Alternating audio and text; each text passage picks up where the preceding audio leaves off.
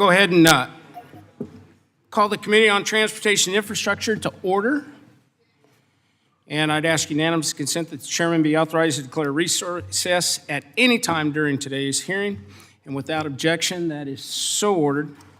As a reminder, if members want to insert a document into the record, please also email it to documentsTI@mail.house.gov. If you need that repeated, just talk to staff. They've got that.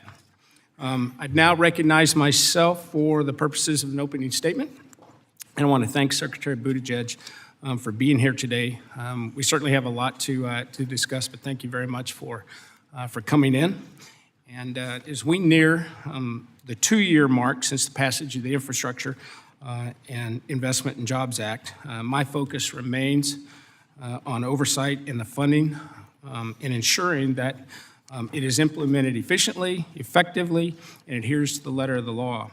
Due to persistently high inflation, Americans continue to struggle to pay for food and clothing and gasoline and other necessities with their hard-earned dollars. And companies that are working in the transportation space continue to face high prices on commodities and materials such as aggregate, asphalt, concrete, diesel, you name it.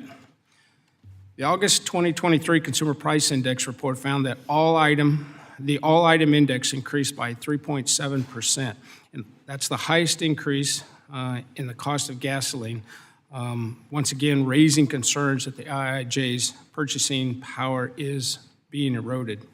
That's why the Department and Congress have to ensure that every dollar from the IIJA counts and is directed towards projects safely and efficiently to move people, to move goods, and prepare our supply chain for obviously the future challenges that we're going to have.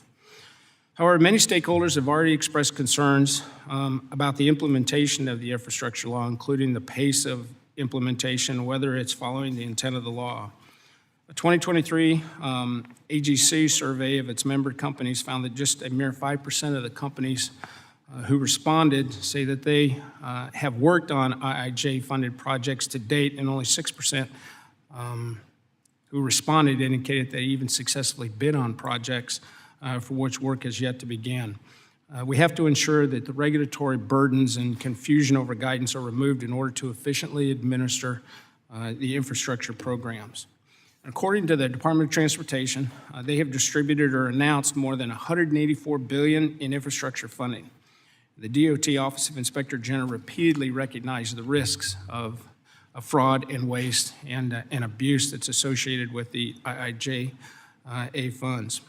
So responding to the OIG's concerns, DOT indicated plans were in place for every program that received IIJA funding to complete a fraud risk assessment by the end of 2023. And we look forward to receiving those assessments on time. Furthermore, DOT has issued a number of grant requests and rewards, and we've raised as we've raised before, these grant programs should follow the intent of the law and focus on projects that actually improve infrastructure network and mobility, and not use guidance that undercuts congressional direction just to accelerate projects that fit the administration's agenda. So it's clear we have work to do in managing current transportation policy and funding, but today we're going to hear about fiscal year 2024 funding requests. After historic transportation funding increases from IIJA, the CARES Act, fiscal year 2021 Consolidated Appropriations Act, the American Rescue Plan, the Inflation Reduction Act, the Department's 2024 budget requests a 7% increase over 2023 levels. Notable increases include a 300% increase for the Thriving Communities Initiative, a 93% increase for the Office of Civil Rights, a 29% increase for the Transit Capital Improvement grants, and new funding for the DOT's EV fleet. And frankly, these requests increases seem a little ill-advised and unjustified after years of record spending that we've had. We are responsible for targeting infrastructure investments to programs and projects that improve and expand our infrastructure and supply chain network to safely and efficiently move people and goods. Now more than ever, this administration should be focused on real infrastructure improvements and policies that can help us get out of this this crisis. And with that, I again sincerely want to thank the Secretary for being with us today, and I look forward to a very productive hearing. I think most of the fireworks are going to be down the hall. I hope so. And not in here. Again, this is a work committee, not a show committee. And now I want to recognize Ranking Member Larson for his opening statement. Thank you, Chair Graves, for holding this hearing, and I want to welcome Secretary Buttigieg and thank you in advance for what may be a long day to give every member of our committee the opportunity to ask you some questions. But given the pace with which the U.S. Department of Transportation has been getting bipartisan infrastructure law money into the hands of communities, we appreciate your time and know that you'll be implementing the BIL and working on critical safety and consumer priorities if you weren't here today to answer our questions. Today we're here to highlight how federal infrastructure dollars provided by Congress and distributed by the DOT are benefiting communities and building cleaner, greener, safer, and more accessible transportation systems across the country. Last Congress, this committee answered the call of states, local, and tribal governments, transit agencies, railroads, airports, ports, labor, and other stakeholders to robustly invest in transportation infrastructure. Congress provided $660 billion in the BIL for roads, bridges, transit, rail, airports, buses, ferries, ports, pipelines, and other safety and infrastructure needs. The investment and number of new initiatives in the BIL far exceeds previous transportation bills. Congress handed DOT a tall order in implementing this legislation. I'm pleased to say that the pace of funding distribution has been impressive.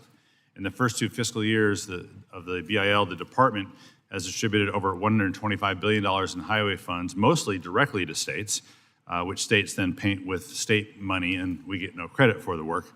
But same with $39 billion in transit funds and nearly $10 billion in airport funds to states and localities. Funding has gone out under more than 3 dozen competitive grant programs, and more is on the way. As just one example, FRA plans to announce the availability of $14 billion under 3 rail grants by the end of this year. These dollars translate into projects on the ground and jobs for American workers. Through August 2023, BIL dollars administered by the DOT have supported over 50,000 highway projects alone, according to an analysis by the American Road and Transportation Builders Association. There's at least one new project underway in every congressional district in the country. And thanks to the BIL, just as an example, in my district, WashDOT is investing nearly $12 million in federal highway funds to rehabilitate the SR 529 Snohomish River Bridge in Everett. USD has awarded $25 million in raise grants to Whatcom County to replace the 60-year-old Lummi Island ferry. The city of Linwood will construct a new 6-lane multimodal bridge over Interstate 5, which will reduce congestion and build a more accessible transportation system for everyone there. These projects in my state and across the country means jobs. Jobs with good wages, benefits, and working conditions for transportation workers. The BIL means more jobs in the transportation, construction, transit, trucking, aviation, rail, and maritime sectors. Congress did its job to give the transportation sector the long-term resources it needs. And without these investments, the economy would be in far worse shape today. Now, our job is to conduct fair oversight of implementation efforts by the DOT, state DOTs, project sponsors, and industry to ensure these projects are delivered quickly and effectively, and that the law is implemented in line with our intent. Congress directed investments in the BIL for many things, including to address climate change and reduce carbon pollution and improve safety and equity outcomes in our transportation networks. Congress followed the example of states, cities, counties, and tribes across the country who are working to modernize and transform the way people and goods move and to improve outcomes and experiences for the traveling public. The federal policy changes are now in the hands of U.S. DOT to execute. I especially want to applaud the Department's efforts to date on this front and the steps taken to prioritize equity consideration in grants to ensure disadvantaged business enterprises reap the benefits of BIL funding as well, to address the spike in traffic deaths, and to measure and reduce carbon pollution from transportation sources. We now have to build on the success of the BIL by enacting a strong FAA reauthorization. This House passed H.R. 3935, the Securing Growth and Robust Leadership in American Aviation Act, in July by a strong bipartisan 351 to 69 vote. Came out of this committee 63-0. This bill is a bipartisan effort done in good faith to secure the future of the U.S. aviation system. It will help advance American leadership in aviation safety and aerospace innovation, strengthen and diversify our aviation workforce, improve consumer protections and accessibility, and make groundbreaking investments in sustainability and resiliency. I'm sure, Mr. Secretary, the DOT is eager to see this bill enacted into law so you can begin implementing it as well. And I urge the Senate to act as soon as possible so we can complete a final long-term reauthorization and communities and the traveling public can reap that bill's benefits. But aviation is not the only mode in need of our attention. Rail incidents and accidents continue to occur around the country, endangering people and communities. In the 7 months since the Norfolk Southern derailment in East Palestine, there have been more than 500 train accidents, and yet this committee has not yet held a rail safety hearing. And I urge the committee to take this long overdue action on rail safety. And we are soon as well expected to act on a pipeline safety authorization next week. And according to the Pipeline Safety Trust, pipeline incidents and accidents in vulnerable areas have risen over the past 20 years, highlighting the need for Congress to enact additional pipeline safety measures. So I hope today's hearing can be an acknowledgement and celebration of the infrastructure benefits each of our districts and constituents are reaping. This committee continues delivering bipartisan solutions for all Americans thanks to the leadership of Chair Graves. This stands in contrast to the chaos we're seeing right now in the FY 2024 funding talks that is threatening to end in a self-inflicted government shutdown, which I hope we can avoid. Thank you, Mr. Secretary, for your steady hand in guiding the department and the priorities Congress has asked you to implement. I look forward to today's discussion. With that, I yield back. Thanks, Rick. I'd ask unanimous consent that the witness's full statement be included in the record, and without objection, that is so ordered. So with that, Mr. Secretary, you're recognized. Again, thanks for being here. Thank you very much, Chairman Graves and Ranking Member Larson, and let me congratulate you as well on taking these well-deserved leadership roles since the last time I was here before this committee. And also, before starting, I want to take a moment just to send our heartfelt condolences to a member of this committee, Representative Mary Peltola, who lost her husband after a plane crash in Alaska last week. I know a lot of us have been in touch with her, and our prayers are with her and with Jean's family and friends. To everybody on the committee, I want to thank you for the opportunity to testify today and for our ongoing partnership. The first time I came before this committee, we were making the case for an infrastructure package to address decades of underinvestment, deal with clear risks on our roads, rails, and in our skies, and confront a pandemic that shook transportation in every way. The second year I testified here, the bipartisan infrastructure law was a reality, and we were fast at work standing up new programs and preparing to get much-needed funding out the door. Today, I'm proud to report that the Biden administration has over 37,000 infrastructure projects moving forward in every state and territory. Through those projects, we are making Americans safer, we are creating jobs and addressing transportation inequities in big cities and on rural main streets. We are making our infrastructure more resilient against extreme weather while reducing the transportation emissions that are contributing to climate issues.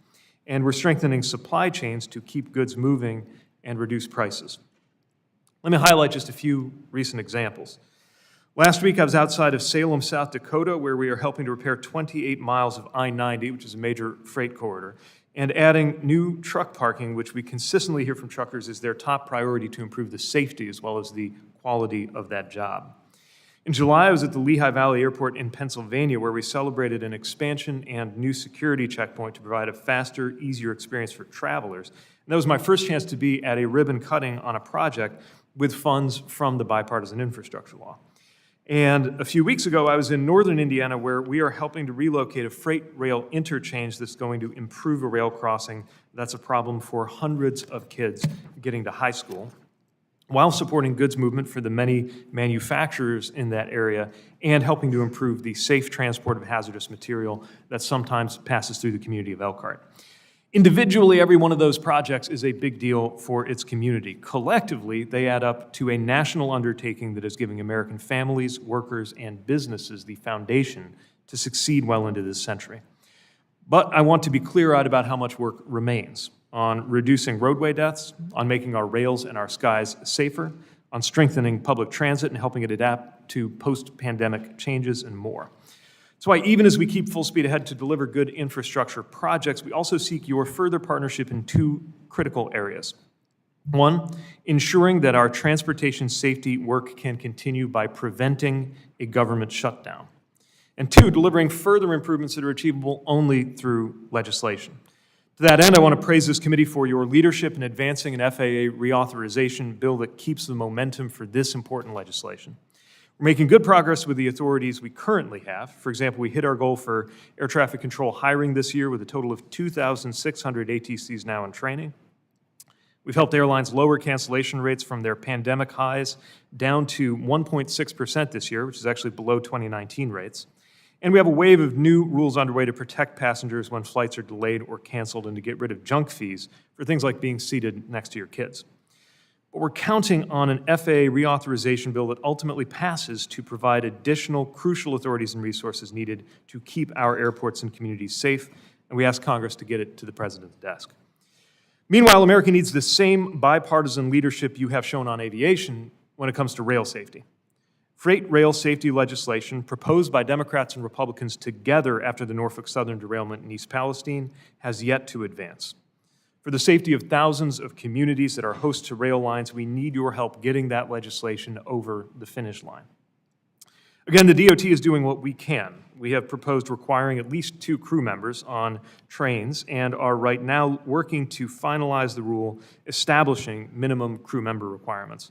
We're conducting more than 6,000 focused inspections on routes over which high-hazard flammable trains travel. We're making the biggest investment in rail infrastructure in modern memory and more. But if America is going to see a day when 1,000 derailments a year is no longer just accepted as the cost of doing business, we need new authorities to better hold railroads accountable, which this legislation could provide. I believe the 2020s will be known not just for those early years when the pandemic upended transportation, but for the years we're entering now, where transportation gets safer, more affordable, and more efficient. With tens of thousands of projects underway, President Biden has begun literally laying the foundation for that. And with further partnership with Congress, we can maintain this new momentum and ensure that the transportation laws protecting Americans are modernized, just like the physical transportation infrastructure we all count on. Thank you again, and I'm looking forward to the questions. Thank you, Mr. Secretary. We will start. I'll call on Mr. Crawford, 5 minutes. Thank you, Mr. Chairman. Thank you, Mr. Secretary, for being here. I'm curious about the funding tables that was provided by your staff to our committee. It's 6 pages of spreadsheets here. I don't know if you've seen those or not, but they present a very incomplete funding picture as they only capture advanced funding from IJA and some supplemental funding from FY22 and FY23. Besides that, we continue to hear the administration touting how much money is being invested in infrastructure. These tables actually indicate something different. You've obligated less than 30% of the total funding for the Federal Transit Administration. In fact, you've only outlaid 9.7% of that funding. Less than 3% of the money for the Federal Railroad Administration has been outlaid. Only 35% of the FY22 money for federal aid highways has been obligated, and only 11% has been outlaid. So we continue to hear about the need for more money for infrastructure investment, but it seems that you're not spending the money you have already. What's going on here? Well, I don't have the charts that you're describing at my fingertips, but I would refer you to the lifespan of a project. So between the time that a project is identified for funding, when the project sponsor is ready to execute the grant agreement, when the spending takes place, and then when the obligation and/or reimbursement take place. That is something that doesn't always happen within 1 or even 2 calendar years.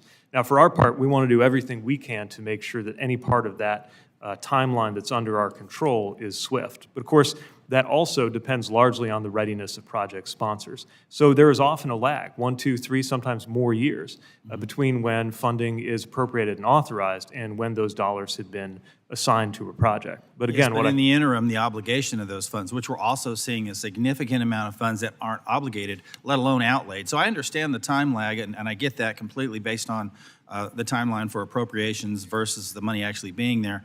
But I guess my question is, you know, if you can explain all this taxpayer money that's sitting in your agency's bank account instead of being used where it should be, obligated, not necessarily outlaid, but at least obligated to maintain pace with the kind of projects that you talked about in your opening statement. Yeah, and again, I would describe in terms of the pipeline of funding that moves through and the lag that's associated with that. So nobody's sitting around, and neither are the dollars.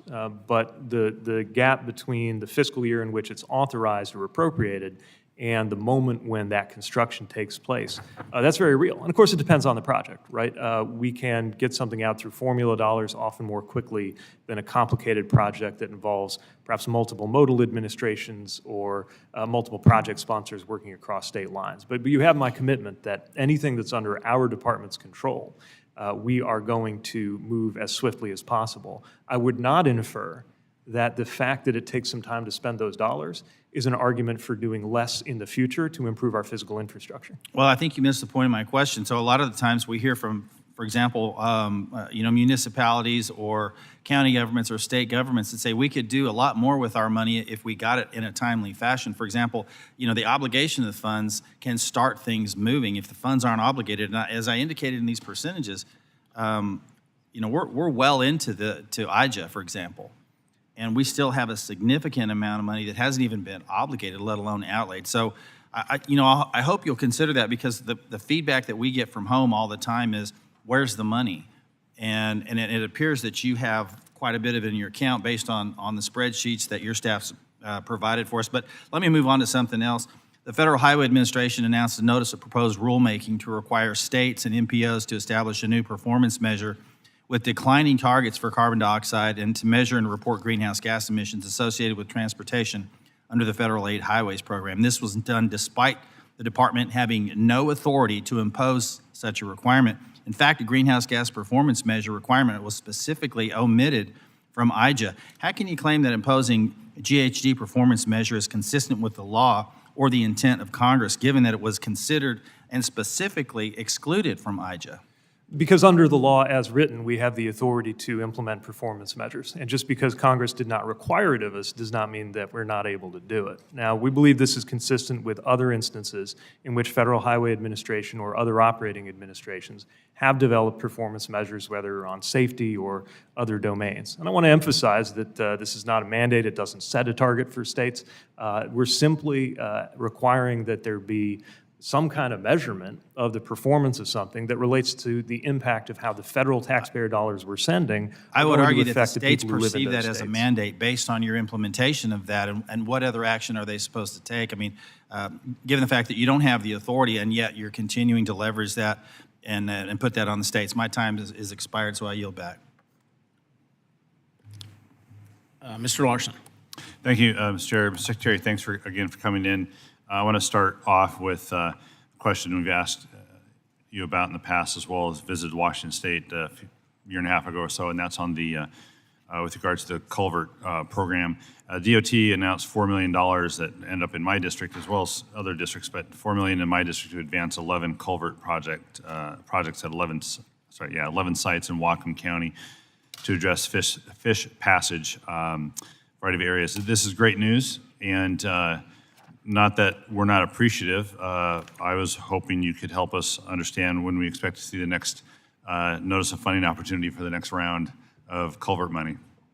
Well, thank you. We're excited about this program. I'll admit it was not on the list of things I thought I would be working on when I first accepted this job, but having learned the economic as well as societal importance of anadromous fish passage, especially but not only in the Pacific Northwest, I know how important this program is.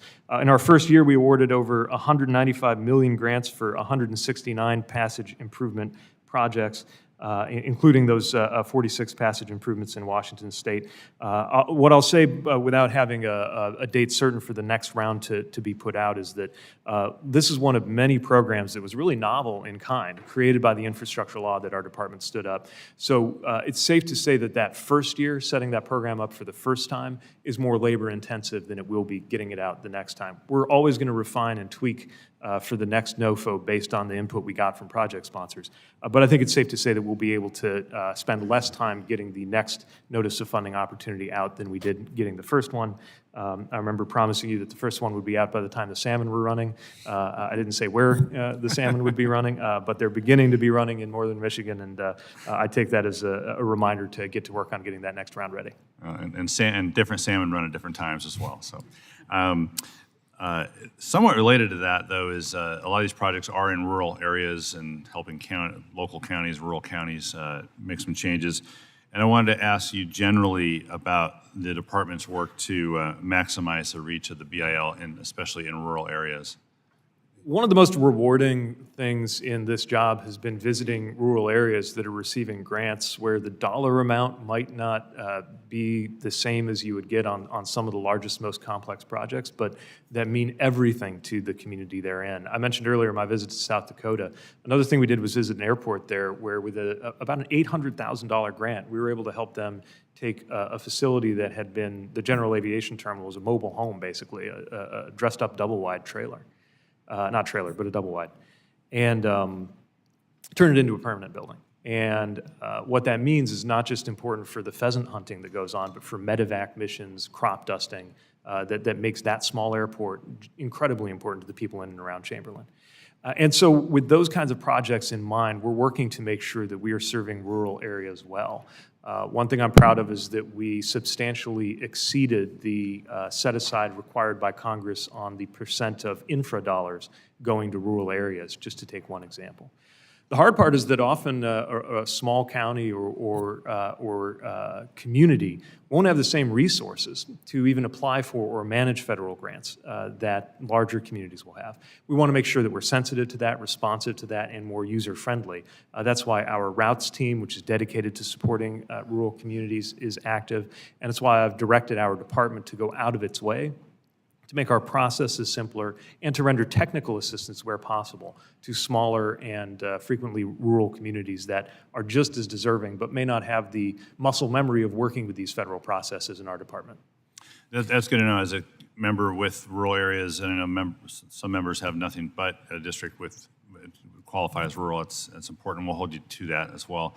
And glad to read about Chamberlain. I haven't talked to Representative Johnson from South Dakota, but my great-grandparents are settled. We're from made their way through Chamberlain many, many moons ago. So happy to see that.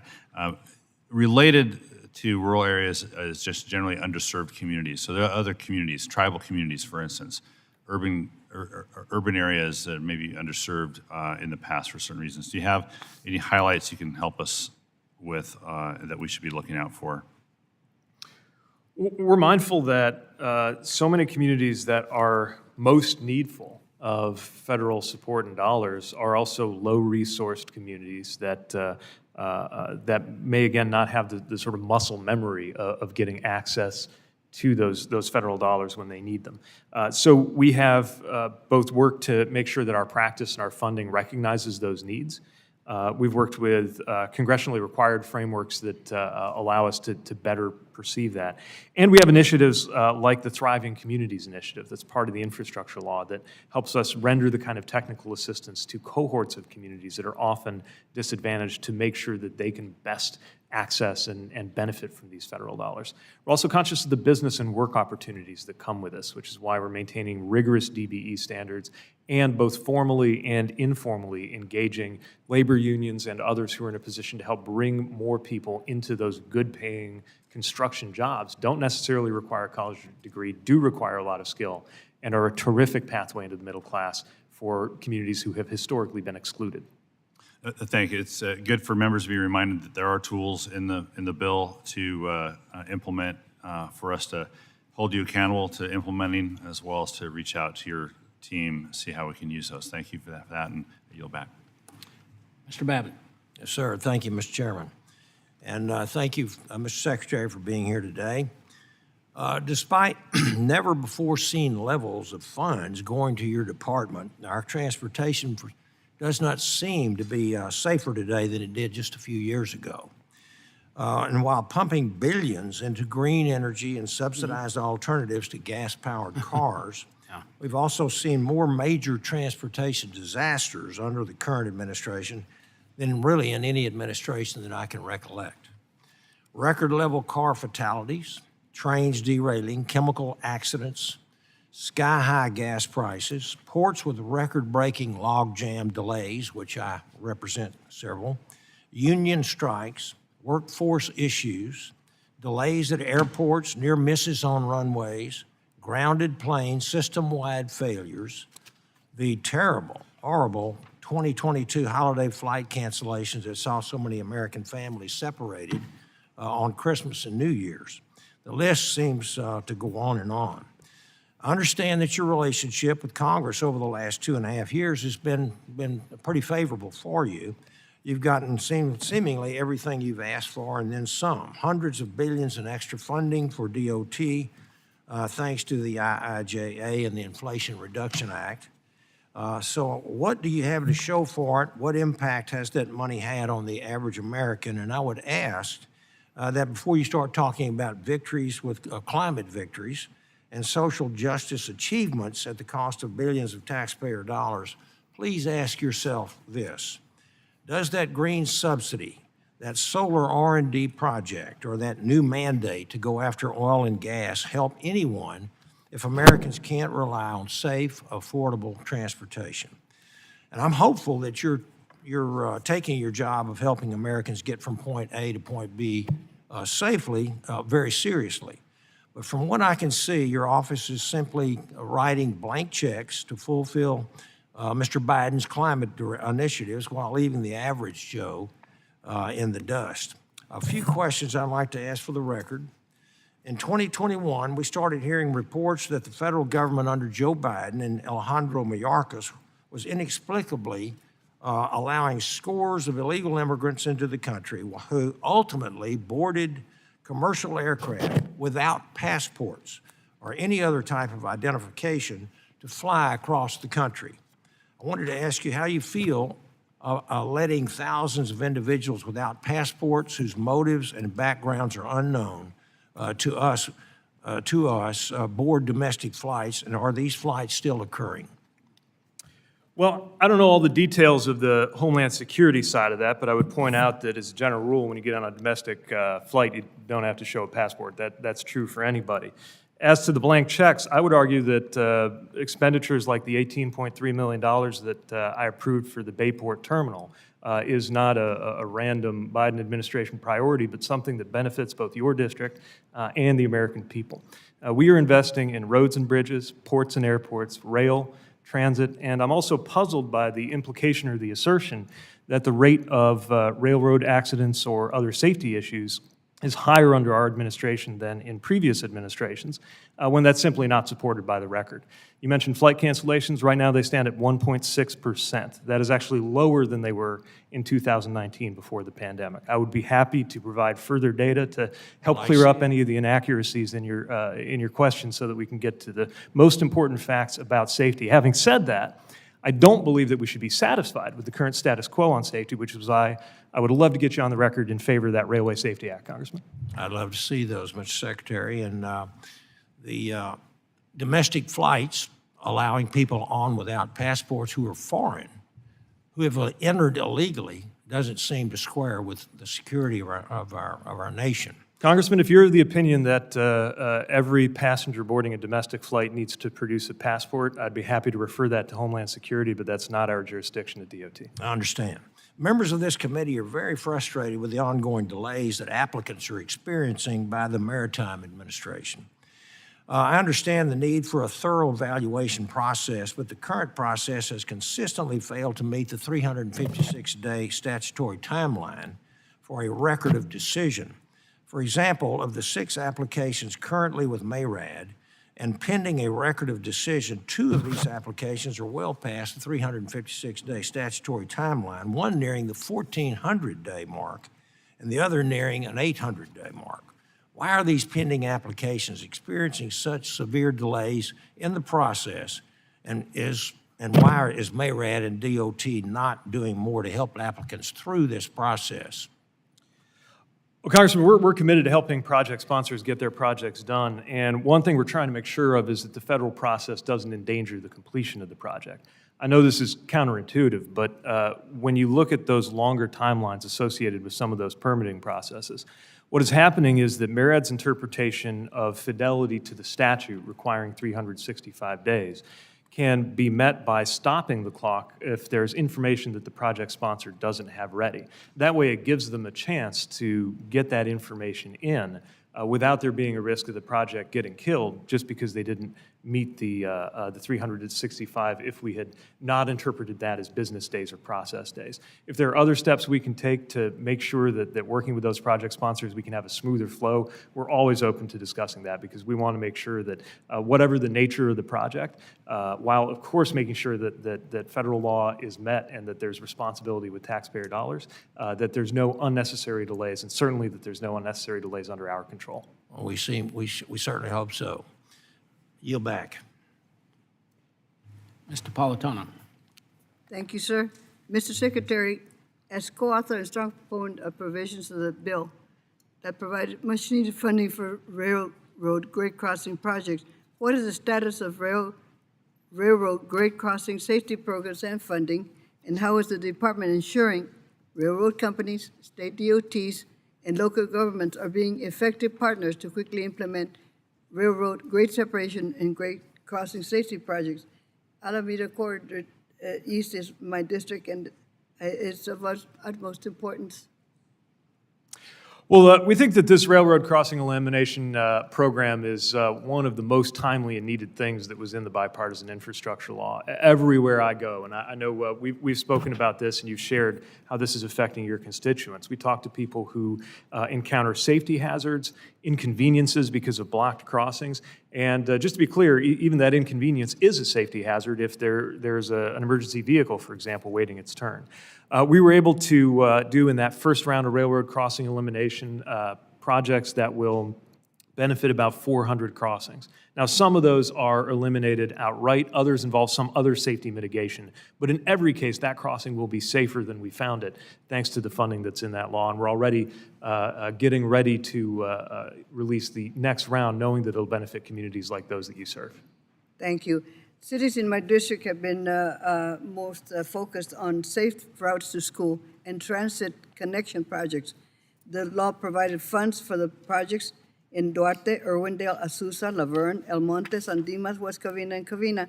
Why do you believe safe routes to school and the first and last mile transit connection projects are so important to local communities? And what is the department doing to support these projects in towns and cities? Well, I strongly agree, and going back to my days as a mayor, the Safe Routes to School funding was an important part of how we were able to improve the way that many kids were able to get to where they were going. Safely. And I mentioned briefly in my testimony, I was able to be in Elkhart, Indiana, where hundreds of students on foot need to cross what is currently a rail line that can be blocked by a train just to get to the high school there in Elkhart. One of the most rewarding grants that I was able to visit last year was where we're taking a road that students going to Etowanda High School currently use, doesn't even have a shoulder, let alone a sidewalk, competing with traffic at rush hour and making it safer for them to get there. We have several funding sources that can be used for this purpose. One I would mention in particular is the Safe Streets for All program. That contains not only construction dollars, but planning dollars, because we know that some communities know that there's a problem, but they don't have a project fully baked and ready to apply for construction funding. And we were able to fund hundreds of communities last year through those dollars provided by Congress and have more where that came from to help those projects get scoped in the first place. And then, of course, we hope to advance as many as possible toward completion. Thank you. Also, the bipartisan infrastructure law takes climate crisis seriously, providing $7.5 billion to address large source of carbon pollution in the U.S., our roadways. The natural electric vehicle infrastructure has potential to vastly expand availability of fast EV chargers and support adoption of clean vehicles. What positives are you seeing in the deployment of EV infrastructure, and what areas are you focusing on to get most of the funding? Well, this is both an exciting and a challenging area for us, especially when it comes to EV charging infrastructure. You know, I would liken this, if we were to use an analogy, to the period when the internal combustion was developing, to being at a state of play something like what we were in 1915. Many of these technologies are relatively new, and we don't have the nationwide charging network yet that we know we're going to need. But that's exactly why we're working to build it. And what we found is that in addition to the tens of thousands of locations where there has already been a charger installed, often by a private operator making a profit, there are many more that need to be addressed for us to get to President Biden's goal of 500,000 chargers by the end of this decade. We've now been able to approve plans from every single state. They've all filed and been accepted in terms of how they seek to use the formula dollars from NEVI. Now they're getting to work actually putting those dollars to use, and I think soon we'll see the first physical cases where those chargers are going up funded through that particular source of funding. Great. I hope California will be able to be in line for that because we have so much traffic, and it certainly would benefit. And I'd like to invite you to California to see some of the projects we have. Thank you, sir. Yield back. Thank you. Mr. Rouser. Thank you, Mr. Chairman. Mr. Secretary, thank you for being here.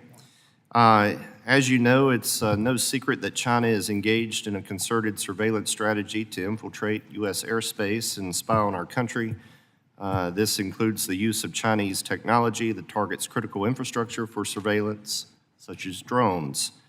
Additionally, under multiple administrations, the U.S. has identified this Chinese technology as a significant national security, cybersecurity, and human rights threat. As you probably know, or at least I hope you know, the FAA still uses drones made by Chinese companies, allowing them to inspect the FAA's national infrastructure. And so my question is very direct. Can you commit to reviewing this matter and ensuring that federal taxpayer dollars are not used to fund the operation of these Chinese drones? We have my commitment that we will put American security first and ensure that there are no vulnerabilities that go unaddressed. Now, the challenge that any American industry or sector faces, aviation is not an exception, is what to do when there is no other way to get a piece of technology, and how to make sure then, as we work toward what I like to call friendshoring, to source more of the equipment that we depend on domestically, if any element is made by a country of concern, that we have a handle on any and all potential vulnerabilities that could come with it. So certainly, we are continually reviewing this, and you have my commitment that we will do so anytime there's a concern about security. Well, it seems pretty simple to me. Other agencies have banned it, and the Department of Transportation ought to ban it too. I think that'd be the vast majority opinion of Americans out there. I want to move on to another subject real quick.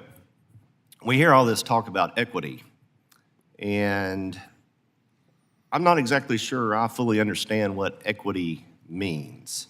Do you have guidance that has been issued to your various agencies on equity, what that means? Sure. A good place to look would be in the notices of funding opportunity that we publish related to our discretionary grant programs. They lay out the kinds of things that we want project sponsors to consider when they're proposing a road or anything else, especially when it's an extremely competitive program. Part of how you can get our attention, I would say, is to demonstrate that that program's going to meet a need. I do see a lot of confusion around the meaning of equity. To me, it means fairness. We see a lot of communities, a lot of people, a lot of neighborhoods, including but not limited to communities of color, rural communities, and tribal communities that have been excluded from opportunity in the past. And if federal dollars went into that exclusion, our view is that federal dollars ought to go into something more fair this time around. That's my interpretation of equity. And we're going to continue being mindful of that because we have a once-in-a-generation opportunity to do something different than what has happened in the past, where federal dollars sometimes contributed to segregation. I don't want us to act as though we have no responsibility to do better this time in the 2020s. That all sounds pretty subjective to me. The term equity is pretty much a subjective term, if you ask me, which is why I was wondering if it was specifically defined. Disadvantaged communities, that seems to be somewhat of a subjective area as well. So I guess the fundamental question, and we all want to help those that need help, but we have scarce dollars, And the one concern I have is with all this focus on equity, how are we ensuring that Americans' taxpayer dollars are going to the most important projects that support everyone, that support all of society, including obviously disadvantaged communities, no matter how that may be defined. I think that's a real public policy question that needs to have more of a definitive answer. I think anytime our values meet our criteria, we have to be as transparent and objective as we can without pretending that everything can be reduced to a mathematical formula. And so we've sought to include as many objective criteria as we can make clear. And sometimes, of course, those are provided by Congress or in frameworks like those that call for us to identify what are defined as areas of persistent poverty, just to take one example. But I think also as we're applying American values to our overall work, there is an element that can't simply be computed in a formula, and I think that's why we have human beings rather than computers making some of these decisions. Thank you, Mr. Secretary. Mr. Chairman, my time's expired. I yield back. Thank you. Mr. Cohen. Thank you, Mr. Chair. Secretary Pete, welcome to the committee. Thank you for being here. Thank you for all the work that y'all have done to implement the bipartisan infrastructure law. Little more bipartisan in the other chamber than this one, but still bipartisan. And it's delivering billions in much-needed funding to all of our districts. We had, in Memphis and Shelby County, we had 2 RAISE grants, $25 million for MATA, our public transit, which was important, crosstown corridor safety and multimodal enhancement program, and another $13 million for eliminating barriers on North Watkins. Those would be helpful. These projects include many complete streets elements to ensure safety and accessibility for all road users. This will transform the community and make it much safer to get around. That's one of the areas I put a lot of emphasis on in getting the bill passed was complete streets.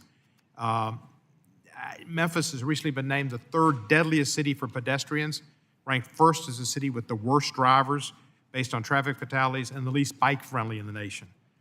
The city was recently awarded a Safe Streets for All award of $640,000 to assist in the development of comprehensive action plans to significantly reduce those fatalities. But the statistics I mentioned are staggering, and they're all across the country, and much needs to be done to reduce those deaths. What can the department do to increase the efficacy of the Safe Streets for All programs and how it is helping advance the nation's goal of 0 roadway deaths?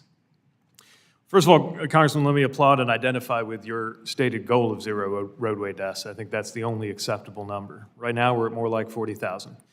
The first step in reversing the rise of roadway deaths is to see it stop. We think it has stopped, but we're a long way from having cause to celebrate. One of the pillars of the National Roadway Safety Strategy that we put out, alongside things like safer vehicles and safer people, safer speeds, better post-crash care, is safer streets. And that's why we've embraced a complete street strategy. We launched a complete street initiative in March of 2022. We've delivered a report to Congress called Moving to a Complete Streets Design Model to try to encourage designs where across the streetscape and sidewalk, cyclists and pedestrians and vehicle traffic and transit and everything else can coexist peacefully. But we know that there needs to be not just moral support, but funding. That's where the $5 billion in that Safe Roads and Streets for All program is so important. Though I should emphasize, that's not the only source of complete streets funding. You mentioned some of the benefit coming to your district from the RAISE program. And as we look at the RAISE program, about $1.1 billion of the awards we announced this year are for projects that are going to improve safety.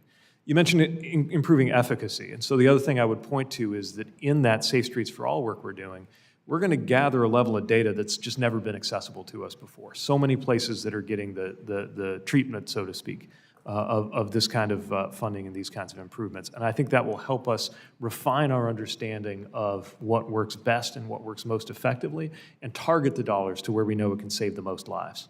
And I know you know this, but the facts are in minority communities, it's more likely that there are not going to be sidewalks. It's more likely they're going to have not have median strips that help. There are crosswalks for people to get across and pedestrian passing. And that's one of the reasons we have so many high deaths on pedestrians and even bicyclists. and that just needs to be rectified and go back in those communities and give them the opportunities to have foliage and the different things that make for safer streets. We have to incentivize our state governments too, because they put out a lot of these grants, and can you do things to incentivize the state governments, kick them in the rear or something?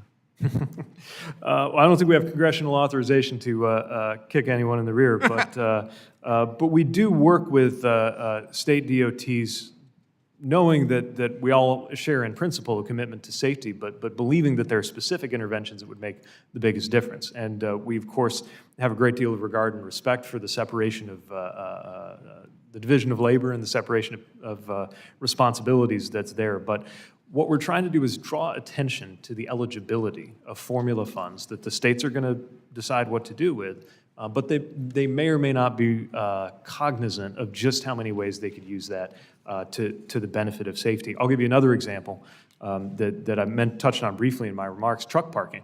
This is something that I'm not sure all states are aware they can apply federal aid highway formula dollars to help solve. I'm about to lose my time, and I appreciate that. Rail, passenger rail is important. I'd like to see Memphis to Nashville, or state recommended something, Nashville, Atlanta, Chattanooga, Atlanta. If you could get Memphis to Nashville in there and get all that together. And I just want to remind you, your mantra should be, Memphis is the center of the country. We've got the bridge that goes across the Mississippi River. We've got commercial aviation. We've got FedEx. What's good for Memphis is good for America. I yield back my time. Understood, sir. Mr. Boss. Objection. Thank you, Mr. Secretary, for being here. I'll actually, probably by the time my statement is done and my question is asked, I'll let you finish an earlier thought that you were having there. I saw that you took a trip to highlight the infrastructure projects related to truck parking. One project you visited was 10 additional spots, which is helpful, although the money came from our infrastructure funds. In addition, your department announced 86 new grants last week, and those 86 grants, only 4 even mention truck parking, and they have to do with IT systems at the truck stops. Now, my question is based on the information that I've just given. You've created 0 additional truck parking locations, even with the record amount of money that was given to you in the infrastructure bill that we passed. You haven't done anything substantial to expand new truck parking locations, so the problem still exists. What do you plan to do about fixing the problem instead of ever just continuing to talk about it? Well, again, we are funding projects that are both increasing the physical availability of parking, truck parking by adding truck parking spaces, and helping to optimize the parking that's there. So when you hear about an IT-oriented project, what we're trying to do is correct the fact that in addition to there just plain not being enough spaces out there, which is certainly a problem that won't be solved by 10 spots here or 12 spots there, that we're also giving truck drivers better access to insights about where the spaces are going to be. Because what we hear a lot when I'm talking to drivers is they'll be over the road, they'll have a look at their electronic logging device, they know they're coming into that last hour. And now they're faced with the choice of either giving up income and not going as far as they feel they ought to, or even as far as their employer expects them to, because they know there might be a space, or pressing forward, taking a bit of a gamble on whether there's going to be a space nearer to where they'll be when they time out. And so if they have more reliable information, and a number of states, Florida's DOT is one that's working on this, and I think Tennessee's done some work on this too. If they can provide better information, could be a relatively low-tech solution like a webcam, could be something a little more sophisticated, giving them a live tracking update, they can get better certainty there. It's about recognizing that we're not going to address the physical side overnight, even though we're working hard to do that. Trying to balance that with optimizing what's there and adding to what's there. I understand that. I've been in the trucking business all my life, and I can tell you that the problem really is not enough spaces available. I'm going to switch gears if I can. Mr. Secretary, you were made aware in November 2021 by MARAD that issued a decision that they would allow foreign companies to enter into our long-term charter agreement with the domestic vessels for the purpose of operating commercial inland river cruises. MARAD reaffirmed the decision in March of 2022 under the premise that the domestic companies would continue to own and operate the vessels under the charter. That vessel is operating on the Mississippi River today. Unfortunately, In reaching this decision, MARAD inappropriately chose to apply existing time charter rules for fishing vessels operating in foreign waters to the inland passage service fleet. This misguided decision ignores the foreign company actually controls the vessel. From selling tickets through the website to seeing the ports of call, all while the profits are sent overseas. In addition, the hospitality cruise would be supplied by the foreign companies, which I believe significantly it causes a safety issue. This action raises some significant concerns with the Jones Act community and has a real possibility of extending well beyond passenger cruises to all inland operations that utilize long-term charters. What can you tell us about this decision and whether your office is going to take a closer look? For an administration that supports the Jones Act, this was a highly troubling decision. Well, as you noted, we support the Jones Act, and MARAD always works to the best of their ability and judgment to apply the law as written.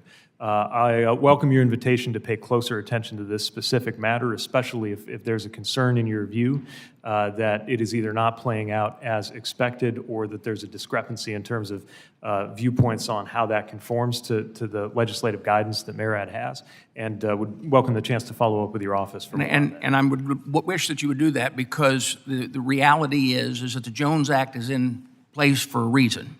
That's to keep foreign enemies from working inland into our United States, and the Mississippi River would allow that. And with that, my time has expired, and I yield back.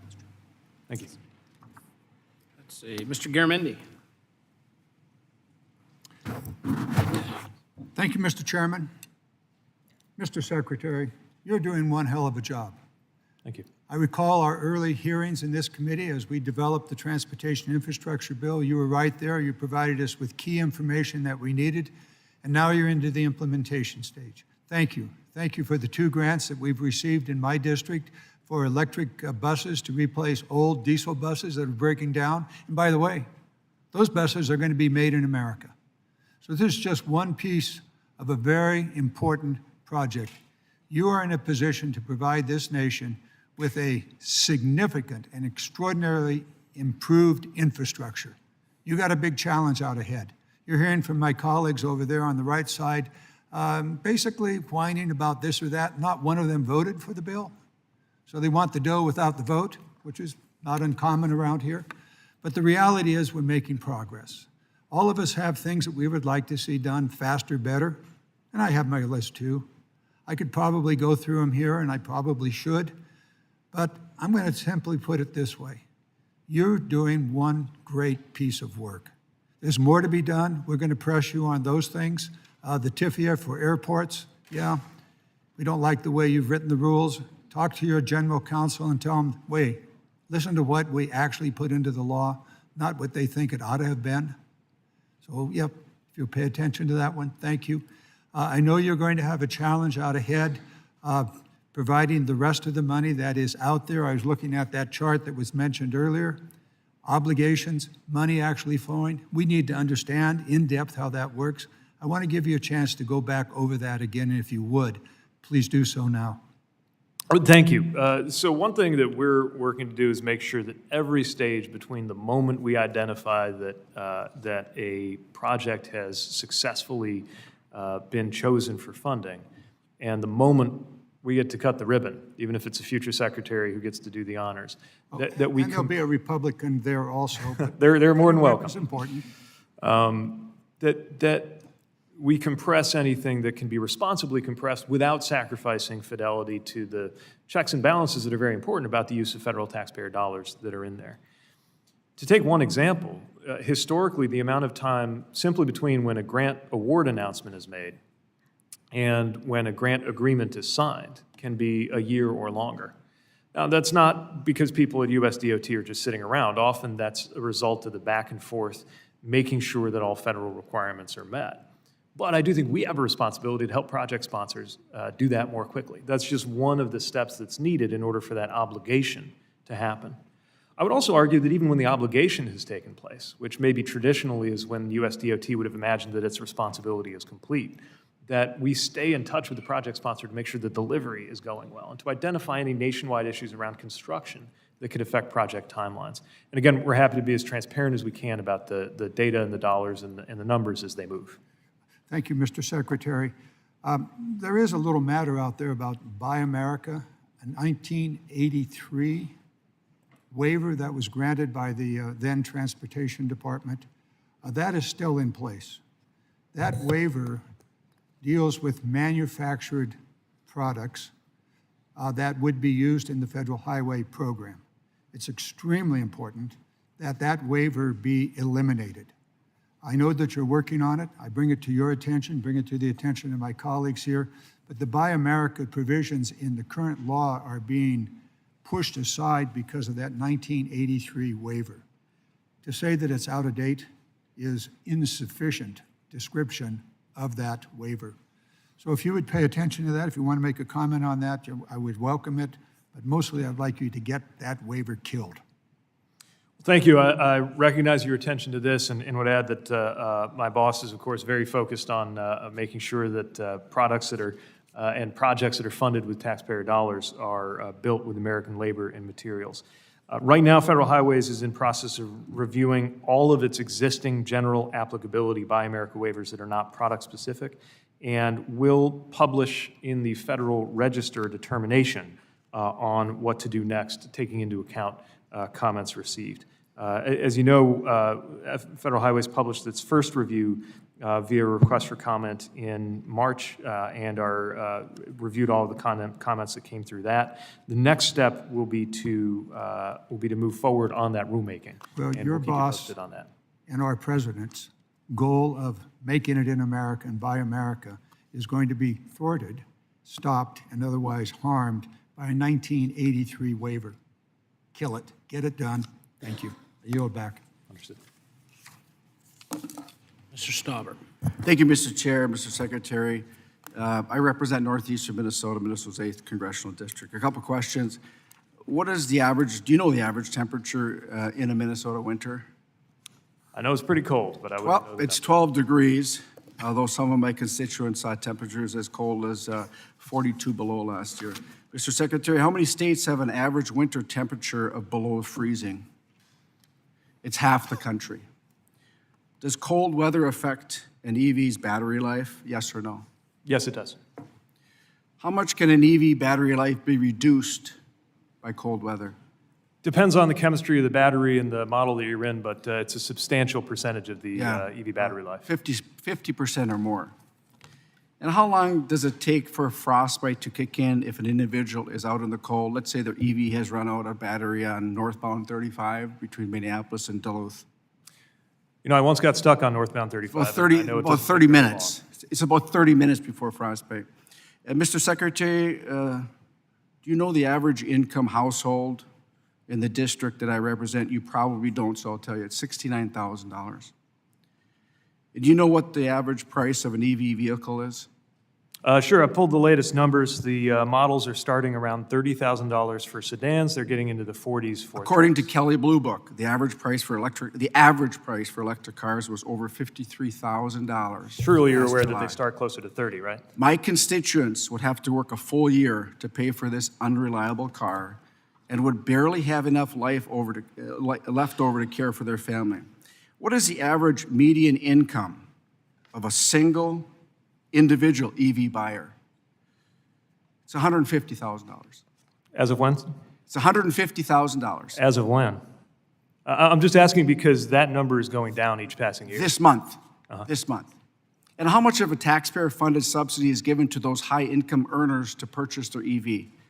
As you may recall, the You should Inflation know this. Reduction Act was set in such a way that there was an income cap on how you could benefit from it, so that the wealthiest $7,500. people are not able to take advantage of that. But we do wish we had your Mr. support Secretary, in lowering the cost of Mr. EVs. Secretary, would you agree it's $7,500? Say again? Would you agree it's $7,500? $7,500 is the maximum credit that is eligible, and we think that making For EVs the cheaper elites for to buy working their families electric to the vehicles. tune of It's my- $7,500 Mr. is a good Secretary, move. excuse me. Do you think that it's fair for your administration to force constituents to purchase these electric vehicles when they're not working, especially in northern Minnesota? Well, the premise of the question is false because we're not forcing anybody to purchase any technology. Can you refer to any particular policy that forces anybody to by purchase any vehicle? 2030, by 2035, you want 2/3 of Americans to be using electric vehicles. They don't work in northern Minnesota in the cold weather today. And I want to just share something with you. Mr. Garamendi, and I agree with him, buy American. Last July, you sat in that same spot and answered our questions. And I told you about a concern that I have with child slave labor in the Democratic Republic of the Congo. And I told you that we could mine these critical minerals needed for EVs in the district that I represent under the best labor and environmental standards in the world. But you and the administration went ahead with an MOU with the DRC in January of this year. Well-documented child slave labor in the DRC, hardly any environmental standards. And your administration chose to enter MOUs with the Congo where 15 of the 19 mines are owned by the communist country of China where they use slave laborers. It's unbelievable that you chose other workers over the American worker. And it's unbelievable that you won't allow you and your administration won't allow mining here in Minnesota and the United States. Your Secretary of Energy, Secretary Granholm, came to the Western Caucasus, and I happened to ask her, I said, do you know the only nickel mine in the United States today? She couldn't answer that. Do you know where it is? No, I don't. It's in the Upper Peninsula of Michigan, the Eagle Mine. It's the gold standard. And she's our energy secretary. And do we need nickel, cobalt, and copper for these electric vehicles as we transition? The answer is yes. We need to mine here in America with American miners, American labor. We can do it. The biggest copper nickel find in the world, and your administration just banned it. Union labor, Mr. Secretary, that we want. In your administration took the union labor off mining. And not only in northeastern Minnesota, but across this country. Because today, this administration, they cannot give one example of allowing a mine to be opened in this country. And I yield back. Mr. Johnson. Thank you. Secretary Buttigieg, is there anything that you would like to say in response to any of the questions and comments that have been made today that you've not had the opportunity to respond to? Well, thank you. Had there been more opportunity to respond to Representative Stauber, I would have mentioned the work that we are doing to onshore, reshore, and friendshore the supply chain for electric vehicle batteries. We have been doing that with funds that we wish that we had had more votes from the other side of the aisle on, but got done through the Inflation Reduction Act and are going to help make sure more of this material is produced and refined here on American soil by American workers. Well, thank you. I also want to thank you for appearing before the committee today and also for your hard work in making sure that $6.7 billion in bipartisan infrastructure law funding has been announced that is headed to Georgia with over 309 specific projects identified for funding, $1.3 billion having already been spent to connect people in my state to high-speed internet, and as of today, more than 656,000 Georgia households are already saving their monthly internet bill. I want to thank you for that. And also, I might ask you, in response to the question of the previous gentleman on the other side, he asked you about EV vehicles and the average price being about $50,000, as he said. You said $30,000, he said $50,000. But are you aware of the cost of a F-150 Ford truck these days? I know that it's gone up. They entered the market, well, the electric F-150 model entered the market around 40. Well, I'm talking about the big gas guzzling model. Oh, I haven't checked the gas version lately. About $50,000, I understand. How about that? Yeah. But at any rate, I'd like to ask you a question. When will the DOT bump up the personal net worth eligibility criteria so that it's adjusted for inflation while also pegging the personal net worth to inflation thereafter? When will you all do that? Thank you for the question, Representative. We know that that personal net worth cap puts many business owners of DBEs in the position of being, as one business owner said to me, too big to be small for federal purposes, but too small to be big and grow the way that you're supposed to. So we have issued an NPRM to modernize and improve the program, including updating the personal net worth and program size thresholds for inflation, and a number of other flexibilities. I can tell you that we are close to finalizing that rule, having reviewed the comments that have come in, and we recognize the importance of that step. All right, great. When will the DOT consider excluding retirement savings from its personal net worth limits? That is also under active consideration and part of what will be addressed in the rulemaking. Okay, thank you. Considering the recent report by the New York Times highlighting a significant increase in dangerous close calls between aircraft, what specific measures in the Department of Transportation, or is the Department of Transportation implementing to improve warning systems at airports across the U.S. so as to mitigate these alarming incidents? Well, thank you for the question. This is something that has a great deal of attention and focus both at the FAA and in the front office at the Department of Transportation. And we recognize that a number of specific steps can help. Some of them are steps to build awareness and readiness among everybody who has a piece of the puzzle when it comes to aviation safety, be it controllers, pilots, or ground crews, which is why there's been a focus on things like situational awareness, communications and readbacks, and sterile cockpits. But some of this is also a matter of having the right kind of infrastructure, and we're making sure that we're engaging with airports on that through, among other mechanisms, runway safety action team meetings that take place at airports, and the work that the FAA does generally to make sure the latest technologies are available. Okay. I must add. Let me ask Sorry, you this go ahead, quick sir. question about the hiring of the 1,500 air traffic controllers to meet the 2023 goal that is needed to rebuild the training pipeline. Can you tell us how that is moving forward? I'm pleased to say that we hit our target of 1,500 this year to be hired, and we have about 2,600 air traffic controllers in the pipeline. But I would also be remiss if I didn't mention that a government shutdown would stop us in our tracks when it comes to hiring and growing the ATC workforce at exactly the wrong moment. While those who are qualified controllers in the tower would be permitted to continue working, it would stop training at just the moment when we're finally trending positive again in terms of the number of people ready to take those seats. Yeah, it looks like we're barreling towards a government shutdown, unfortunately, and I hope that we can avoid it. Thank you. I yield back. Mr. Nels. Thank you, Mr. Chairman. Good to see you, Mr. Secretary. You have 66 billion, 66 with a B for rail and IIJA. That's a lot of money at your department's discretion. The California high-speed rail project started 15 years ago. Big promises in that project. It was supposed to be the next best thing in transportation in America. And for the record, I just want to let you know and everybody know that I support high-speed rail in America. I just don't support this project. And here's why. I have a document here. It's the California High-Speed Rail Peer Review Group letter from March 23rd, 2023. And I'd like to submit it for the record. Are you familiar with this document, sir?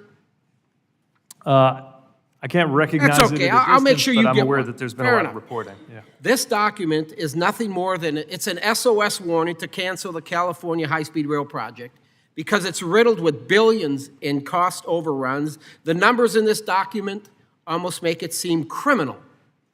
And I'm going to quote directly from the letter written to the board members. This group was created by Proposition 1A and is required to report to the state legislature in California on the California High-Speed Rail Authority. In this document, the peer review group says, since 2008, a consistent theme emerges. Project costs, schedules, and ridership estimates are uncertain and subject to significant risk of deteriorating. The project is underfunded, and its financing is unstable, rising costs and making effective management difficult, if not impossible. Most importantly, more legislative oversight is needed. In the peer review 2023 project update report, it states that project costs continue to rise with no clear end in sight. The current contract values are 97%, Mr. Secretary, higher than the original award values. Phase 1 grew from $68 billion in 2012 to $92 billion in 2022, and now projected to be $106 billion in 2023. The scheduling on the costs, it says a construction project was awarded in August of 2013, and it was to be completed in 2018. This is before COVID. Don't use COVID as an excuse. And now they say the current completion is December of 2026. Ridership, big idea, 2009, big business plan, 41 million people. Now you know what they project for 2023? Down to 31 million people. Why do they have 10 million less? I don't know. But the report, and you need to get this, sir, because you need to see it. The report recommends that the legislature may want to request the selection and appointment of the Inspector General be given high priority. This project needs to be looked at. This is billions of dollars of taxpayers' money. It's my understanding now they want $3 billion more from the federal city intercity passenger grant program. And I want to make sure, sir, that we're not throwing good money after bad. The letter highlights that even if the project gets $8 billion, they will still be short of at least another $2.5 billion, even after the state of California funds are included. Have you visited the project, sir? I haven't been to the construction. Oh, you got to get there. You got to get there, sir. This is billions and billions of dollars. Are you willing to invest more taxpayer dollars on this project, which seems highly unlikely to succeed, versus sending that limited money elsewhere? Well, I want to take care, let me start with where we agree, which is support for high-speed rail in general, and supporting high-speed rail in general I'm with doesn't you. necessarily mean that one would support a particular project. Because this particular project is in active application for some processes that are underway, I want to be careful not to prejudice got that it. process. And listen, I appreciate you, sir, and I think this is what we should do. I think we should work together, you and I, conduct a full audit of the project before any high-speed grant decisions are made. Maybe you can call me up one day, we get on that jet, and we go fly out there and take a good look at it. How's that? You want to go look at that? Because I'm telling you, this gives high-speed rail a bad look. It's just costing billions of dollars, and they're going to come to your office, and they're going to request more. I got to move into something else because I have 29 seconds. Do we have a pilot shortage, my friend? Pilot availability is certainly... We do have a pilot shortage. I fly around a lot of time. Cancel, cancel, cancel. Do you believe that at a certain age that people should be forced to retire, this arbitrary age of 65? You think that's fair, that's right? Yes. You do. How about having people in the highest office in our nation over 80? I think most of us can agree I'm just that asking you a certain question. professions like flying an should we be aircraft forced to are retire as a different, president of the and, United States at 80? You know, I think there are a lot of folks here who could do a great job regardless of their age, but I Let's wouldn't keep our necessarily want them experienced flying by pilots airplane. in the air, sir. Let's keep them in the air. With that, I yield back. Who's next? Mr. Carson. Mr. Carson. Thank you, Mr. Chairman. That's a tough performance to follow. Mr. Secretary, it is a pleasure to welcome you back, sir, to TNI. First, I want to thank you for traveling back to your home state, the great Hoosier State, and the city of Indianapolis last month to examine some of our transformational investments in our bipartisan infrastructure law, and that includes the $25 million raise grant to make our downtown streets safer. You and I, sir, spent some time at the Sheet Metal Workers Local Apprenticeship and Training Program to learn firsthand how a new generation of tradesmen and women are learning their crafts. Mr. Secretary, what is the department doing to expand these kinds of programs, sir? And how are you working to strengthen the transportation workforce with diverse participants, including minorities, disadvantaged, or underemployed individuals and returning citizens? And how can this committee help expand the department's work? Well, thanks, Congressman, for the question. Thanks for a great visit to the Indianapolis area. I was really moved by what I saw in terms of the work that is going on to prepare those workers of the future for all of those jobs. that are now materializing. And it's an extraordinary thing to have gone from not that many years ago wondering where all the work was going to be to now being more concerned about where the workers are going to come from. But that's certainly where we are right now. And we are actively working through a number of funding streams and programmatic authorities at the Department of Transportation to do our part to help with the workforce issue. I'll offer just one example that's included in the IIJA that I think is instructive, which is that there's a requirement in the programming that we use to acquire low and no emission buses for transit agencies, that at least 5% of that funding be put toward a workforce program, whether it's in partnership with a labor union, a community college, or another entity, in order to make sure that those workers who are qualified to repair and maintain diesel buses are ready to work on those low and no emission buses. That's just one example, but another thing we're doing is urging project sponsors like state DOTs to recognize the availability of formula dollars, often for workforce purposes. And I know that you have been a leading voice in advocating for attention to those excluded and minority workers who have not historically had as much of a role in the building trades, but are, of course, as capable as anybody of delivering that next generation of transportation infrastructure. We've enjoyed working with a number of entities, from transit agencies to labor union locals, that have been taking steps forward to include people who may not have that multi-generational background in the building trades, but can get on those ladders to the middle class and bring good incomes to their families through those good paying jobs.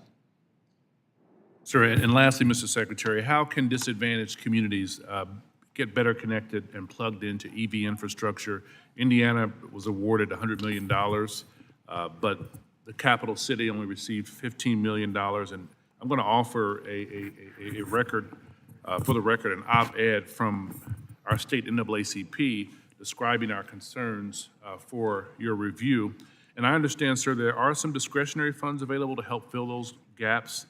Can you give us an update on how those gaps are being filled, sir?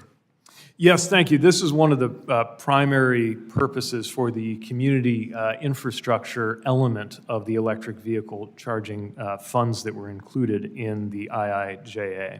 And in addition to those formula dollars, which, by the way, are subject to Title VI and other requirements that the states follow through on their civil rights obligations, we also have these discretionary dollars that we can use to plug those gaps.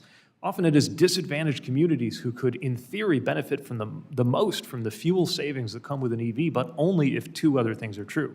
One, that they can afford access to the EV in the first place, which is one of the reasons why those tax credits and moves in the IRA to cut the sticker price are so important.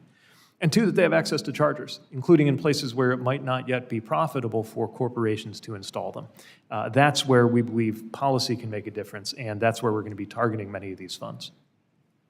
Thank you, Mr. Secretary. I yield back, Chairman. Chair, thanks you, gentlemen. The chair now recognizes himself for 5 minutes. Secretary, thank you for coming.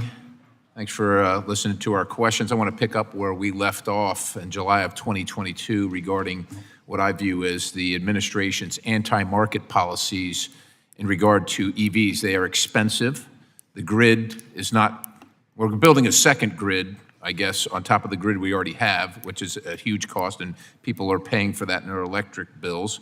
The batteries have limited range, and despite the subsidization, the market is literally not adopting EVs, regardless of what we want to believe or what you want to say. There's significant inflationary pressures and a glut of electric vehicles, well beyond demand. And so if we consider the current UAW strike, the cost of living has eaten away at these folks' ability to pay their grocery bill and their gas bill. So they're obviously and righteously and rightfully upset. And the administration's subsidization of the electric vehicles is killing their jobs. They know this. On the second point related to EVs, I think it's important to quote the UAW president, Shawn Fain, directly, and I quote, "Not only is the federal government not using its power to turn the tide, they're actively funding a race to the bottom with billions in public money," unquote. Now, you've recently moved to Michigan, I understand it, and I just wonder what you have to say to Michiganders who feel the federal government is using their very tax dollars to destroy their industry and their jobs.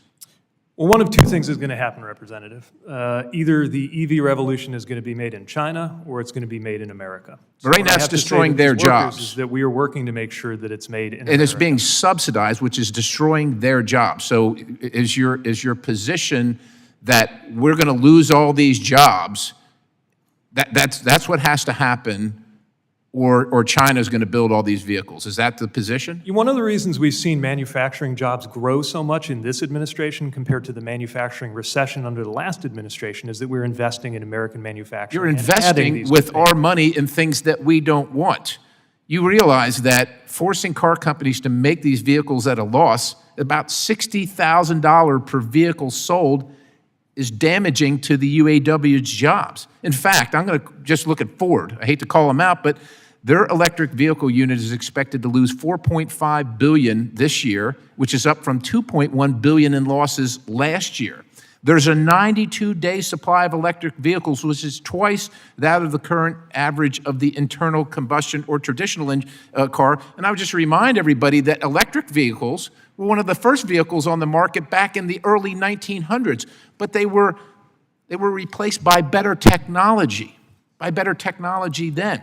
Now, the average new vehicle transaction price is about, I don't know, I just heard one of my colleagues, $50,000. I got $48,763, which is up $10,000 since your boss became the president. The average used vehicle price is $26,510. Mr. Secretary, the people I work for, my bosses, can't afford what you're forcing on them. These are not market forces. This is the government funding the destruction of our own automotive industry. And I hope you know that approximately 2/3 of EV owners make over $100,000 a year. My bosses don't make that.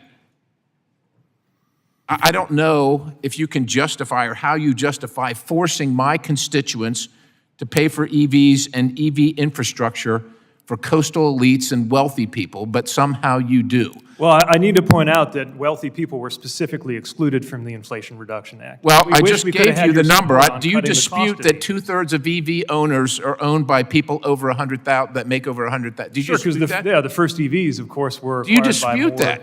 No, but that number's going down. Those are the facts. It doesn't matter if they're going down now. Why were you The folks against that cutting I the price of represent EVs? can't afford them today, sir. Why were you against cutting their costs? All these factors.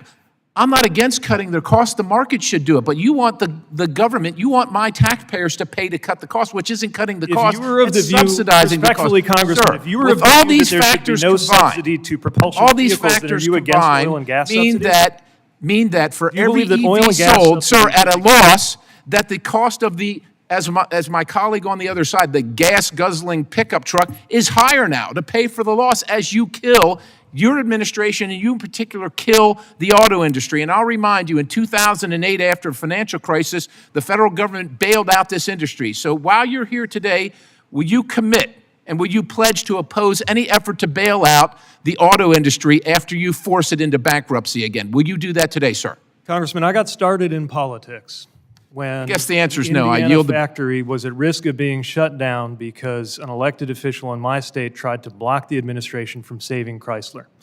I got involved and stood with the UAW to save those jobs, and I'll always be with auto jobs being preserved.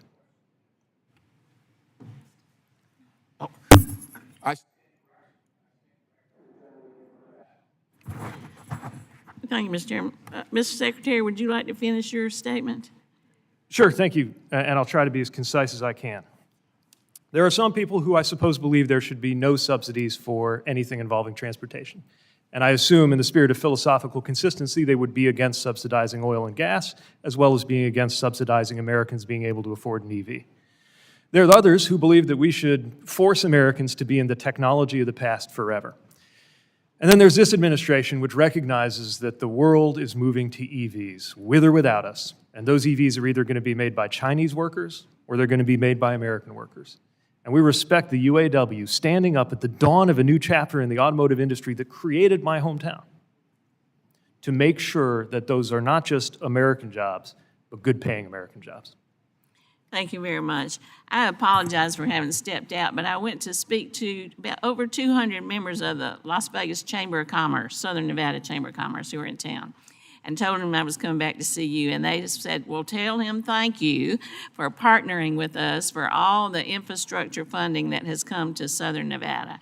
We've gotten about $3 billion already, $120 million for the airport.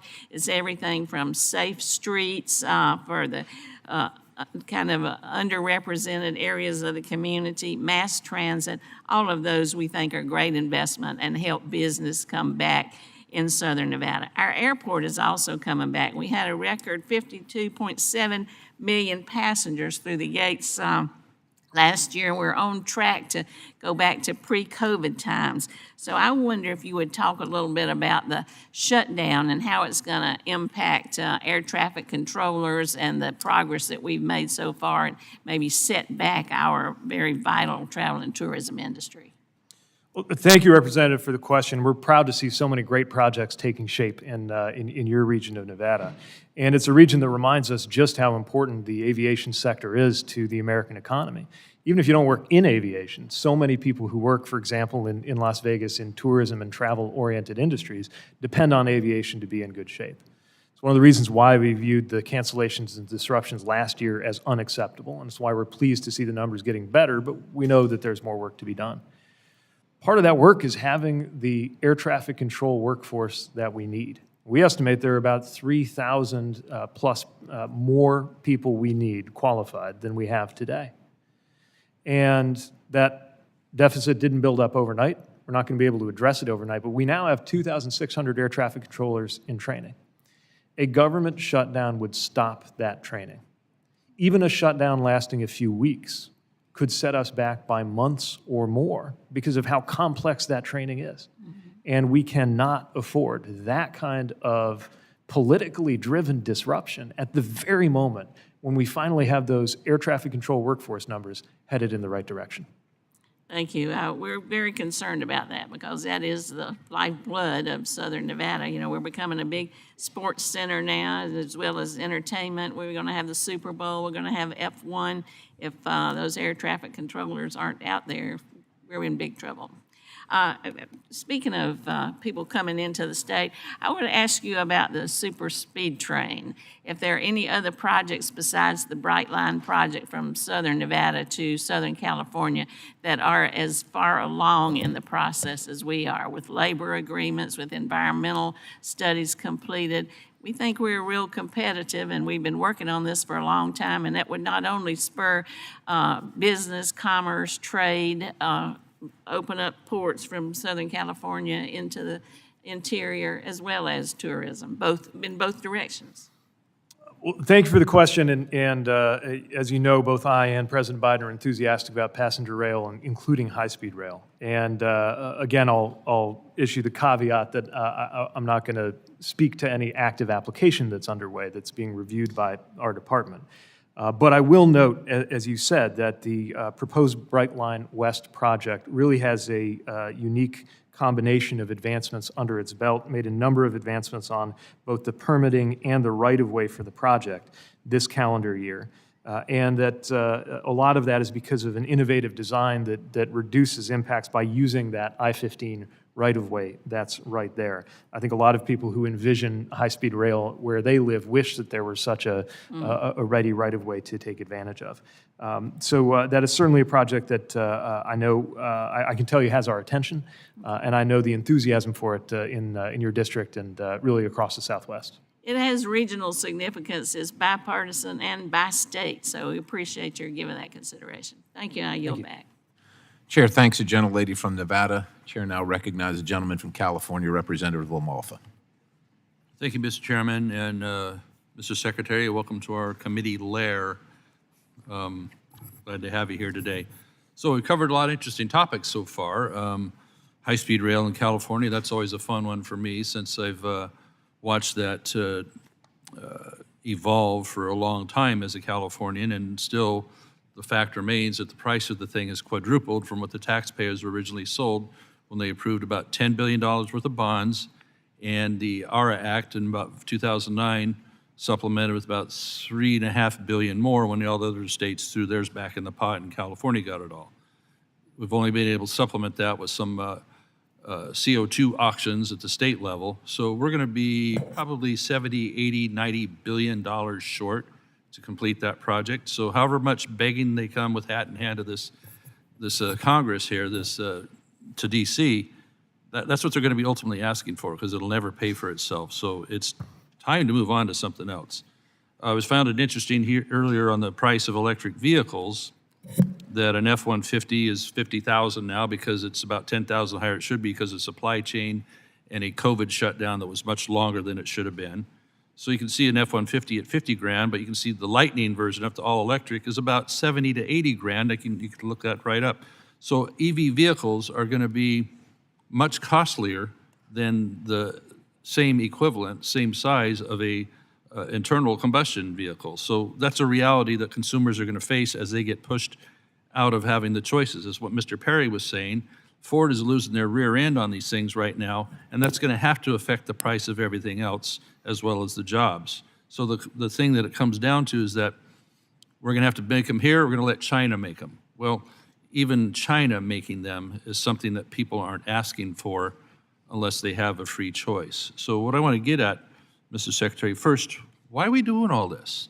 Is it high-speed rail? Is it because we're chasing a few tons of CO2? All these electric vehicles, is it because we're chasing CO2? Is that really the whole deal? Here's the way I look at it. The EV revolution is happening with or without us. Exercising their free choice, Americans have tripled the proportion of cars that they are purchasing electric already, and we're still at the very outset of this revolution. You add to the fact that the cost of producing the cars will come down, and that if you've ever driven one, you probably know that it has superior performance, lower maintenance costs, lower cost of fueling it. Not in my rural and district, fewer sir, moving because parts. I have to drive many, many miles, and I can't, people don't want to come to my district so much because they can't count on being able to charge their vehicle if they want to go way up to Modoc County or something. So Yeah, for sure. If you're driving more than a couple hundred miles a day, then you really depend on that charging infrastructure, some of which isn't there. On the other hand, the vast majority of Americans will do what Chasten and I do, which is we got a hybrid plug-in minivan. We just charge it in the garage, and it does what we need for most purposes. But anyway, the point is to get to that very important question you asked: why, if EVs are coming anyway, why have a policy intervention? No, Why they're spend being forced. taxpayer money? They're The answer being is forced. this. They're being forced by No, government. nobody's being forced. CEOs of these corporations don't have a spine. They're all falling in line. I don't know if you sat down with these CEOs, but I would say they're pretty tough and smart No, they're business scared of Washington, D.C. You know, years ago when the mandate was to have 54.5 mile per gallon average, oh, we can do that by the year 22 or whatever. No way in hell they can hit that before all this electric stuff started happening. It was 25, I think. You know what a 54.5 mile per gallon internal combustion vehicle looks like? It's about this big. Okay, so Yeah, nobody wants those. Nobody wants these electric vehicles unless you're an elite that can afford them. People in my district sure as hell don't want them. So keep going. Why are we doing this? Is it over CO2? Yeah, we're doing it for 3 reasons. Even though the EV revolution is going to happen anyway. I think It's a that's revolution caused I by would love to be able to answer your question, Congressman. Yeah, okay. Even though we think that transition is happening in the automotive sector no matter what, there are 3 things that we think are not guaranteed. Will it happen quickly enough to materially help with climate change? Will it happen on equitable terms that are available to people who aren't wealthy and Okay, might not I'm be running able? short on and time, three- so if I could just please finish my answer. Let's drill If I on could the climate just change. finish Let's with the third. Will let's it be drill made the on climate American change. soil It's or about not? CO2, isn't it? How's what that? What percent of the atmosphere is CO2 that we're chasing here? I'm sorry? What percent of the atmosphere is CO2 that we're chasing here? Because you talked about climate change. I don't know the percentage of atmospheric gases. You don't know the that exist percent of the CO2. atmosphere. What I can tell you is that climate change is real. We got to do something about it. Yeah, this one's And called we've been- autumn, sir. So I'm sorry? This one's called autumn right now, so yeah. I'm sorry, I couldn't make out what you said, sir. This climate change right now is called autumn, yes. Yeah, that's the seasons changing, Mm-hmm. which respectively is not the same thing as the climate changing. And as somebody who is hoping to retire in the 2050s and who has kids who will be old enough to ask me as they're getting to their 30s whether we did enough to deal with climate change or whether we just did what was convenient, I take that really seriously. Reclaiming my time, thank you, Mrs. Secretary. The trillions and trillions we're going to cost our kids to chase a tiny percentage of CO2 will bankrupt all of us, and bankrupt our economy, and ship it to China for all the other reasons. So I yield back, Mr. The gentleman's time has expired. The chair now recognizes the gentleman from California, Mr. Huffman. Mr. Secretary, it's good to see you. You can see that I serve here in Congress with some of the greatest minds of the 19th century. Thank you for your leadership. I will tell you, as the representative for the North Coast of California, it warms my heart when I hear a Midwesterner correctly describing the importance of anadromous fish passage. That was one of many points in your testimony that met with my strong approval. I appreciate that, and I really want to appreciate the hard work you're doing to quickly and efficiently roll out these historic investments from the IIJA and the IRA. A lot of good work is happening because of your leadership in my district. One of those culvert replacement projects, a $20 million one, $20 million worth of those projects in Humboldt and Mendocino County. Good for transportation, great for anadromous fish. And of course, we were there at the Golden Gate Bridge to celebrate the $400 million investment that is going to make that iconic landmark and critical infrastructure asset safe from seismic risk for the next 100 years. It is especially exciting that all of these investments from the IIJA and the IRA are just getting started, so we can expect more good news to come, and that's particularly true for the incentives to transition to electric and zero-emission transportation sources. I'm really proud to see the state of California leading on this.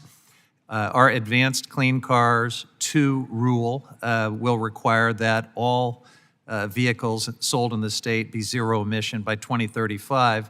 As you've acknowledged, other states are following this standard as well. It's not just California, and the industry itself is heading in this direction. So thanks for acknowledging the imperative of owning and leading on this important transition. But we still have to tackle the thing that's kind of complicating and holding back this transition, the chicken and egg problem of charging infrastructure. So I wanted to ask you a bit about that.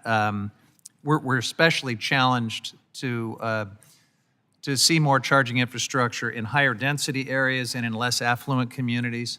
So California is certainly ready to lead in this space as well, but we're in desperate need of funding assistance. EVs have become so popular in California that the vehicle to charging station ratio is especially dire. We need more chargers in California if we're going to continue to lead. So I hope that you will give fair and equitable consideration to that as you continue to roll out the funding for charging infrastructure. The need is even greater when we look at medium and heavy-duty vehicles that produce a disproportionately higher amount of greenhouse gas emission.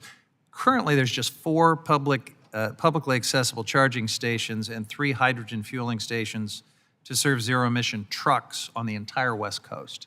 And so I know that California and Washington and Oregon have come together on a joint application for funding. It is the West Coast Truck Charging and Fueling Corridor Project. It would deploy 34 publicly available charging stations, 5 hydrogen fueling stations to support zero-emission medium and heavy-duty vehicles on the West Coast. We hope you will give that your full and equitable consideration as well.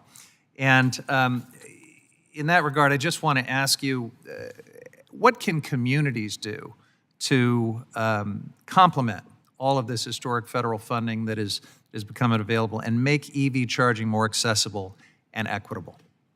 Well, thanks. It's a great question because sometimes I fear that communities or states see that we're doing a lot federally and think that means, well, we shouldn't be doing much locally. Of course, the best way to unlock and take advantage of this national and federal push is for there to be local and state commitments as well, and we're seeing a lot of that. I think it's also important for local jurisdictions to provide whatever data they have on where the need is greatest. This is not like gas stations. It's different. It's both easier and harder. It's easier in the sense that unlike gas, the majority of Americans will wind up doing a majority of their charging at home. On the other hand, it's harder because unlike gas, it can take a lot more than 3 or 4 minutes to fill up, depending what kind of vehicle and what kind of charger we're talking about. So we can't just put a charging station everywhere there's a gas station.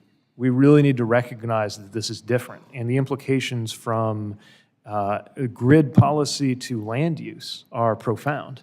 We need to be working with states and communities, not just as project sponsors, but as thought partners in getting the right profile for that installed base of that 500,000 charging stations that the president envisions us having as a country by the end of this decade. Thank you, Mr. Secretary. And in just a few seconds, I also want to invite you to come and visit a port modernization project we've got to service offshore wind in Humboldt County, also within your jurisdiction. I think it would be of great interest. We'd love to have you there, and we can show you some anadromous fish passage projects while you're there. Mr. Chairman, I will yield back, but I will ask unanimous consent to enter into the record an article that is pretty responsive to the comments that my colleague from Minnesota made about EVs not working. It is from the Twin Metals Mining Corporation of Minnesota, announcing that they are converting their whole fleet to electric vehicles. So apparently they're pretty excited about EVs in frigid Minnesota. And with that, I yield back. Without objection, so ordered. Chair thanks the gentleman. The chair now recognizes Representative Westerman for 5 minutes. Thank you, Chairman Perry. Secretary Buttigieg, thank you for being here today. I would like to have been listening to some of the debate, and there was talk about a revolution, the EV revolution. I thought a revolution was something that came from the people. And, revolutions are often compared to anarchy, where the people rise up. And I don't think the people are rising up asking for EVs. And I think it's actually just the opposite of anarchy, and that's hierarchy, where it's coming from the top down, forcing on the people, not having a choice, and saying this is the way it's going to be, and because of government policies and mandates, you're not going to be able to drive an EV or drive an internal combustion engine vehicle. You're not going to have the choices. And we know that hierarchy, according to scholars, leads to fascism. That's where that comes from. So this mandate that, or goal, or whatever you're calling it, that up to 50% of vehicles on the market by 2030, I don't think that's a revolution. I think that's coming from top down, trying to force some people's desires on other people. And with that comes a lot of other consequences. It's been talked about the demand on minerals and elements. Building all these electric vehicles is going to require a tremendous amount of rare earth elements and minerals. And at the same time that your boss is pushing EVs in one agency, in another agency, they're closing down mines. Mr. Huffman mentioned the Twin Metals project. They're not going to be able to buy any electric vehicles if they can't have a mining project. But this administration has canceled 2 mine leases in Minnesota and enacted a 20-year ban on mining in more than 225,000 acres in the surrounding area where these minerals can be found in unparalleled quantities, right here in the United States. And I've said the problem with this administration and plan is it's twofold.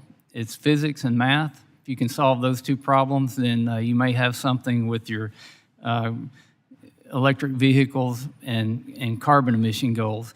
And I would contend that you're not even going to be able to achieve these carbon emission reductions. The policies of this administration are actually increasing global carbon emissions because they're forcing more energy to be produced in other countries. They don't have near as good of controls as we do.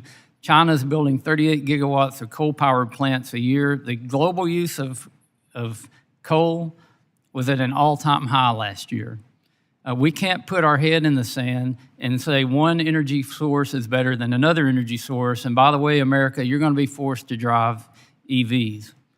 I was back home in my district, took my pickup in to get it serviced, and I was talking to a salesman at the car dealership that I've known a long time.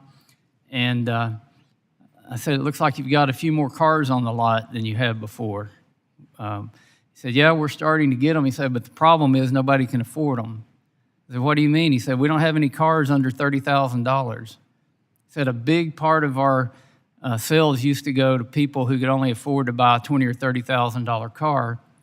And now they simply don't have an option. It's not in a used vehicle. They don't have an option. Now, he had a $115,000 pickup on the lot. He said, actually, we sell some of these.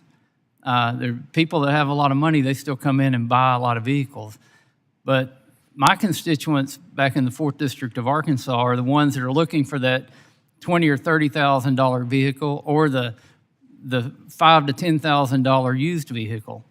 So with these grandiose goals that I contend are not going to do anything to address the climate challenges, they're not going to reduce any carbon in the atmosphere. What would you tell me to go back and tell my constituents as far as buying an automobile? Well, I wish you could tell them you voted to make the sticker price of an EV cheaper by joining us on the Inflation Reduction Act. And but barring that, also, I would point to the fact that when I entered the... While we're on that, now I'm reading that the price of internal combustion vehicles are more expensive because the auto manufacturers are losing so much money on EVs, even with the government subsidies that every American taxpayer are paying for. They're losing so much money on EVs, they're actually raising the price on internal combustion engines. So, you know, me voting to spend more taxpayer monies on a government handout to play favorites in a certain industry, that's not going to help anything, and it's not going to make my constituents feel any better about not being able to buy any kind of vehicle. And my time's expired, and I yield back. Ms. Brownlee. Thank you, Mr. Chairman, and thank you, Mr. Secretary, for joining us this morning. First, I wanted to congratulate you for completing the Michigan Ironman triathlon last weekend, so kudos to you. I'd like to begin by thanking you for your work to improve our nation's infrastructure, to improve transportation safety, and to address the climate crisis. I also want to thank you for your work to implement the historic infrastructure bill, which is helping so many communities across the United States, including mine, to create and sustain jobs, especially in construction and engineering sectors, which is fueling economic recovery and helping families to put food on their tables. I'm especially grateful for the resources the Department of Transportation has directed to projects in my district, which includes most of Ventura County in California and portions of western Los Angeles. It includes more than $22 million to the 101 freeway, which is a critical thoroughfare in my district, and over $12 million dedicated to the Gold Coast Transit District for zero-emission buses, as well as funds directed to Ventura County's Oxnard and Camarillo airports, which are critical engines of economic activity for our local businesses in the region. In addition to creating and sustaining jobs, these critical projects are helping to improve transportation options in our community, lessen traffic congestion, reduce harmful greenhouse gas emissions, and improve the quality of life in my community. So thank you again for your attention to these local priorities. As the Department of Transportation considers awards for other competitive programs like the Port Infrastructure Development Program, I also want to emphasize to you the incredible role that the Port of Hueneme plays in goods movement in our nation, including for automobiles and fresh fruits and vegetables imports and exports.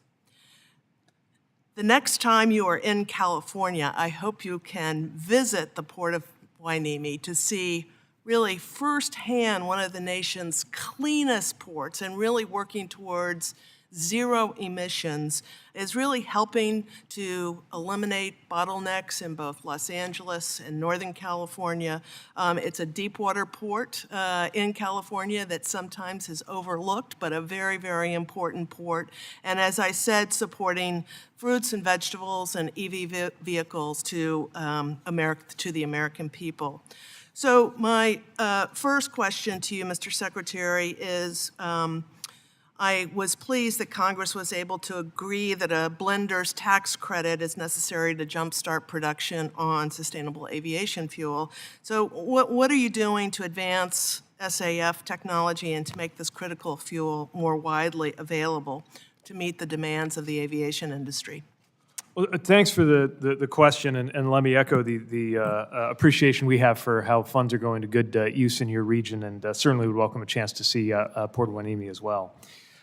Sustainable aviation fuels are going to be an incredibly important part of decarbonizing aviation because unlike vehicles, light-duty vehicles, where you can go acquire a car right now, that is zero emissions on today's technology, while we're, of course, working to make that more affordable.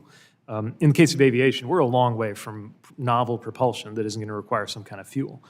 Sustainable aviation fuels are made from renewable sources, so they provide a reduction in life cycle carbon emissions. And there's a number of measures we're taking to advance that. One is, together with the Department of Energy and Agriculture, we co-lead the SAF Grand Challenge. That focuses federal efforts to try to dramatically expand how many we're producing by the end of this decade. We're trying to get to 3 billion gallons by the end of this decade to put us on a path to 35 billion gallons a year by the end of 2050. That would be enough to meet 100% of what we project is the domestic jet fuel demand there.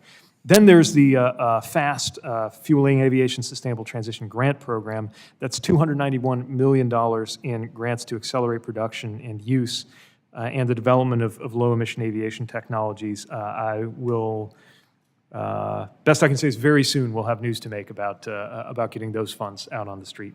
We're especially excited about the different applications that are going to come in there because we know it's going to be a lot of private sector work too, but we've got to make sure we're doing our part with public policy.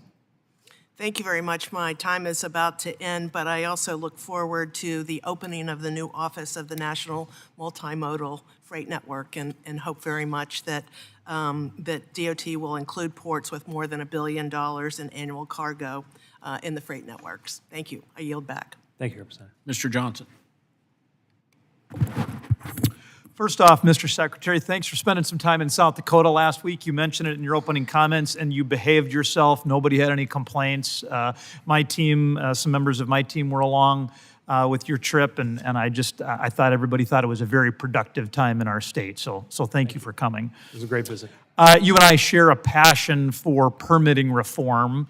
It does seem like we've had a number of different views about the future of EVs and what is the proper role of government in that future, and I think it's appropriate. Reasonable people can disagree about that, but it does seem like we should find some common ground on the fact that it should be a lot easier to cite both transportation infrastructure and the kinds of mines that are necessary for us to not be as reliant on China in the future as we have been on the Middle East in the past. And so because we've talked the last couple times you've been in committee, you and I found some common ground. We've talked about some specific things to do. Of course, Mr. Secretary, you know that's the problem. Everybody wants to do something. The actual specifics get a little hard to do. I do want to give a shout out to Mr. Stanton on this committee, as well as Senators Lummis and Kelly in the Senate. We've got a bipartisan plan, the Interactive Federal Review Act. I know you know about it, sir, but just for everybody else, this would cut down on some of the inefficiency of agencies taking these static PDFs and emailing them to one another as they're working through the citing process, and instead use a dynamic cloud-based platform to try to make sure that our federal government works a little more efficiently. I just wanted to give you an opportunity, sir, to talk about your agency's interest in or supportive of our bill, or support of our bill. Thanks. We welcome, we're piloting what we can, but with legislative support could do much more to make these processes less paper intensive. We know that so much of the red tape has to do with passing information back and forth between project sponsors, states, the relevant federal agencies, sometimes between federal agencies. So anything we can do to simplify that process, we welcome. We're doing what we can on our own with things like developing partially automated gating through the web forms that project sponsors use to apply. Give them a heads up if something's out of compliance while they're still putting the application together so they can address it instead of having that bureaucratic back and forth. But certainly what you're talking about would introduce new tools that I think could be very helpful. I mean, are there other specifics that Congress could work with the administration on regarding this permitting? As you know, as part of the Fiscal Responsibility Act, there was a pretty substantial reform in the timelines, the shot clocks that agencies will have to complete EISs and EAs. That's probably the most substantial permitting reform in a couple of decades. What else can we do? Well, let me point to one thing that's now underway, but there's going to be more opportunity where that came from, and that's categorical exclusions. So the Fiscal Responsibility Act added that new provision to Section 109 of NEPA, which made it possible for one agency to adopt another agency's CE. This is so new, it may have actually technically not happened yet, so you wouldn't have had a chance to see it. But today, through a Federal Register notice, DOT's adopted the Department of Energy's categorical exclusion on EV charging stations. That's one example, of course, that maybe is closer to some members' priorities than others, but it's one of the first adoptions of another agency's CE using that capability, and certainly envision other areas where that could be possible in the spirit of that one federal decision concept. And we're committed to looking for other places where it's appropriate to use that possibility created by the Fiscal Responsibility Act. I think another thing that will be important, and this is part of what's at stake in some of the technical assistance work that we do, like Thriving Communities, is for us to accept some level of responsibility for a project sponsor's ability to get through the NEPA process. And what I mean by that is I think sometimes there is an understandable but unhealthy tendency on the federal side. If there's a step in the process taking too long and it's because the project sponsor is struggling, to say, well, that's not our fault, that's their fault, so it's going to take however long it's going to take. I want to make really sure that in addition to mastering any process we can do more quickly or more efficiently, that if something in NEPA is taking longer than it should because it's something that rests with the state, the city, the airport, whoever it is, that we work with them to try to get through it and have a proactive sense of our own responsibility, even if it's on them to get the right information or to be compliant. That it's on us to help them see the way to it. And I do think those TA resources, and we could be in dialogue about beefing them up, but we got a lot to work with in IIJA, could be put partly toward that use. Thank you very much, Mr. Chairman. I yield back. Who do we got? Mr. DeSaulnier. Thank you, Mr. Chairman. First, Mr. Secretary, I want to thank you about the work you've done on aviation safety. Sometimes I've been critical of the FAA in that process. It was never directed. It was complementary to the work you're trying to do, and I hope you took it that way.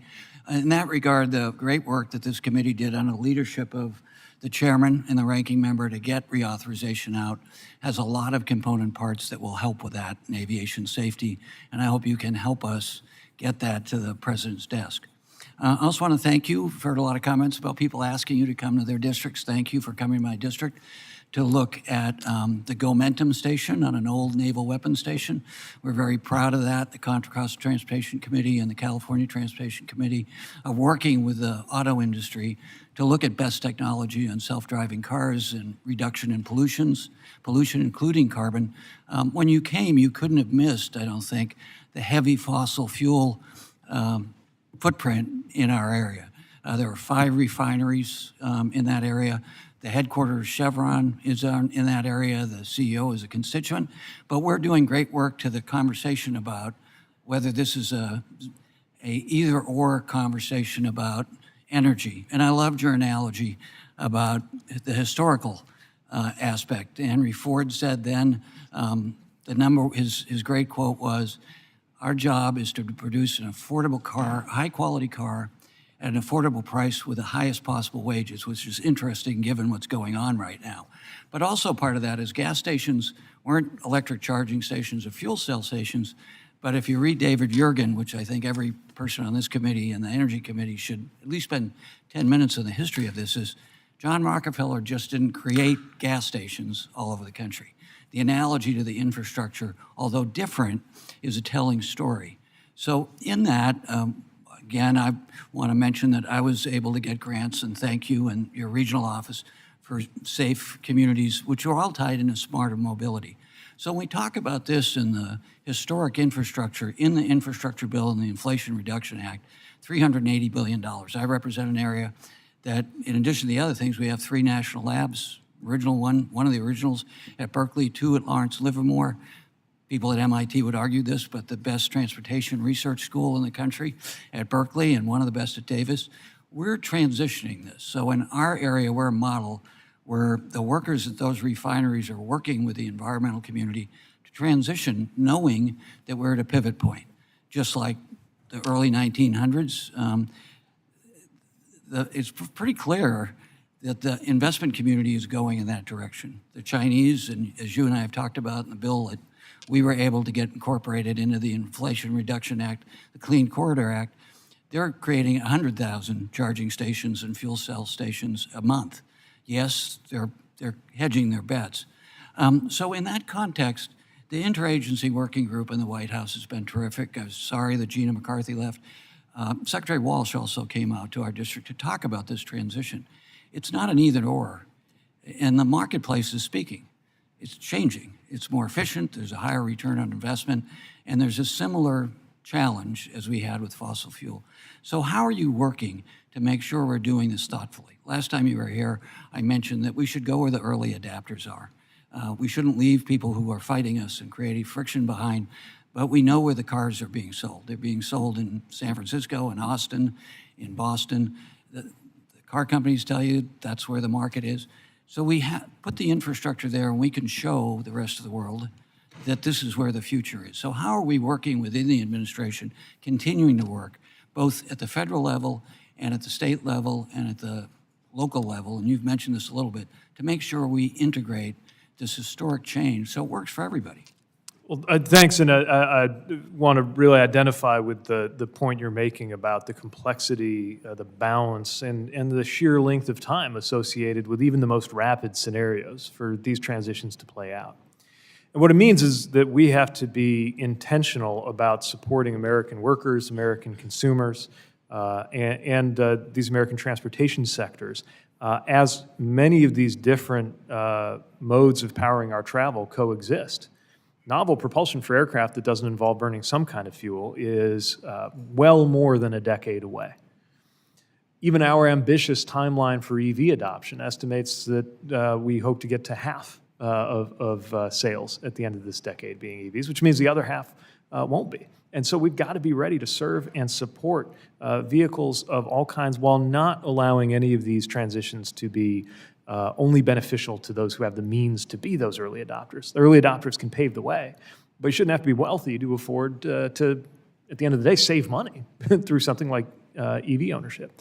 That's where I think we stand to gain, not just from the policies that we've implemented with support from Congress on the IRA and the infrastructure law, but the kind of research you're describing at these great academic institutions who ultimately get us a great return on investment by sometimes discovering some innovation, some piece of technology, could be an update to battery chemistry, could be a more efficient material that could dramatically lower the cost of these kinds of transportation assets or transitions that we know we need. Thank you. I yield back, Mr. Chairman. Mr. Massey. Thank you, Mr. Chairman. Secretary Buttigieg, in addition to sitting on this committee, I serve as chair of the subcommittee in the Judiciary on the Administrative State Regulatory Reform and Antitrust. You said on CNN, I believe, that, quote, the Department of Transportation has generally not gotten involved in these merger cases, but that's changing today. Was that statement in reference to the JetBlue Spirit merger? Yes, partly. It troubles me somewhat as you know, being on the subcommittee on antitrust in the Judiciary, because the DOJ is already reviewing airline mergers to see if the mergers are anti-competitive. And it seems like a waste of resources for two agencies to duplicate work, but I'm worried that's exactly what's happening if DOT and DOJ are going to review the same merger. So do you think that the DOJ and FTC, for that matter, are unable to review mergers and protect American consumers? Oh, of course not. The way the division of labor works is that we have distinct but sometimes overlapping authorities. And so, as is often the case when you have different parts of the interagency dealing with the same issue, we seek, to the extent that it's statutorily appropriate, to coordinate. I'm going to be limited in how I talk about this because, of course, this is an open proceeding. But what we're trying to do is stand with DOJ, align our authorities where they cover the same turf, but also recognize that with regard to our, in my view, too long unused authorities around public interest, that we're also ready to activate those, especially because depending how the DOJ side goes to disposition, it might compel us to take other steps. Again, I don't want to get into the case too much, but depending on what's appropriate. Do you agree that they're the only ones who should be evaluating whether this is anti-competitive or not?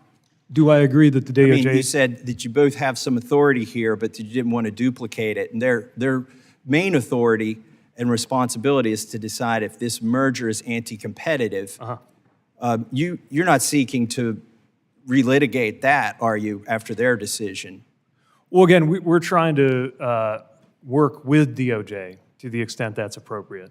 And then we have our own responsibilities that are separate. So, they have a standard for anti-competitiveness. What is your standard of, or principles, the limiting principles of whether this is in the public interest? Well, again, let me take care to caveat that I'm not commenting on the open proceeding, but I'm Right, I'm about how we talking approach generally. this. So it really follows from what the law calls for. And again, there's really two sides of this. So there is DOT's responsibilities and authorities with regard to competition policy that are laid out specifically in the law, even though they haven't been used very much. And then there's also, in addition to the Clayton side, there's the public interest responsibility that we have that is somewhat distinct and will have to follow a distinct rubric from what is applied in the jurisprudence you've had around competition on the DOJ side up till now. Can you give me some examples of things that might run afoul of public interest that aren't in the domain of DOJ's responsibility to determine whether it's anti-competitive or consumer welfare benefit? I think if I tried to get into hypotheticals, it would be at risk of being perceived as prejudicing this case. But what I'll say is that the law is written differently with regard to our competition authorities, creating an overlapping, not identical, but also not simply parallel authority. The reason we have questions here is it's been about 3 decades since somebody said a statement like yours that leads us to believe you might be relitigating or some of the things DOJ is doing. So I'm looking for the limiting principles. Yeah, so again, I don't want to make case law on the fly here, but we have a responsibility to review the public interest associated with these competitive dynamics that was entrusted to our department, basically as a condition of deregulation. At the time of deregulation, it was confidently pronounced that we would go into the future with dozens, if not more than 100, competitive major airlines. As you know, we're depending how you count, down to 4 or 5. So we know that there is something in the way that this has been practiced over the decades that is, at the very least, out of alignment with what was expected as an outcome of regulation. And that's why we think following the law as written, I've got we have a 3 seconds responsibility to left. get more involved. I appreciate that answer. I got a real quick question. Tesla spent billions of dollars on a charging infrastructure, and now the government says they're going to do the same thing. What's it going to cost the government to do this? And doesn't it disincentivize private investment when the government comes along and says, we're going to create these chargers? What incentive does Tesla have to do it anymore? And when will there be enough charging stations available nationally that no family will again be prohibited access from one of these chargers due to a cabinet member's promotional tour? What's great about Tesla's decision is that they're opening their chargers to not be a walled garden, but to be available to other vehicles too. We welcome that. But even that built infrastructure alone of Tesla's, which is remarkable, is not on its own enough to meet the national charging demands of the country. The simple answer to your question of how much is that we have $7.5 billion going against this goal as provided by IIJA. But the other thing I would point to is that there will be gaps in areas that it might not be profitable yet for a company to install a charger. And I would point here to rural areas or low-income areas as an example, where we want to make sure we accelerate that process. And so that's why we think it's appropriate and important to introduce those federal dollars to speed up that process alongside the private sector dollars. And it's going to be a race. I mean, getting to that 500,000 chargers that the president envisions by the end of this decade will require both those installed with and those installed without federal subsidies to move at a really fast clip. My time's expired. I don't think there should be a race between government and private enterprise. Oh, it's not a race between us. We're racing in the same direction. And I yield back. The legend, Mr. Carbajal. Thank you. Thank you, Mr. Chair. Secretary Buttigieg, before I get to my questions, I wanted to commend you and the Biden administration for getting out the bipartisan infrastructure law funding out the door quickly. Certainly, the bipartisan infrastructure law represents the largest federal investment in infrastructure in many decades. In my district alone, this has translated to over $500 million to date for nearly 100 projects throughout the Central Coast. And airports in my district have received more than $19.5 million through the Federal Aviation Administration. I recently had the opportunity to tour some of the airports in my district to highlight this funding and all that the funding will be able to achieve. And they have shared with me that this will make certainly a big difference. However, they have also highlighted significant challenges with PFAS, forever chemicals and pollution. As a result, I recently introduced 2 bills aimed at helping airports successfully transition from old firefighting foam containing PFAS to alternative products that will be much safer for our environment and first responders. Now that there is a product officially listed on the qualified products list, I have a 2-part question. What role will the Department of Transportation play in helping airports successfully transition to this new product? And what can Congress do to help? Thanks for the question, and this is a very important issue that we hear about in so many communities. To answer the first part of your question, the FAA highly encourages airports to transition away from firefighting materials that contain PFAS to reduce the potential human health and environmental impacts that come from that contamination. Earlier this year in May, the FAA published the Aircraft Firefighting Foam Transition Plan to ensure the orderly transition, and to develop that, did a lot of work with critical stakeholders and formed a fluorine-free foam transition working group to assist with the development of a national transition plan for Part 139 certified airports. We're also going to continue working with DoD, which of course has its own lines of effort with regard to this, and we're going to share with the airport operators any best practices that we develop on that side. And to help the ARFF, the rescue and firefighting personnel, we're developing a training handout, video, other information depicting tactics and techniques for utilizing these materials. As to the second question, we welcome any help from Congress in addressing this issue, because it is something that is needed, it is urgent, but it represents a sea change in how firefighting has been handled at aviation facilities. Thank you. On August 14th, OMB issued revised guidelines or guidance on the implementation of Build America, Buy America. I appreciate that OMB followed the law and listened to concerns raised by me and many of my colleagues to ensure that guidance will not hinder any shovel-ready projects.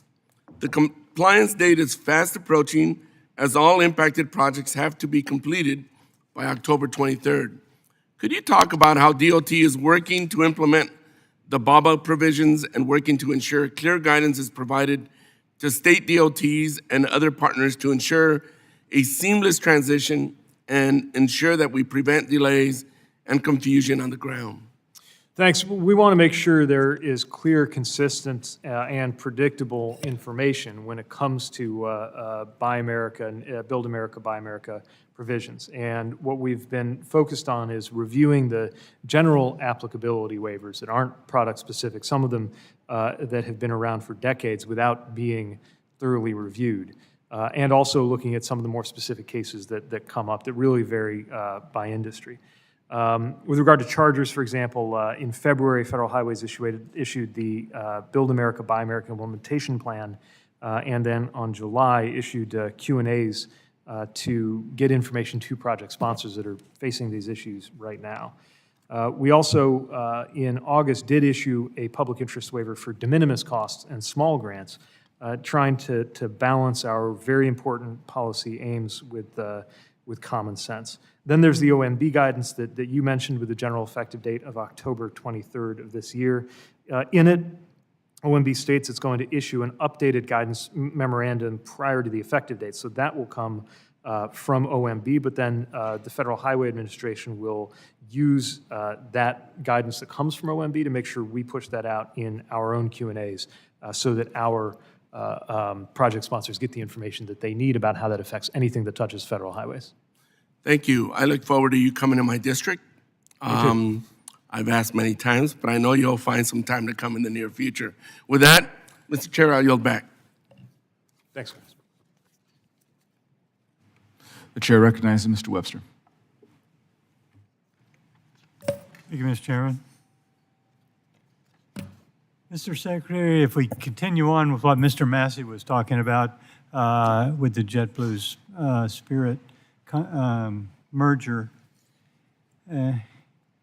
in March, my colleagues in Florida, all of my colleagues in Florida, and I sent you a letter and to the Attorney General urging you to approve JetBlue's Spirit merger. Since that time, you've made some public statements that have been complimentary towards DOJ and their challenge. In Florida, JetBlue is legally binding, has made some commitments to the Florida Attorney General to grow flights of this combined airline for 50% throughout our state. The agreement also requires employee growth, including 2,000 new jobs. Current employee numbers of both airlines will also be retained, and 1,500 jobs currently outsourced will become Florida jobs. I just say, please be mindful that the state with the most overlap of the two carriers is overwhelmingly supportive of the agreement of the merger. So, do you have any comments about the pending matter, or can you make comments on the pending matter? I need to be careful in commenting about it because it is an open process. But what I would take care to emphasize is that anytime we consider how to apply our competition authorities in aviation, it's with a view to making sure that we're preventing unfair methods of competition and that we're benefiting the public interest. Whether we're talking about just the cost of air travel, airfares themselves, or whether we're talking about the customer experience. It's critically important, especially in an industry that has a lot of factors that make it different from an easy textbook competitive market, that there be strong regulatory attention. There are barriers to entry, switching costs, returns to scale, all of which can make it harder for there to be fair competition. We're not rooting for or against any company, and we certainly are always happy to see the American aviation sector thrive and its firms and its employees thrive. We just want to make sure we're doing our job as a watchdog so that no unfair methods of competition or developments that are against the interests of passengers emerge in a way that's inconsistent with the law. Thank you. And I'm sorry not to get more specific, but I want to be cautious here. Yeah. So, turning to the current discretionary process for the IIJA, it's extremely time-consuming and costly to states, at least from the state of Florida's perspective. Even if a state was awarded, the agreement with US DOT would take over a year and sometimes up to 18 months. To date, the Florida DOT has, I think, entered into 2 agreements. 2 of the 7 that they were approved for have been awarded, but no word on when they're going to even receive the money. How can DOT make the process more efficient and effective, cost-effective for states? Well, thanks for the question. It's a big focus on our part. We want to shorten the timeline between when we're able to give a state DOT or a city or a transit agency the good news that they got an award in a discretionary program, and the date that we can celebrate the groundbreaking and ultimately the ribbon cutting of that project. And our aim is not only to, what we generally do, which is to clear the funds the moment it's been established that it's compliant with all federal requirements, but to shorten the process of establishing that in the first place. And we recognize the responsibility to create more user-friendly processes, to try to take steps and hours out of the process, provided we can do it in a way that doesn't undercut any of our policy responsibilities. And we'd be happy to follow up with you if there are any particular projects that it seems in your view need to get unstuck. But more generally, you have my commitment to continue working on this because we want to get to those ribbon cuttings just as much as anybody.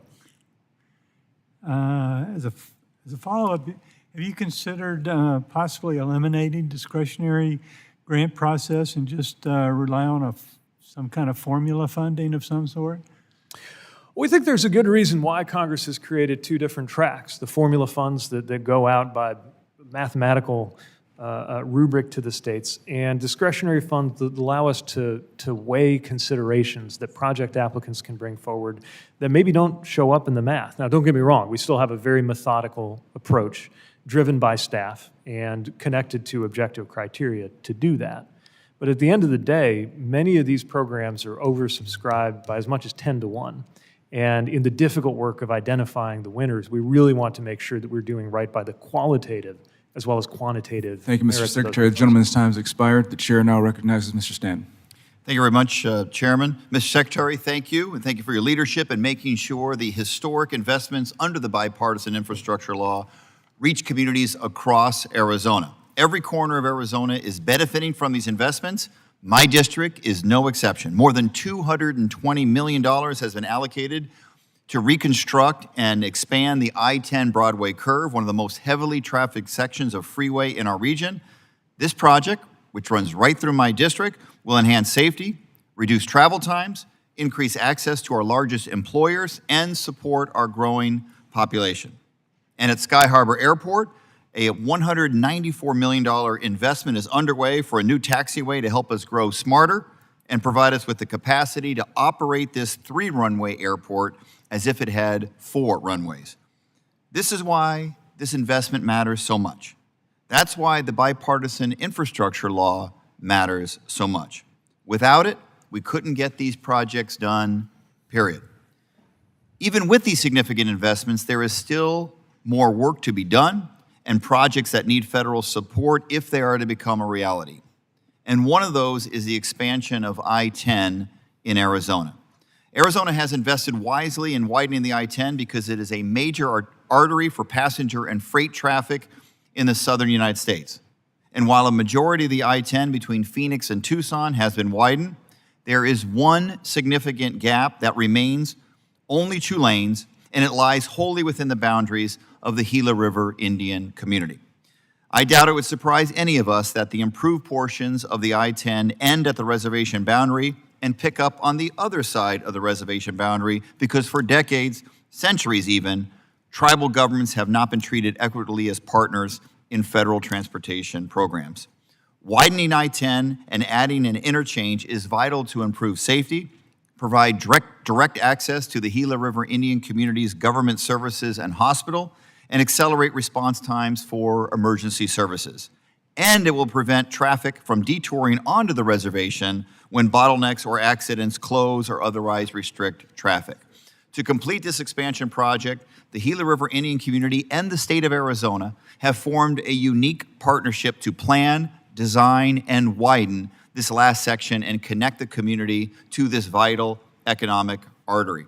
I'm not aware of any other joint tribal state partnership like this anywhere in the country that it addresses an infrastructure project in such a collaborative way.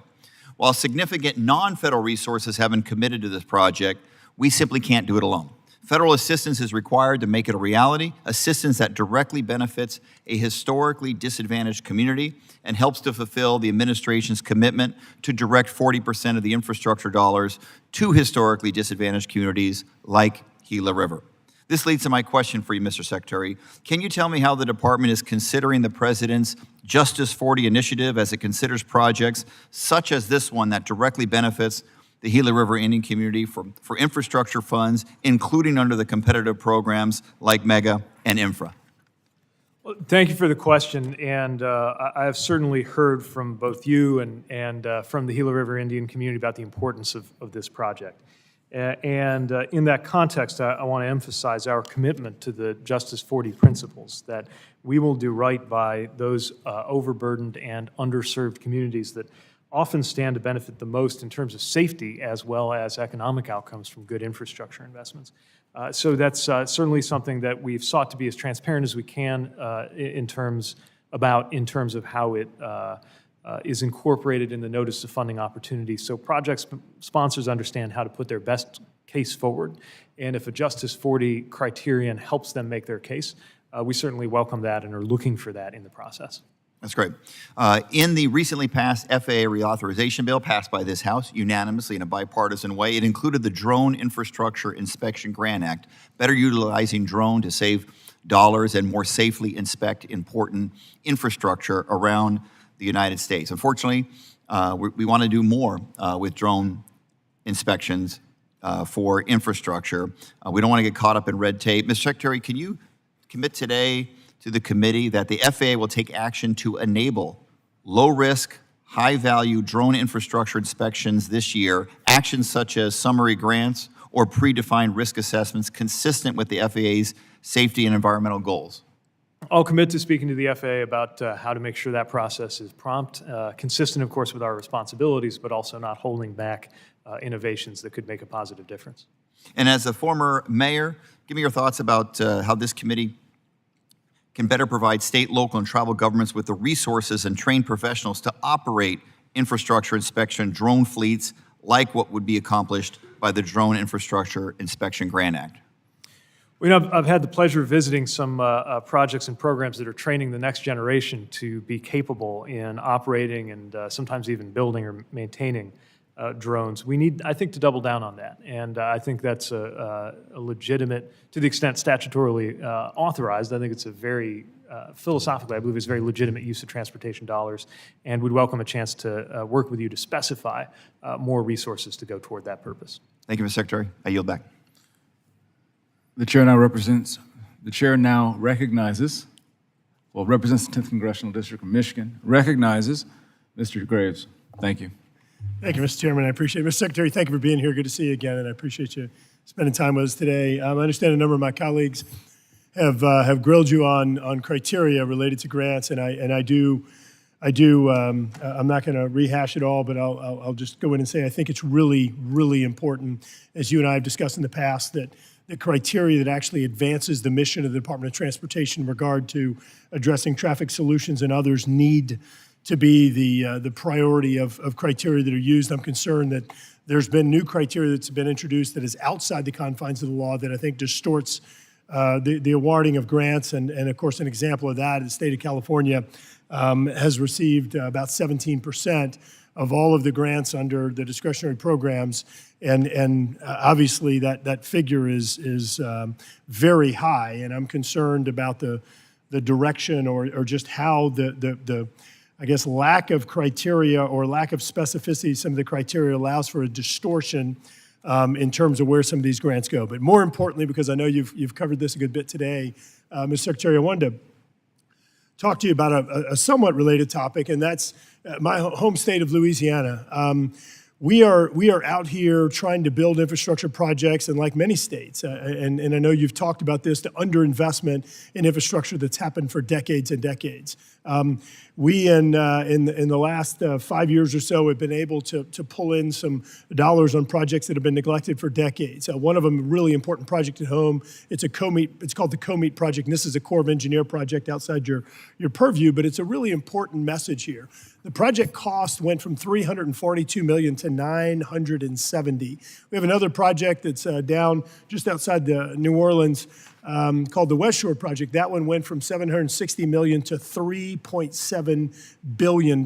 My point here is that when you look at everything that's been done under this administration, whether it's American Rescue Plan, which was nearly $2 billion, the CHIPS Act, hundreds of billions of dollars, while laudable goal, in that case, it became way too expensive and ancillary things added to it. The Inflation Reduction Act that I think got way out of bounds, distorting economics in regard to energy investments, and we're now seeing 40% higher energy costs for Americans. And which one am I missing? IRA, CHIPS, ARP, and of course, IIJA, one of your favorites. And I heard during IIJA debate, and of course it being signed into law, all these people celebrating the increase in investment. Mr. Secretary, if project costs are tripling, in two cases of the projects that we're building right now, and this isn't, I didn't go cherry pick, those are the projects. I can go through and find probably 10 transportation projects that have more than doubled, and this isn't me cherry picking either. So it's hard for me to understand how this is a win with all of the other investments that were made, spending trillions and trillions of dollars that devalued the dollar, that have contributed to energy costs going up, and now we can't even build the projects we were building before. And the way I look at it is any perceived increase in investment under IIJA is actually a decrease based on what we're seeing at home. And I'm curious if you care to reflect on that and what you're seeing across the country. So I think first of all, the reality of the increase in project costs is real. It's a concern. It's one of the main threats to the successful implementation of this bill and something we think about every day. I would challenge the view that anything we do to invest in the productive capacity of this country is necessarily inflationary, and would suggest, on the contrary, that one of the things that creates inflationary pressure is sometimes a bottleneck or a deficiency in our built infrastructure that can only be addressed with good investment. When we talk about the attention we're paying to ports or bridges or certainly things like rail infrastructure, I view this as something where part of the return on investment comes in the form of reducing some bottlenecks that can in fact contribute to inflationary pressures. But I agree with you that the value of a project is not the dollars in, but the outcomes. I agree that and I don't want to be perceived as saying that we shouldn't make investments because it's going to cause inflation. Please don't interpret it that way. I mean, look, Mr. Burleson wants a Ferrari, but he drives a Chevrolet. And in some cases, you got to prioritize and make sure that you're truly spending what is appropriate and you're prioritizing the dollars. Look, I just have a little bit of time left, and something else that I know you and I share concerns with is the FAA. We've seen a number of safety issues. Right now, we have 20% of the agency's leadership positions that remain vacant. I appreciate, as you and I have discussed, the FAA nominee, but just curious if you could perhaps quickly reflect on the vacancies in the top positions. Well, the most important way to address that, of course, is the swift confirmation of our nominee. Most of these aren't confirmed positions. Say again? Most of these are not confirmed positions. That's right, yeah, and in addition to the people who have been performing sometimes in acting capacities, we have the confirmed positions, which I think ought to have a hand in shaping the leadership team. But just to be clear, there's no empty chairs there. The work is getting done. At the same time, we would benefit from having confirmed, or we're not confirmed, permanent people in each of their roles. We hope to have more announcements soon on that. And of course, in addition to that top group up there, we're also concerned about just making sure we fill those rank and file positions of the air traffic controllers, which is one of many reasons we're very hopeful that this chamber can avoid a shutdown that would stop our training. Look forward to continuing discussion, Mr. Chairman. Thank you. Thank you, sir. The chairman now recognizes Mr. Allred. Thank you, Mr. Chairman, and Mr. Secretary, good to see you again. Thank you for being here. I want to thank you for being what I consider to be an incredible partner to the passage and now implementation of the historic investments included in the bipartisan infrastructure law. Your leadership has been vital in ensuring that we're able to get funding out into our communities and to finally take action to repair our nation's crumbling infrastructure. One project of many that I could pick from that I'd like to highlight is the Federal Transit Administration's recent award to the Dallas Area Rapid Transit System, or DART, in my district. This $103 million grant will allow DART to modernize its bus fleet, replacing 186 of its oldest buses with new low-emission buses. That's a big deal for our community. These kinds of investments were made possible by the IIJA and are helping DART and other transit agencies in our communities modernize and upgrade their services to keep our cities healthier and thriving for generations to come. And I want to thank you and your agency for working with Congress to implement the funding for this historic investment. And I want to discuss a project that I think has great economic and connectivity benefits for my state, high-speed rail, particularly the project connecting Dallas-Fort Worth and Houston. I was glad to hear of your support earlier in this hearing, but I'd like to give you an opportunity, if you would, to expand on some of the benefits that your department believes these kinds of projects can bring to the country. Well, thanks for the question, and let me echo our congratulations to DART and your district on successfully competing for and winning that grant. I know you're a strong advocate for those funds to be put to use there. When it comes to high-speed rail, we see benefits in terms of economic development, in terms of safety, in terms of emissions, and I think that there are many geographies around the U.S. that are especially suited to this. And again, I'm going to have the caveat that I'm not commenting on any ongoing application process. But when you consider how Texas has population centers in major global cities not that far away from each other, you can see how there's a compelling use case for passenger rail in general and high-speed rail in particular. And I've had an opportunity to speak with and meet some of the people involved in the technologies that would be put to use in that proposal, and think, as I believe in high-speed rail generally, certainly believe in the Texas case that for many Americans, seeing would be believing, and experiencing that value being created on American soil would create that much more appetite to further develop a genuine national high-speed rail in the future. Yeah, no, I agree. And I just want to point out for folks that this line would connect the 4th largest metro area in the country in DFW with the 5th largest metro area in the Houston metro. 2 areas that account for about half of the population of the state of Texas and about half the economic output of the state of Texas, and that are predicted to grow by nearly 50% by 2045. So we have to provide more options for getting around, but it would also be reliable, safer, faster in most cases, and as you mentioned, environmentally friendly. And I think that the time for investments in these kinds of projects is now. And if you recall, House Democrats in 2021 provided $10 billion in funding for high-speed rail projects. I just wonder, how can we work with your department to ensure that we're providing sufficient levels of funding for these projects as we continue to implement the IIJA? Well, the IIJA provided, especially through the Fed-State partnership, the means to introduce high-speed rail or accelerate it in places where we don't have it. It did not, though, honestly, contain enough funding for a full national high-speed rail network. There's a lot of work we have to do just to take care of what we've got in our nationwide freight and passenger rail network. But I believe that there are the means within IIJA to fund more than one high-speed rail project with this authorization in the 5-year life of this bill. And I think that the success of those projects will be an important part of how future potential investments could be justified. Yeah.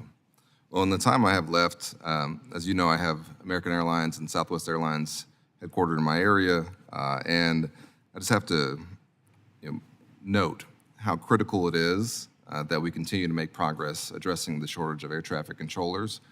I want to thank you for your work in that regard and your department's work in that regard, and just stress how critically important it is that we get the FAA reauthorization across the finish line and avoid what I think would be a disastrous shutdown. That's not a question for you, sir. That's just something I want to put on the record and say, for my area and for our economic output, for the thousands of jobs that are relying on it, it's critically important. So thank you for being here. I yield back. Thank you, Mr. Allred. The chair now recognizes Mr. Van Drew. Thank you. Thank you, Chairman. Mr. Secretary, welcome. Are you familiar with the William J. Hughes FAA Technical Center in southern New Jersey? Yes, I haven't had the opportunity to visit, but I'm certainly aware of it, yeah. Good. I hope you do visit sometime. For those who don't know, the FAA Technical Center is critical to national security. It supports our national airspace and traffic control systems. It also conducts classified research. In fact, I recently toured it again and learned that this secure facility blocks not millions, but billions of cyber attacks every single day, most of them through China. Through the Technical Center, the FAA owns and manages a large campus in South Jersey. The FAA campus includes the Atlantic City International Airport. I am personally deeply alarmed by the administration's plan to use the FAA campus to house thousands, up to 60,000 illegal immigrants in a town that only has 50,000 residents. In August, the Department of Homeland Security recommended that the Atlantic City Airport be used to house up these 60,000 immigrants from New York City. First of all, the Atlantic City Airport is an unacceptable place to house these people. There are no services or infrastructure at the airport that could possibly support this. Logistically, it is a poor concept. Further, the Atlantic City Airport is surrounded by facilities critical to national security. Besides the Technical Center, the 177th Air National Guard uses the airport to defend Washington, D.C. and New York City from attack, the first defense, rapid response. These facilities cannot be compromised. Atlantic City Airport was recommended for migrant housing because it is part of the federal FAA campus. It's federal. Decisions about the use of this property, Mr. Secretary, ultimately fall to the Department of Transportation. This is your responsibility. Question, was the Department of Transportation consulted in the process of DHS recommending the Atlantic City Airport as a migrant housing site? I would have to check the record on that. What I would tell you is that generally a recommendation is not the same thing as an outcome or a policy, and so developing a list of potential sites is not necessarily something that is within FAA authority, even though ultimate clearance of something like a non-aviation use on an airfield is something that would have to come through FAA channels. And I understand that, but it scared the daylights out of people. If a city of 9 million people is having trouble dealing with all this, how would a town, a semi-rural town of 50,000 people do? It was on the list, as well as some others were on the list, but it concerns us greatly. I would appreciate if you would look into it, and I would appreciate if you would get back to me. We'll make sure to do so. And I'm going to ask a commitment I hope that you can make, that you would not allow the Department of Homeland Security to use this facility for that purpose. I don't oversee the Department of Homeland Security, but you certainly have our commitment that all FAA facilities and any facility under our jurisdiction will always be secure. I hope so. I hope that once we resolve this, in fact, that we can move on to strengthening America's aviation system. The United States of America is at a pivotal moment for aviation. Our infrastructure is on the brink of failure in many cases, with thousands of flight delays, dozens of near misses every year. In January, unprecedented since 9/11, we had to ground all flights for the first time. I'm seriously concerned. We need to do better. You know, I also, in my travels, visited one of the traffic control towers at Atlantic City Airport, and I think it's finally going to be replaced. But interesting to me, with all the money that we spend on things, they're still using floppy disks via 1993. I mean, that's unconscionable. We need to have the best air traffic control system in the world. We need to have the best airports in the world. This is the United States of America. So can you identify steps you're taking to improve our aviation system from safety and efficiency to the traveler experience, secondly, and to new technology, third? Absolutely, and I'd really appreciate the question. Let me break it down as quickly as I can into the component parts of the question. With regard to traveler experience, we have overseen what I believe is the biggest expansion of passenger rights in decades. Just over a year ago, not one of the top 10 airlines guaranteed in writing that if you got stuck, you would be guaranteed hotel accommodations, meals, vouchers for ground transportation, anything like that. Now nearly all of them do. We have secured or encouraged with our enforcement actions, leveraging some $2.5 billion in refunds getting to passengers, and we're underway on rules for things like not having to pay extra when you're sitting next to your kids. With regard to the physical infrastructure, we are putting the funds in the IIJA to work. But like you, I am concerned about the state of play in terms of the progress toward modernization and the adoption of needed technologies in the FAA. The only thing that I think is harder than a multi-billion-dollar IT project is a multi-billion-dollar public sector IT project. That's in many dimensions. Mr. Secretary, the gentleman's time has expired. The chair that's now what's so important about recognizes Ms. reauthorization. Davis. Thank you, Chairman. Please look into the FAA. Thank you. Thank you, Chairman, and thank you, Secretary Buttigieg, for taking the time to come over and testify and share the work you're doing with us today. I know that to date, we've seen $2.3 billion in bipartisan infrastructure law funding being announced, and that money's headed to Kansas with more than 228 specific projects I've identified for funding. That includes more than $10 million to help the Kansas City Area Transportation Authority transition to electric buses that are going to lead to cleaner, healthier transportation for the entire Kansas City metro area. I know you've seen some of that in person. And since the law passed, $1.4 billion has been allocated for transportation in Kansas for roads, bridges, public transit, ports, airports, and then another $194 million has been announced for clean water.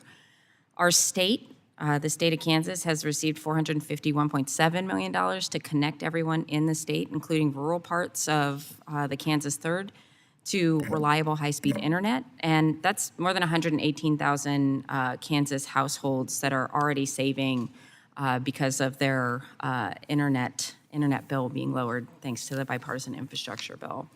I mean, these are real savings for Kansas families and particularly for folks who are working hard to manage their budgets. There is also a whole new world of, we saw this because of the pandemic, of our hospitals and healthcare leaning into things like telemedicine. And our entrepreneurs are, trying to get their businesses up and going. But I do think when we look back, when history is written about this time, and we examine the long-term impact of the bipartisan infrastructure law, it's going to be judged on some of these significant federal investments, particularly when it comes to transportation and infrastructure. And I'm not just saying that because I'm an infrastructure nerd. I'm saying it because we know that it's not just dollars and cents we're talking about. So I first, of course, want to say thank you for, we've heard about a number of different projects, grants, and particularly for those in Kansas that are getting into communities from Osawatomie to Overland Park. I'm hoping to hear a little bit about how you're viewing that disbursement process, because I think we know that the bread and butter of this stuff is going to be in the implementation. And so I'm hoping to glean a bit about how that's going from you. Thanks for the question. It is at the heart of what we think about every day. We're trying to build good things well and promptly while meeting all of the policy and legal requirements that are attached to these projects. One way to think of it is if our first year was about the bill passing and the second year was about the programs launching, this is about the money moving so we can get the dirt flying. That's really what we're focused on in this third and fourth year. And we are working to strike the right balance between making sure the process is rigorous enough and has the right kind of oversight, including our direct oversight, oversight from our Inspector General, and of course oversight from Congress. And at the same time, not adding so many conditions and complications to the process that it slows us down. It's not unusual for it to take a year just from an award announcement to a grant agreement. And that's just one step in getting a project done. We want to compress that timeline without leaving out any important steps. I think we're off to a good start. I've been pleased to see the way project sponsors have rallied to be ready for the dollars coming their way. But we're also putting dedicated staff, time, and attention to how to work with those project sponsors, identify issues as they come up, provide technical assistance for navigating our own processes, and make those processes simpler in the first place. I appreciate the, particularly the acknowledgement of having to get the program stood up, and also that we need to get these projects moving as quickly as possible, and that we've now entered into that phase of efficiently and effectively getting the disbursement of funds. The last thing I wanted to touch on before you leave in my last few seconds here is an issue that I know I've brought up personally with you before, and it relates to the bipartisan infrastructure law allocating $1 billion for the maintenance, acquisition, and installation of aviation navigation aids. I'm used to just saying nav aids for small and medium-sized airports that depend on these technologies for managing air traffic. And these nav aids are operating. There are plenty of them that are operating well beyond their expected useful life, and parts are becoming difficult to source. And these systems need to be updated across the country. And I'm flagging it because I would love for us to continue to look at this and make sure that we're committed to keeping our airspace the safest airspace in the world. And any new FAA leadership, once that process runs through, would love to make sure that our offices are working together on getting these nav aids upgraded and updated. Thanks. And Thanks. We welcome working with your office on that. Thank you. Thank you, Ms. Davids. Mr. Secretary, the chair now tongue-tied. The chair now recognizes Mr. Yankum. Thank you, Mr. Chairman. Mr. Secretary, it's good to see you. Likewise. As you know, the Infrastructure and Jobs Act, or IJA, expanded discretionary grant funding by 500%. But as you and I discussed on a recent phone call, on a per capita basis, Indiana ranks dead last in being able to secure IJA discretionary grants. And when I say dead last, I mean we're behind all of the U.S. territories as well. That's tens or even hundreds of millions of dollars in foregone projects to improve Hoosier communities like your former stomping ground of South Bend and across the entire state. Can you assure me that you'll work toward a more equitable distribution of IJA discretionary grants? Well, thank you. Yes, we want to make sure that every state, including Indiana, where in your district, where I spent the majority of my life, get a fair shake in these processes and welcome opportunities to work with project sponsors who came close but didn't quite make the cut on how to refine their applications for future rounds. Thank you, Mr. Secretary. This May, your agency was the victim of a hack, a cyber attack, that compromised personally identifiable information of 237,000 current or former federal employees. At a June briefing in this room, I was asked with your CIO, and I raised specific questions about the DOT's cyber modernization plan, including what the plan is, as well as funding and staffing needs. Your CIO committed to providing this information, but yet over 90 days later, we haven't yet received it. Can you commit to providing a written cyber modernization plan, budget request for additional resources, and an update on the DOT's response to this breach to this committee within the next 2 weeks? Thanks. Well, our cyber activities with regard to the budget side will be contemplated within the President's budget request. As far as an update, certainly we'll work to make sure you get the information you need. I've been working with OCIO on not just the response to that particular incident, but the outlook going forward. A lot of activity on this, and I want to make sure you and your colleagues are well informed on the progress there. Great. Thank you, Mr. Secretary. Turning to another topic, you help run the administration's Supply Chain Disruptions Task Force. Is that right? Yes, I'm a member of that. Great. Let's talk about drayage trucks, which haul shipping containers between ports, rail yards, and distribution centers. I think it's fair to say that these trucks are part of the linchpin of our nation's supply chain. Do you generally agree with that? Absolutely. In that case, I want to flag something for you that seems like a major supply chain disruption that's brewing. Beginning January 1st of 2024, in just over 3 months, California will require drayage fleets to purchase only zero-emissions trucks. Let me ask, do you know how many zero-emissions Class 7 and 8 tractor trucks and terminal tractors were on the road statewide in California at the end of 2022? I know that this is a very new technology, so you're not going to see a lot of them deployed just yet. Yeah, so there's only 100, you're right, it's not a lot. It's 192 that were registered in the entire state, and they're all electric. But the ports of LA and Long Beach, two of America's busiest ports, require thousands of drayage trucks to move products through our supply chain. And an official in the port actually estimates that roughly 1,500 to 2,000 drayage trucks serving LA, Long Beach are retired every year. Given that there are only 192 Class 7 and 8 electric trucks across the entire state of California, do you think that all 1,500 to 2,000 drayage trucks will be able to be replaced with electric vehicles next year per this new mandate? So as a department, we've not created a formal assessment of whether the industry will be able to meet the compliance timeline set forth by CARB, but we certainly recognize that that represents an aggressive transition. We've been in dialogue with the port directors about the efforts to comply there. I do think there's great opportunity for the EV use case in the drayage context because you often have a predictable, defined, and relatively short runs. But that doesn't mean all of that technology is immediately available, and certainly something that we're monitoring, though we don't have direct authority to tell the state what to do in that regard. So while the federal government may not have direct authority to tell the state what to do, this California mandate to move to zero-emissions vehicles with drayage trucks is a mandate that was enabled by a waiver from the Biden administration. Do you support that waiver?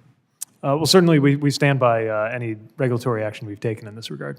And if we allow them to continue down that path, but the trucks simply aren't available, how does that help enable the supply chains that my constituents depend on?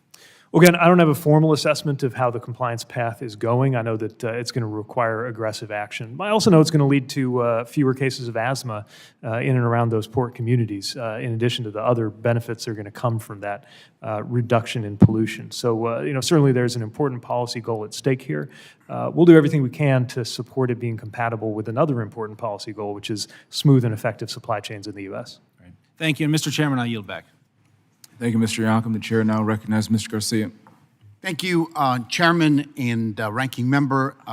Secretary Buttigieg, great to have you here as we approach the 2-year mark of passage of the IIJA. And as you have rightly pointed out, the potential of the decades definition of improving our infrastructure across the country. And I'm proud to say that we're already seeing some of the benefits coming to places like Chicagoland, including federal dollars to complete the Chicago Transit Authority's Red Line extension that was first promised to the far south side of Chicago in 1969 when I was in 7th grade, and money for a rail grade separation project that will help make the suburban communities that I represent safer and more connected, and hopefully more funding will be on the way as well. But we've still got a lot of work to do. And of course, this bill's historic potential becomes an inclusive, equitable reality, which brings me to my first question. Secretary Buttigieg, the Department of Transportation initially announced that its proposed rulemaking to modernize disadvantaged business enterprise, or DBEs, and airport concession, DBE, regulations during the summer of 2022. However, the proposed rulemaking has not yet been finalized. Rules that could make a real difference for small, minority, and women-owned businesses long excluded from the federal bidding process as we undertake this great venture. When will the rulemaking on DBEs become final? We await eagerly. Well, thank you, and I can assure you so am I. This is a very important policy. It also represents the most comprehensive changes to date for the DBE program, making it easier for eligible firms to become and remain certified, expanding the pool of eligible participants, moving closer to nationwide reciprocity, simplifying the process. So we are very close to being able to finalize that, and I'm looking forward to sharing the good news when we're ready. I hope it'll be soon. What additional steps is DOT planning to take to help DBEs participate in infrastructure projects funded by IJA? Will the Department of Transportation look at creating technical assistance programs for small businesses in the construction industry that focuses on the industry's unique needs? A couple things I would point to that I think will be helpful in addition to the modernization of the DBE program. One is making sure there's better transparency and predictability in the flow of these projects as they emerge. Often one thing that keeps incumbent firms sometimes able to box out competition is just a level of knowledge that we think should be transparent to all. So part of what our Office of Small and Disadvantaged Business Utilization, or OSDBU, focuses on with their what I call their roadshow of connections marketplace events is to try to make the right connections between where the work is coming from, who's in charge of it, which of course is often a body like the CTA, even if the dollars are federal, and those DBEs that could be participating. The second thing that I would bring to the attention of this committee is that we're being very intentional, I think and hope more intentional than ever, in working across the interagency to support this. So I've hosted both the SBA's leadership and the MBDA's leadership, knowing that, sure, there are different departments. MBDA sits in commerce, SBA is independent, but we all have the same goal, and we should be participating in the same events, reaching the same DBE community with all of these wonderful opportunities that are emerging. Look forward to that. Moving on to another topic, the manual uniform traffic control devices, which, as you know, influences street design across the country. The MUTCD hasn't been updated since 2009 and is outdated. Updating the MUTCD can help improve pedestrian and cyclist safety, advance complete streets, and promote the use of public transit. Many improvements have been suggested to make that vision a reality, but earlier this year, the Federal Highway Administration missed its deadline to release a new edition of the handbook. Mr. Secretary, why was the deadline missed, and what's the new timeline for the updated manual, and what kind of major structural changes can we expect to encourage safer, more vibrant streets? Well, as you know, because it provides national standards for traffic control devices, the MUTCD can almost have the force of law, even though it is not a design guide. And so we recognize the importance of the MUTCD and the importance of an update to it. The update that we're doing is an exceptionally complex piece of work, and since making the notice of proposed amendments, we've received more than 35,000 comments. And so the Federal Highway Administration has worked promptly but judiciously to take all of those comments on board, hoping that we can get that update issued as quickly as possible, and then get to a more regular cadence of updates. So instead of waiting between 2009 and now, we're in accordance with the requirement that was in the IIJA, which will call for a 4-year cycle of updates. Thank you, Secretary. Mr. Chair, I yield back. Thank you, Mr. Garcia. Mr. Secretary, the chair now recognizes Mr. Diaz-Pasito. Thank you, Mr. Chairman. Secretary, thank you for being here this morning, this afternoon. Staffing shortages are disproportionately affecting New York City area airports. In fact, the New York TRACON, located right in the center of my district, is the key facility that directs planes in and out of the New York City area. It is staffed at 54% of the 2014 levels. This past Friday, the FAA announced that they will extend cuts to minimum flight service requirements at New York City area airports through October of 2024. Do you consider safety and maintaining normal operation as your foremost job as Transportation Secretary? Yes, in that order. First, safety, and then a close second, smooth operations. Thank you. Smooth sometimes. What is your plan for hiring and training enough air traffic controllers to meet current and future demand? We recognize there is a clear gap that didn't build up overnight, but needs to be addressed quickly between how many controllers we have available and how many we think we should have. Matter of fact, we have trued up our estimates of the size of that gap and placed it at over 3,000. Now, the good news is we have 2,600 air traffic controllers in the pipeline right now.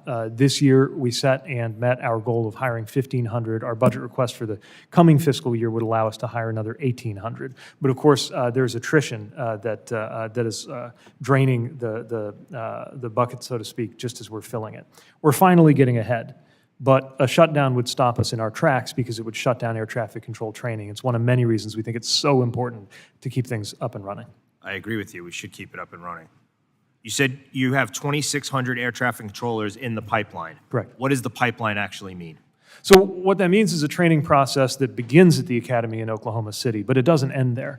Becoming qualified to work at an air traffic control facility, especially one as complex and important as N90, requires additional certification in that specific airspace with a lot of on-the-job training. And my understanding of the consequences of a shutdown is that on-the-job training would stop too. So people would be pulled, if they're not in a fully qualified status, they'd be pulled out of the towers, out of the TRACONs, unable to build that experience. So you mentioned attrition. How many air traffic controllers did you lose in 2022?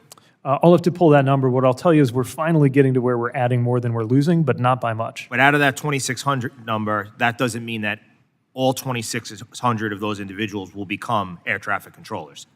It's like the New York City Police Department. You get in, you may not get out. That's right. Okay. Have there been any discussions about temporarily reassigning fully certified controllers from the other less impactful facilities to provide relief at New York TRACON? I'd have to check on specifically with regard to the TRACON. What I can tell you is that we use reserve mechanisms or other approaches to the extent that it's possible under work rules to try to alleviate that. And let me also just make clear that the staffing level at the N90 TRACON is, in my view, unacceptable. We'll never allow anything to not be safe, but in terms of just the pressure that that's putting on the people who are there and on smooth operations, there clearly needs to be a swift path toward a higher ratio of staffing. I agree. It's one of the reasons that during the FAA reauthorization, I fought so strongly to make sure that those individuals weren't leaving the TRACON facility and reassigned to Pittsburgh as the plans were in place. How do you plan to direct, there's 2,600 individuals in the pipeline, let's just say for argument's sake, half of them make it through. I don't really know what the numbers are that bring people through the training and eventually become air traffic controllers. How do you plan to direct additional controllers towards facilities with the most need, similar to ones like TRACON? Well, that's why that training process is so important. Not just the foundational training you get at the academy, but the training that qualifies and prepares you to work in the most complex, challenging, and dynamic parts of the national airspace. And it's one of many, many reasons why we view it as so important to get FAA reauthorization done and to get an administrator confirmed so that he can lead that process of bringing those new controllers on board. So now we touched upon hiring, we touched around reassigning. What other actions is the FAA taking to maximize operational capacity at New York TRACON? You just mentioned, I think the term you used was unacceptable as to the staffing there. So what actions besides the hiring and the reassigning, what other actions can be taken to maximize operational capacity at New York TRACON? Well, you mentioned the waiver, which is something that has been a priority for the airlines operating in that area, and we think is reasonable in order to make sure that there is less likelihood that volume will lead to delays. We're also always assessing how technology can be part of the solution. As has been mentioned earlier in this hearing, there are a number of technologies that are outdated that need modernization that can make everybody involved in the aviation process, including controllers, more productive and more effective. They're doing a great job, but we need to make sure we back them up with the best technology and with adequate overall staffing levels. We think our plan will do just that, but it's got to get funded, and we've got to avoid any unnecessary politically driven disruptions like a shutdown. Thank you, Mr. Secretary. The chairman now recognizes Mr. Pappas. Thank you very much, Mr. Chairman, Mr. Secretary. Thank you very much for your attention to all the details of the bipartisan infrastructure law and the purviews of your department. I thank you for visiting New Hampshire on at least a couple of occasions to announce funding for critical local priorities, and we'll have you back anytime. New Hampshire's been successful in securing funding through the RAISE program, and earlier this summer I was with other members of our delegation at the General Sullivan Bridge project in Dover and Newington. It's replacing an aging structure that's been closed for a number of years. It's going to add a wider bike and pedestrian bridge that's going to connect to a regional network, which is really important for moving people, but also for our local economy. But I'm concerned about delays that we're hearing about for this project and two other bridge projects in New Hampshire. My staff recently met with folks from Federal Highway, from the U.S. Army Corps of Engineers, and the Coast Guard to talk about the status of these projects. And I'm grateful that Federal Highway has completed its reviews as the lead agency, but we're waiting on sign-off from other federal and state agencies, which is causing delays in this project. So this is frustrating to folks in New Hampshire, and I'm wondering if you could talk about what you can do as a department, as the lead federal agency for so many of these projects in places like New Hampshire. How do you coordinate with other federal agencies, and do we have your commitment to keep working with Coast Guard and the Army Corps to make sure these bridge projects in New Hampshire can move forward efficiently? Well, thanks, and the short answer is yes. We are committed to working with any other federal agency, just as we work with any project sponsor to try to make sure projects are delivered responsibly and promptly. I know how much excitement there is about the General Sullivan Bridge project. I want to congratulate the project sponsors on making it through that very competitive process. We are very much accustomed to working with the Army Corps of Engineers as part of the NEPA process anytime ports or water relays come into play. And similarly with the Coast Guard, while of course no longer part of the DOT, an agency that we work with very closely. And so in this case, knowing that the permits may not all be within Federal Highway's jurisdiction, we're certainly prepared to be at the table and engaging anytime we can, informally or formally, to help keep things moving and make sure that people see the benefit of that $20 million as soon as we responsibly can get it done. Well, thank you very much for your commitment there. And while we're on the topic of active transportation, we had an authorization as part of the infrastructure law that created a dedicated program for bike and pedestrian infrastructure, something that my communities are really hungry for. And as part of the omnibus bill, we were able to get $45 million in that bill to fund this program.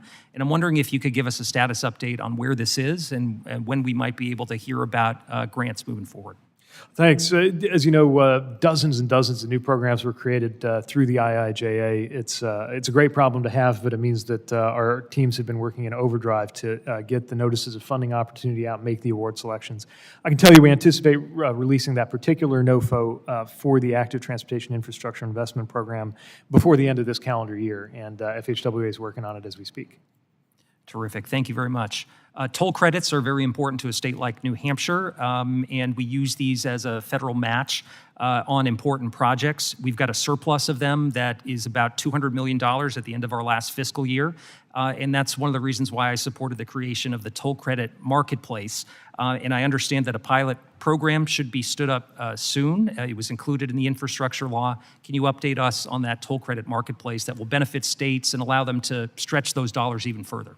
Thanks. This is another example of something that we're working as promptly as we can to deliver. It's complex and it's new, but establishing that toll credit marketplace and just completing the procedural dimensions, the application process, selection process, is underway right now. So we'll follow up with your office as we anticipate a date to be able to put that out.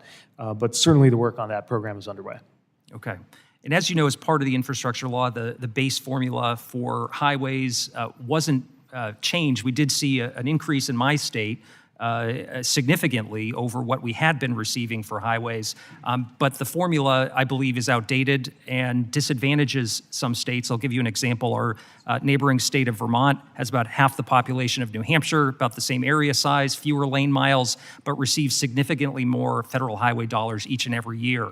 So I'm wondering if this is something that you are taking into consideration as we think about the discretionary grant opportunities that are contained within the infrastructure law, and whether or not you're open to either studying or looking at the highway formula moving forward.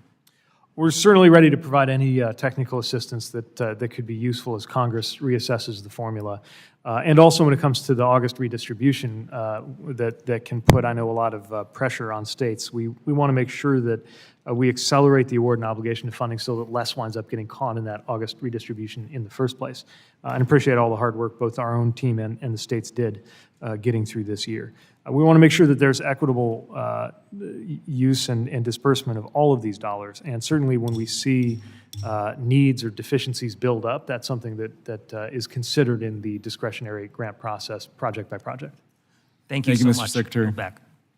Thank you, Mr. Secretary. The chairman now recognizes Mr. Edwards. Thank you, Mr. Chair. Mr. Secretary, thanks for being with us this afternoon and spending so long to answer all of our important questions. The IIJA spent more federal dollars than in many decades for United States infrastructure. Specifically, the IIJA authorized and appropriated $661 billion over 5 years for DOT programs, more than double the amount authorized in the previous Surface Transportation Law, the FAST Act. In preparation for this hearing, the committee requested from DOT the total amount of IIJA funding distributed to date.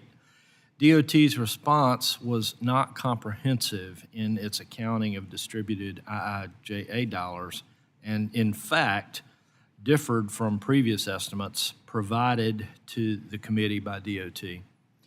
Do you agree, just a simple yes or no, that in order to effectively monitor funds, you should be able to accurately pull an accounting of what funds have been allocated and where they've been sent? Oh, absolutely, and I can assure you that we do. We take great care to make sure that we can track these dollars, but we also know how complex it can be to be able to answer what seems like a simple question when you're tracking this many projects. And so how can the department be trusted to administer hundreds of billions of dollars when it can't, at this time, provide clear and concise information to the committee of jurisdiction? Well, take a case where formula dollars go out to a state, and the state has met the requirement to be able to have those dollars passed to that state. Now, traditionally, we wouldn't follow those dollars past whether they were federally compliant. But the reality is for those dollars to turn into dirt moving, bridges getting built, or whatever the project is, we would want to know that. Now, the only way to officially require that information would be to impose a mandate on the state, which we don't want to do. We don't have the authorization to do. But we need to follow the funds so it's not a fire and forget sort of thing. All right. And so that's what we're working to try to make sure we create the visibility on, not just to make it available to the committee, but to make it available to the public, as you'll see increasingly available through the online tools we've created for project tracking.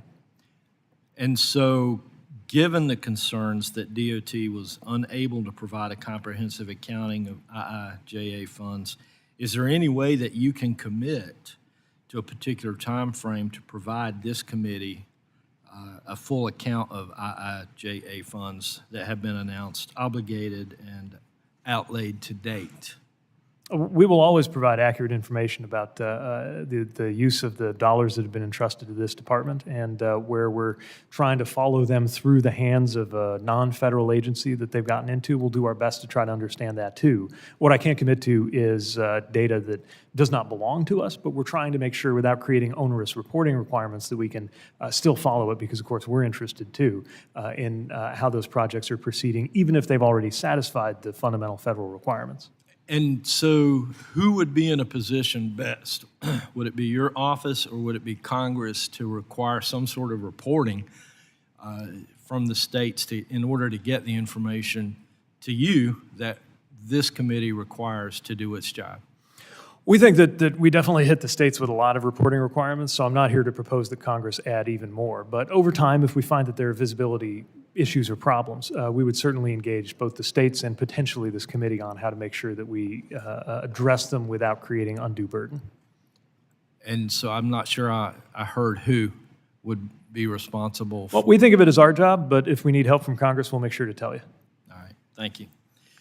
One other question, coming a little bit more close to my district. An important program in North Carolina is the Appalachian Development Highway System, the ADHS, which includes Corridor K in particular, which needs additional funding to complete its final segments. Can you share your thoughts on the importance of the ADHS and projects like Corridor K to improve access and mobility for isolated rural populations, including what that can be done for economic activity and quality of life in rural areas like I represent? We strongly believe that connectivity to highways and ultimately to the federal and interstate highway system is an important part of the lifeblood of any economy. And when there are communities, including Appalachian communities, that have been left out of that level of connectivity, we know that limits opportunities for families, for workers, for cities and towns and counties, which is why the ADHS is important, and I know enjoys a high level of support from Congress and from us too. When you have that kind of connection, horizons open, and it becomes more likely that people who live in these rural communities don't have to fear that the next generation won't find any opportunity on the soil that produced them. And we're very committed to doing our part to use transportation to benefit the future of those communities, including through efforts like the ADHS. All right. Thank you, Mr. Chair. I yield. Thank you. The chair now recognizes Mr. Auchincloss. Thank you, Chairman. Good afternoon, Secretary. Earlier, a gentleman from Arkansas insinuated that the Department of Transportation wasn't moving on getting critical money out of the door. Do you agree with that assessment? No, but I certainly share the impatience to get that money out the door. We're making sure we get it right, and we're making sure we do it promptly too. Appreciate it. I want to move now to highlight an important safety issue that impacts pedestrians, cyclists, and other road users. Under the New Car Assessment Program, NCAP, the National Highway Transportation Safety Association currently grants 4- or 5-star safety ratings to increasingly large vehicles because the program focuses only on the safety of those within a vehicle and not on how those vehicles impact those around them. Last year, NHTSA responded to concerns about this rating system by proposing an optional pedestrian crash worthiness test within NCAP.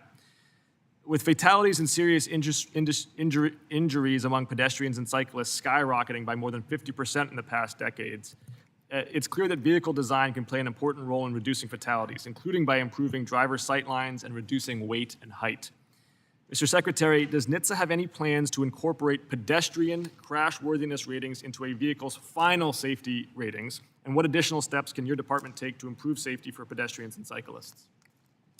We know that the increase we've seen in roadway deaths has largely been driven by what happens to pedestrians and cyclists. And so if our understanding of vehicle safety only includes what is inside the vehicle, we're missing an important part of the story.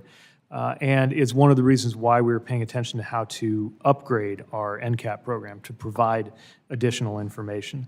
That includes attention to the effect of a car's design on those who are outside the vehicle. And NHTSA is working on upgrading the program to provide more information about various things that could lead to improvements and avoid crashes. Things we're considering include blind spot detection, blind spot intervention, lane keeping support, and importantly, AEB, automatic emergency braking for pedestrians, which I think is important.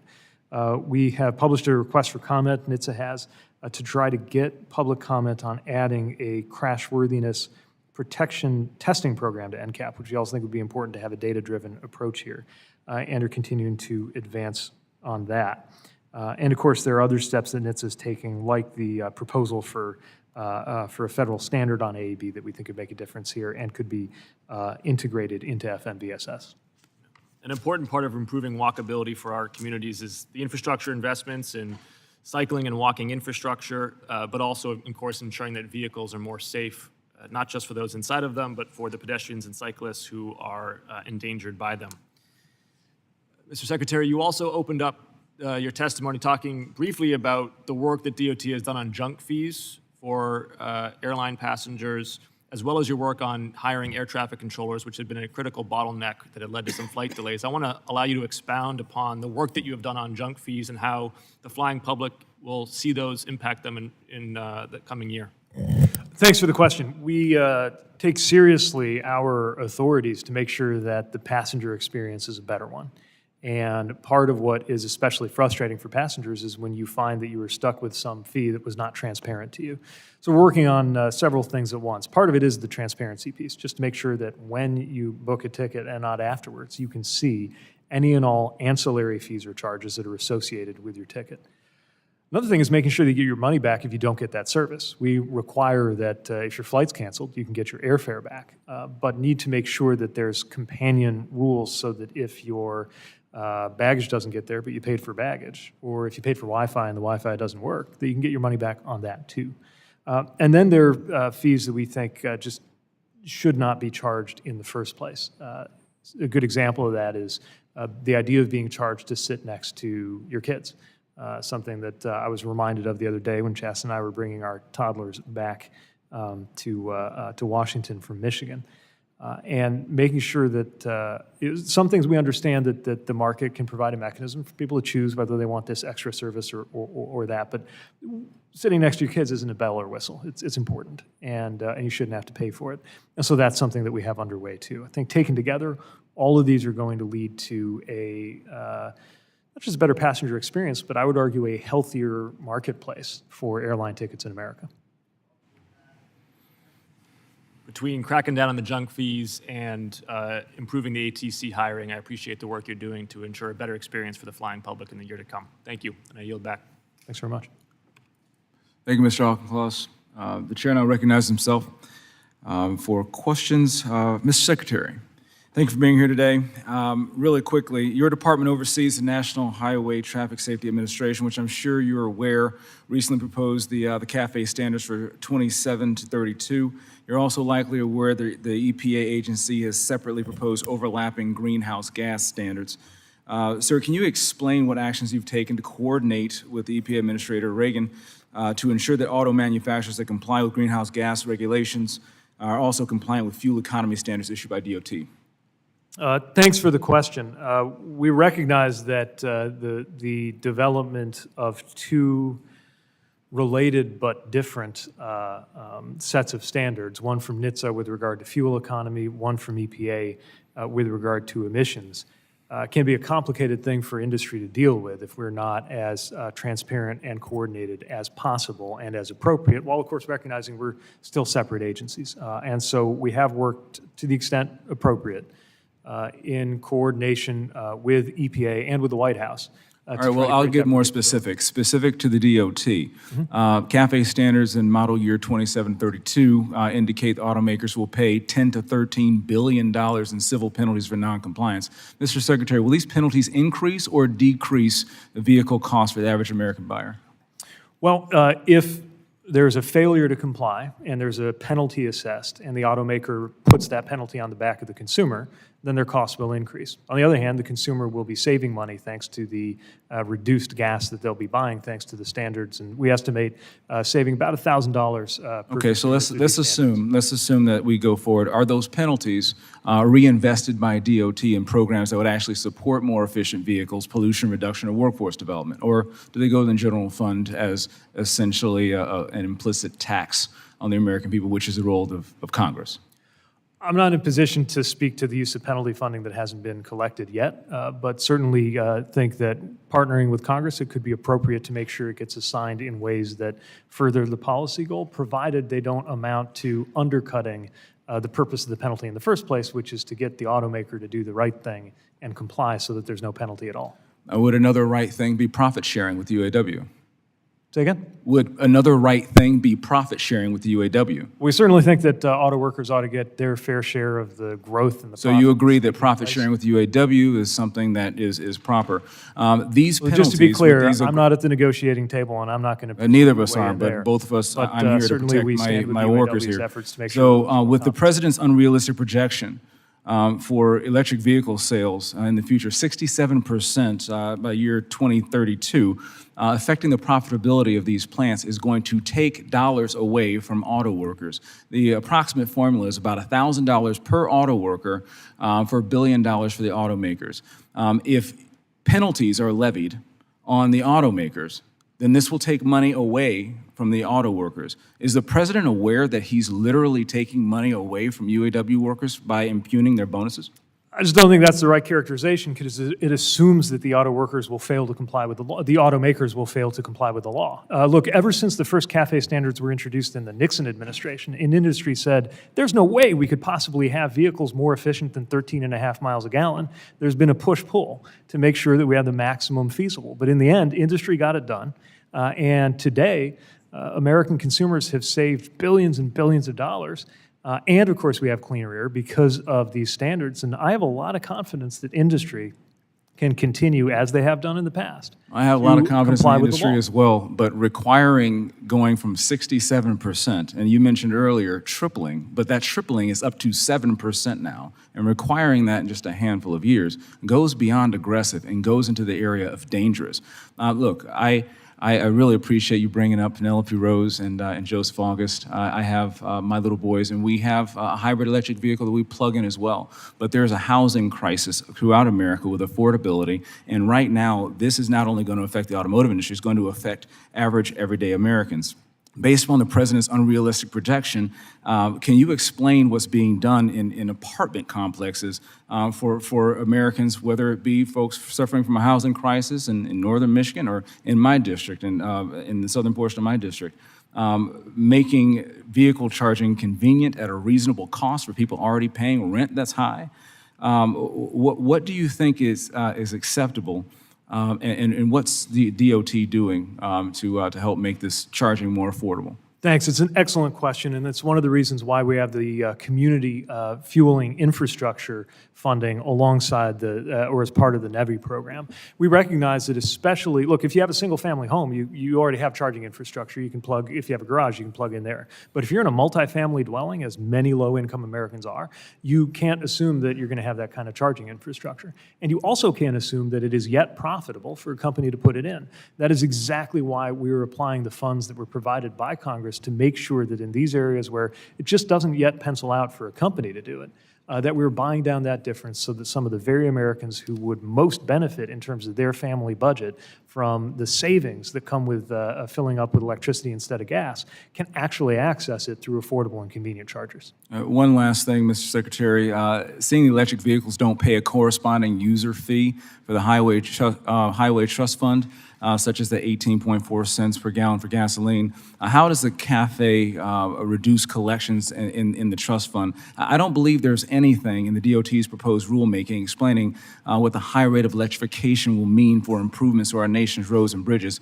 Effectively, this rising debt of the federal government will put increased pressure on Congress and this committee to fund infrastructure improvements through the general fund. And that seems to be a major omission in the administration being honest about ensuring our nation's roads and bridges don't deteriorate further due to the higher CAFE and greenhouse gas requirements, and further pushing the cost of this EV transition onto folks who are least able to afford it. Can you comment on how we can maintain our infrastructure with the increased weight and decreased funding for our infrastructure? Sure, and again, ever since CAFE standards began in the Nixon administration, improving the average efficiency of a car past 13.5 miles per gallon, there has been the effect, alongside all of the money that it saves drivers and car owners, that it also means that because Americans are paying less for gas, they're paying less gas tax. We think Americans paying less for gas is a good thing.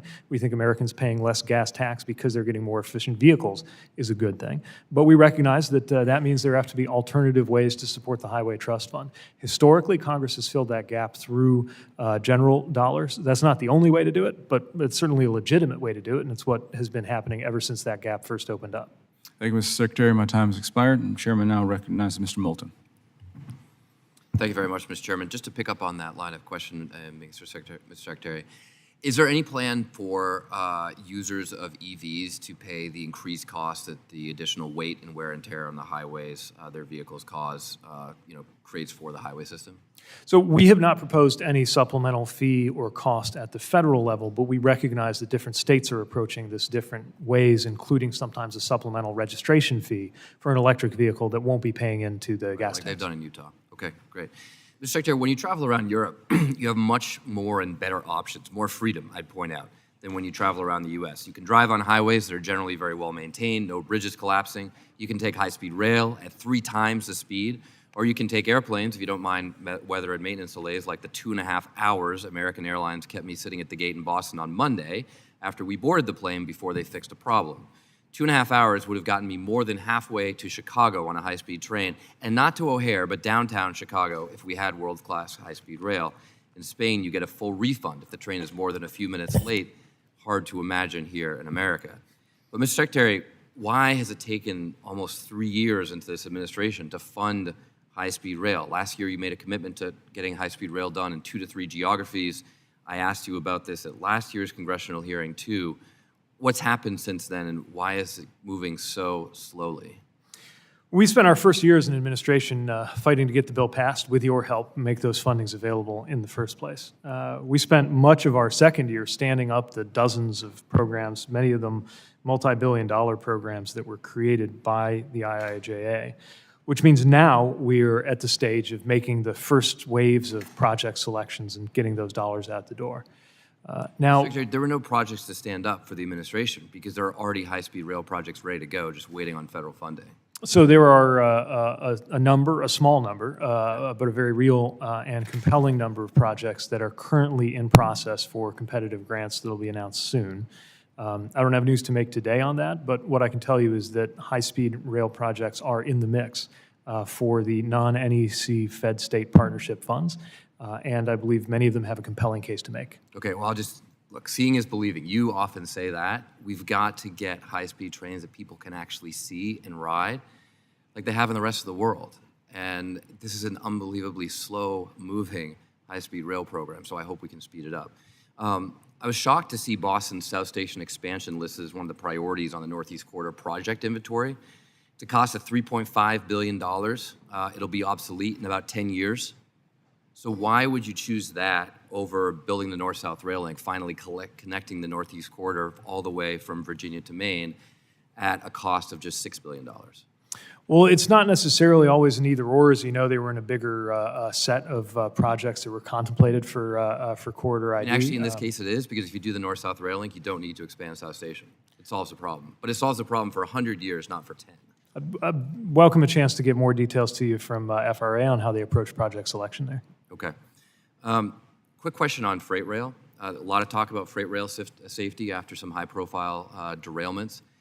There's a bill floating around the House and the Senate that will put more wayside detectors along the routes at a significant cost, although not that much. This is a 1960s technology. We have an opportunity, a transformative opportunity right now in America to leapfrog that and just have detectors on every single car. So an engineer would know instantaneously if there's any problem. I mean, this would be transformative for rail safety, ultimately saving the industry millions and millions of dollars, but they just have to get the instigation to actually put this widely available technology on their freight cars. So why are we doubling down, literally doubling down? That's what we're doing. We're adding more 1960s technology when we all have wearable devices that could be worn by freight cars and solve the problem much more effectively for the future. Well, the conditions for a wearable device are a little bit different than the conditions you experience on the underside of a freight car, but we certainly welcome the development of technologies that are newer, more effective, more comprehensive. And I very much welcome the work that's going on the Railway Safety Act. I'm actually amazed that you were the first member today to give specific mention to any of its provisions, because we think it is wildly important, in addition to the work that we're doing with the authorities we have, to get more backing and more legislative authority to increase accountability and safety. And We have this technology on intercontinental ballistic missiles. I think if it can survive an intercontinental ballistic missile in space, it can handle the underside of a freight car. Let's get it done, and let's really move the industry forward and not just double down on the 1960s technology that's a quick fix and won't really make any meaningful change. We're for any change that puts us better off than where we were, but agree that we should be skating to where the puck is going and try to make sure that we're not just catching up to technologies that might soon become obsolete. Great. Thank you. Thanks, Chairman. Gentleman yields. Mr. Kane. Thank you, Mr. Chairman. And I would like to thank you, Mr. Secretary, for being with us today. New York City's congestion pricing plan received approval from the Federal Highway Administration in June of this year and is expected to go into effect early 2024. As I'm sure you know, the approved plan will charge commuters, many from my district, up to $23 just to enter New York City. I was happy to join with my colleagues on this committee, passing a resolution opposing the congestion pricing plan. The plan is deeply flawed, it's unfair, and it represents a money grab on New Jersey commuters' wallets. Why did the FHWA approve this plan so quickly, despite findings on a preliminary environmental assessment revealing that environmental harm to New Jersey communities and other New York boroughs? I'm not sure I can honestly concur with the characterization of the process as quick. It was held up under the previous administration. We inherited it, and Federal Highway spent the entire time that we've been here up until this summer working through the process to make sure that the project met the requirements of the law. Now, to be clear, US DOT doesn't have a policy role here in deciding whether this is good policy or not. That's a state decision. And any exchange of revenue between the states is to be negotiated among the states. But of course, Federal Highway Administration does have a responsibility because of the federal connection with the value pricing pilot program to oversee the NEPA process. And it's probably the only context in which I've been urged by some members, not all of this committee, to have a permitting process take longer instead of having it go quicker. What I can tell you is that it was thorough. The process included over 22,000 individual comments that were received and that were reviewed. With respect, this plan is a gut punch to my constituents and many others within the region, and I just want to let you know of their grave concern in this regard. I respect your perspective on that, and do want to emphasize that the vast majority of commuters in your district who get to Manhattan by transit are benefiting from the IIJA investments that we do have direct responsibility and a role in. I think you're anticipating my next question, if I may. The Gateway Project benefits not only New Jersey, but the entire region and the country. Completion of that project and increased commuter rail access into and out of New York City is years away from that full project being completed. Many in my district, along the Raritan Valley Line of the New Jersey Transit, commute every day into New York City and are increasingly frustrated with the need to transfer at Newark Penn Station, while other New Jersey Transit lines have the benefit of a direct connection into New York Penn Station. My bill, the One Seat Ride Act, passed this committee in July with the objective of studying the benefits of a non-transfer option on the Raritan Valley Line into and out of the city. Additionally, as was announced on September 6th by Governor Murphy, the FHWA has awarded an additional $425 million in federal transportation dollars to NJDOT as part of the federal August redistribution process. The additional spending will be split, $315 million to NJ Transit projects and $110 million for NJDOT projects. The Hunter flyover, which is key to realizing one sea ride, and these dollars seem appropriate for helping to complete the Hunter flyover, which is integral to residents all along the Raritan Valley line. Can I have your commitment to work with me and the NJDOT to helping to make sure that the Hunter flyover is prioritized so we can help my constituents and many others across New Jersey gain access to a one-seat ride option in the very near future, even before the totality of the gateway is completed? Thank you. We want to make sure that this project receives every due consideration and prioritization, and welcome the opportunity to work with you on that and the gateway effort more broadly. We know how important it is to New Jersey commuters and to the region as a whole. Yeah, and to the entire country. Agreed. Extraordinarily important, and I will continue to work on that with you. And then, if I may, on the IIJA, the workforce shortage in the construction industry has grown, and there's a pressing need for effective training programs that quickly developed an effective workforce. Can you talk to me a little bit about how the DOT and HWA is actually collaborating with industry associations to leverage existing programs and to grow other lessons in programs? Thanks for the question. It's a timely one. We need to make sure we have the workforce ready to deliver on all of these projects. We welcome that challenge because it means lots of good paying jobs, but it's a real challenge. And so we have engaged not just industry, but community colleges, labor unions, transit agencies, everybody who has some role in preparing workforce. And I would emphasize that workforce is often an eligible use of federal aid highway dollars, including formula dollars. So in addition to it sometimes being a factor in our discretionary grants, we also welcome and enthusiastically encourage states to use dollars for that purpose. We know it's just as important as the steel and the concrete for getting these projects done. Okay, thank you. I yield back. The gentleman yields, Ms. Strickland. Thank you, Chairman. Nice to see you, Secretary Buttigieg. I first want to take a moment to thank you and your department for all the work that you've been doing to successfully deploy infrastructure funding, especially in Washington State. This June, I had the privilege of touring several projects, and I want to call one out in particular because I think it's a really great example of this in work. The Nisqually Indian Tribe, which is in my district, was a beneficiary of the Thriving Communities Grant Program. And as you know, this is really made to provide technical assistance to under-resourced and disadvantaged communities. And by the way, those definitions are not subjective. There are facts and data that go to show which communities fall into those categories. In my district, the Nisqually Tribe is using these federal grant funds to pursue a decarbonization initiative work plan that's going to support energy-efficient transportation facilities, including their new Nisqually facility and transportation building and EV charging stations. This work would not have been possible without the IIJA and your department's strong commitment to equity, to modernization, and to our infrastructure. So I want to say thank you. I want to switch a bit now, Mr. Secretary, to high-speed rail as raised by Mr. Moulton.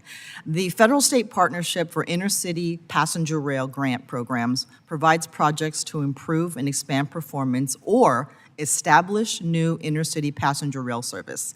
The Washington State Department of Transportation has submitted a grant application to FRA to advance the Cascadia Ultra High-Speed Rail Project. And this proposal is going to be transformative for the Pacific Northwest. It includes British Columbia, the state of Washington, and the state of Oregon. And we're creating a corridor for great jobs, for research, for technology, for agriculture, the entire ball of wax, and having this will be a game changer.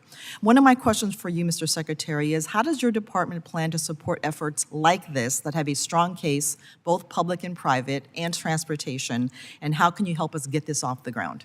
Thank you for the question. We are enthusiastic about passenger rail in general, high-speed rail in particular, and also especially welcome regional partnerships that work across those state lines or other jurisdictional boundaries to try to benefit and lift up an entire region. I'll take care not to comment on the merits of anything that's in an active consideration right now, but certainly have heard and understand the enthusiasm around the potential of the Cascadia. And the best way I can answer your question is to say that we're applying those IIJA dollars as best we can to, as you noted, introduce as well as restore passenger rail routes. And we recognize that we won't be able to have a full nationally built-out high-speed network just with this 5-year authorization, but it gives us the best start we've ever had to introduce it in places that haven't seen it before. And I think when Americans experience high-speed rail, they're going to want more each time the question comes before this body. No, absolutely. And what's exciting about this, again, we have multiple jurisdictions supporting this. We have private sector support for this. And also just understanding that when we talk about high-speed rail, the Pacific Northwest, which is in the northwest corner of the U.S., often gets overlooked in this conversation. So we want to make sure that you're aware that we are out there. We're very enthusiastic about this, and we need your support. With a little bit of time I have left, Mr. Secretary, I want to switch a bit to the DBE program and equity in federal contracting. I know that you addressed the Congressional Black Caucus about this, but I want to highlight this issue again. How is your department tracking progress of these equity requirements from the IIJA? And again, I will state this. Equity is something that can be measured. The other thing I want to talk about too is what type of oversight or enforcement is your department going to impose upon states so that they are living up to their responsibility as well? Thank you. Well, thank you for the question, and you're right. We can track and measure how well we are doing, and we're holding ourselves to rigorous targets. It starts with our own federal spending. The truth is that's not the majority, but it's billions of dollars, and so we're working to make sure that the contracting directly done by the DOT is meeting our goals, and I'm pleased to report that we have met and exceeded our goals for SDB utilization when it comes to direct federal spend. But as you noted, so much depends on the states, not just in terms of their basic compliance with things like Title VI, but we hope their proactive commitment to making sure that the goals of DBE programs are met. So we've made sure that we're putting out the right kind of guidance about administering and overseeing projects with alternative contracting and procurement methods that are still compliant, but that can open more doors to firms that maybe haven't participated in the past. We're working hand in hand with recipients to try to make sure that they get the training that they need. And through our OSDBU, we're doing the technical assistance and capacity building that we think will build up that DBE business base as well. We're very close to being able to announce a final rule on the updates to our DBE program overall, and continue to believe very strongly that this is a big part of how the economic potential of the IIJA can be met. Absolutely, and this is a conversation about inclusion. It's making sure that all of these investments are benefiting the entire community, and it helps a lot of our communities that have been shut out of wealth building build wealth. Thank you, Mr. Secretary. Thank you. I yield back, Chairman. Gentleman yields. Mr. Williams. Mr. Secretary, welcome. Just a couple questions. I'm trying to get to some points here. As mayor of South Bend, did you have operational oversight over the airport? No, that was a county body. County project. And as your tenured mayor, were there major highway projects either initiated or completed during your tenure there? Yeah, probably the biggest was the effort that we did with the highway pair that goes through the heart of our city. It's I-90? Street and Main Street. Say again? Is that I-90? No, it was originally US 31. We got a relinquishment from the state to get it done. Proud to say we got an award from the US DOT on that work. What was the approximate budget of that? Do you recall? Just The particular project that we were doing on the streetscape, that's about a $25 million project. Streetscape, okay, 25 million, thank you. I understand that in South Bend that you wanted to construct a new train station downtown. How did that go? Well, we didn't initiate a project to build a train station downtown, but certainly something that I believed as mayor could benefit the city, and still hope someday that that could become a reality. In order for it to become a reality, there'd have to be cooperation from the freight railroads that have a lot of the right-of-way that goes into it, and a level of funding that, at least on my watch, was not present at the city level. But I'm hopeful that, obviously, there's new leadership in South Bend doing a great job. But I'm hopeful that one way or another they can enhance rail connectivity, because I think it really benefit the community. Yeah, I did read about the South Shore line there at the airport and the Amtrak station somewhere in the Netherlands between downtown. I draw on that experience to think about the transit budget that you managed in South Bend of I guess CNN reported as $10 million and 47 buses, to $90 billion approximately for your department today. Given this experience and having demonstrated a superior work ethic, I was going to ask that you draw attention in your $90 billion budget to properly staff the New York Terminal Radar Approach Control. Currently, it's at 54% staffing. You may know that this causes a lot of delays on the East Coast in and out, particularly of the New York City core airports, the main three. And it disrupts air travel. What are you doing to approach that? 54% seems quite dangerous. Well, it's not dangerous in terms of safety, but I agree that it's unacceptable. While we always make sure that there is adequate staffing to safely manage flight operations, when you're at 54%, what happens is that you have far more overtime going on.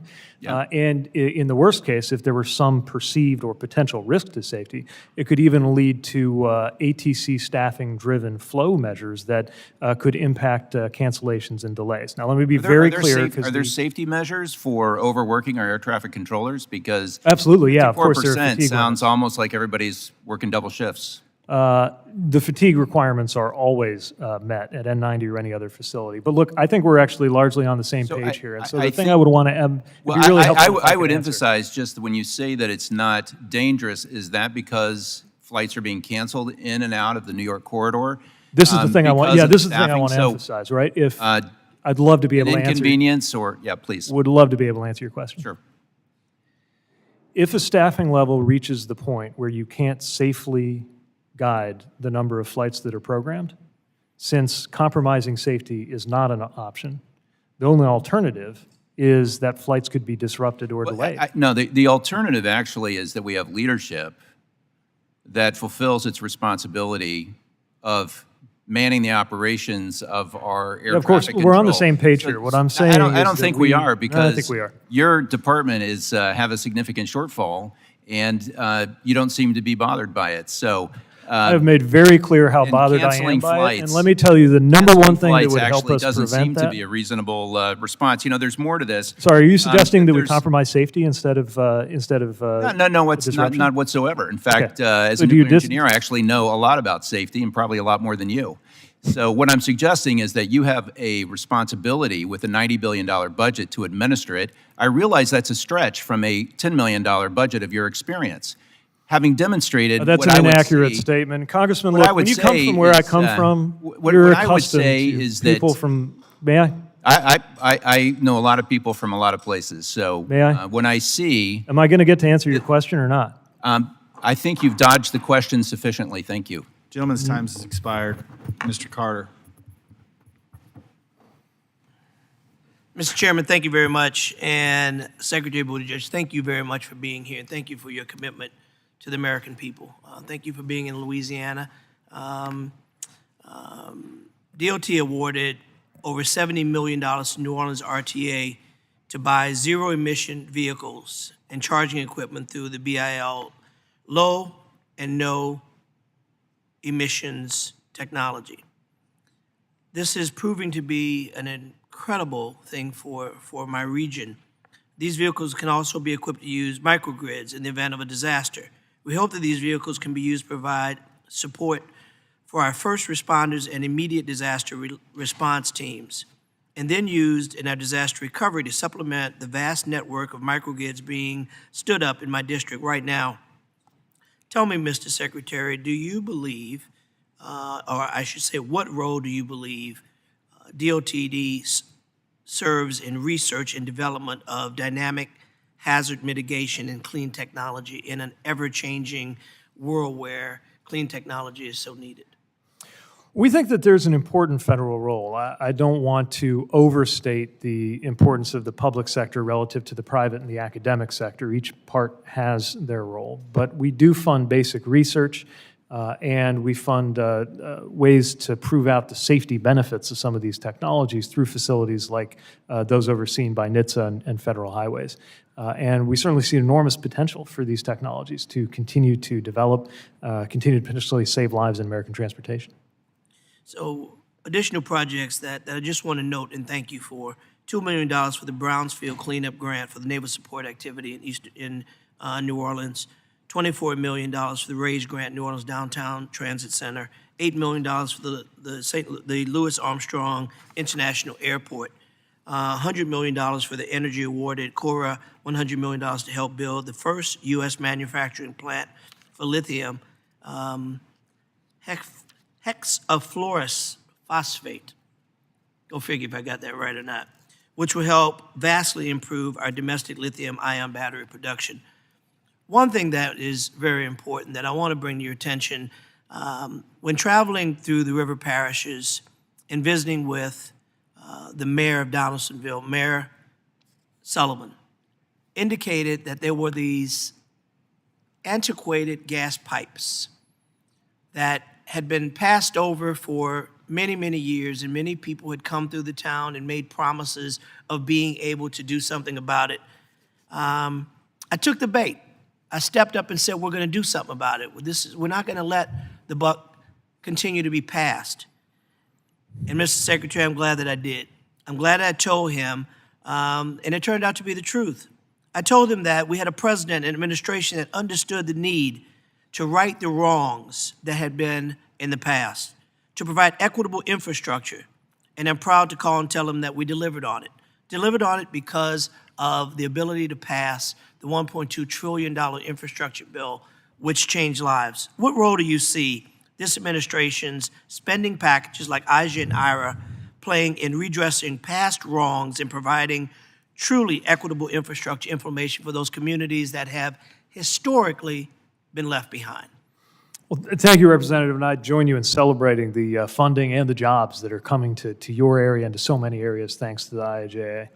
I also appreciate you mentioning the issue of pipes and pipelines, because it's not something that is often is publicized in the context of our work, but we've been able to benefit the safety improvements that are needed on a number of pipes operated by smaller entities that might not be able to do that otherwise, including one that I was able to visit in New Mexico.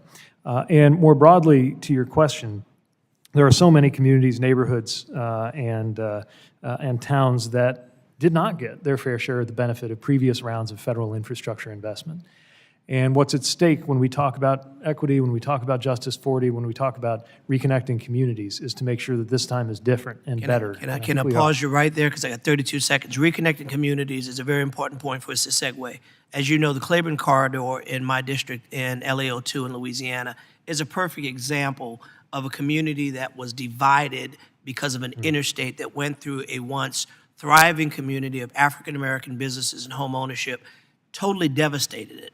I know that we received some planning money to further look at that. Just want to continue to put that on your radar screen as what I believe would be a perfect example of how United Communities can really work as an example for the rest of the world to see. And lastly, in my final 3 seconds, I've talked to you multiple times about little town of Gretna.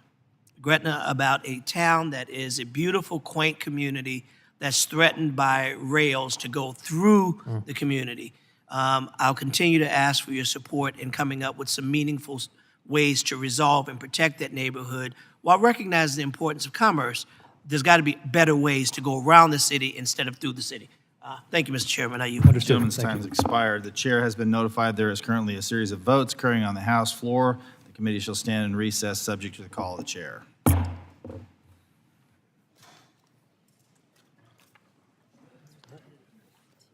Great.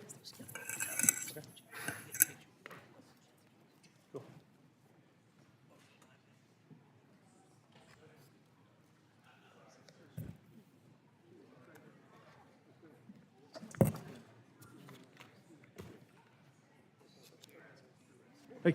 Thank you. I won't forget Gretna. You No, won't let please me. don't. No, please don't. That's important to me. Thanks so much. I appreciate it. Comes with territory, right? Yeah. Thank you. But if you would. Yeah, let's stay in touch on that for sure. Great. Thank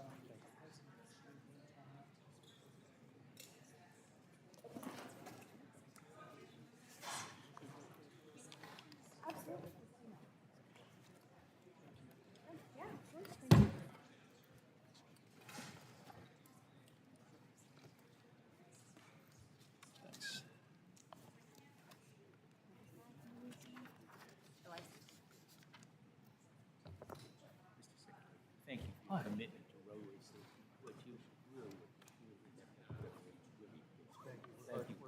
don't get credit for it. I appreciate it. Thank you. Long way to go, but thank you.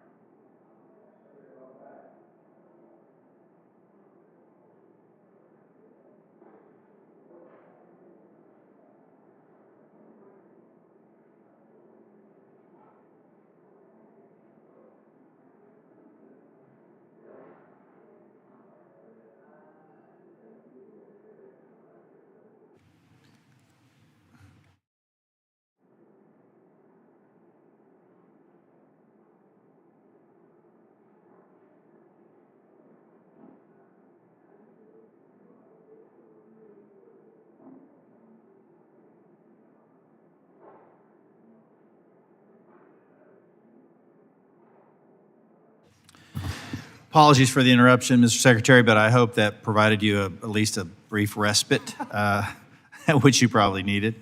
Thank you. The Committee on Transportation and Infrastructure will reconvene the previously recessed hearing. Now recognize Mr. Ezel for 5 minutes. You got here just in time.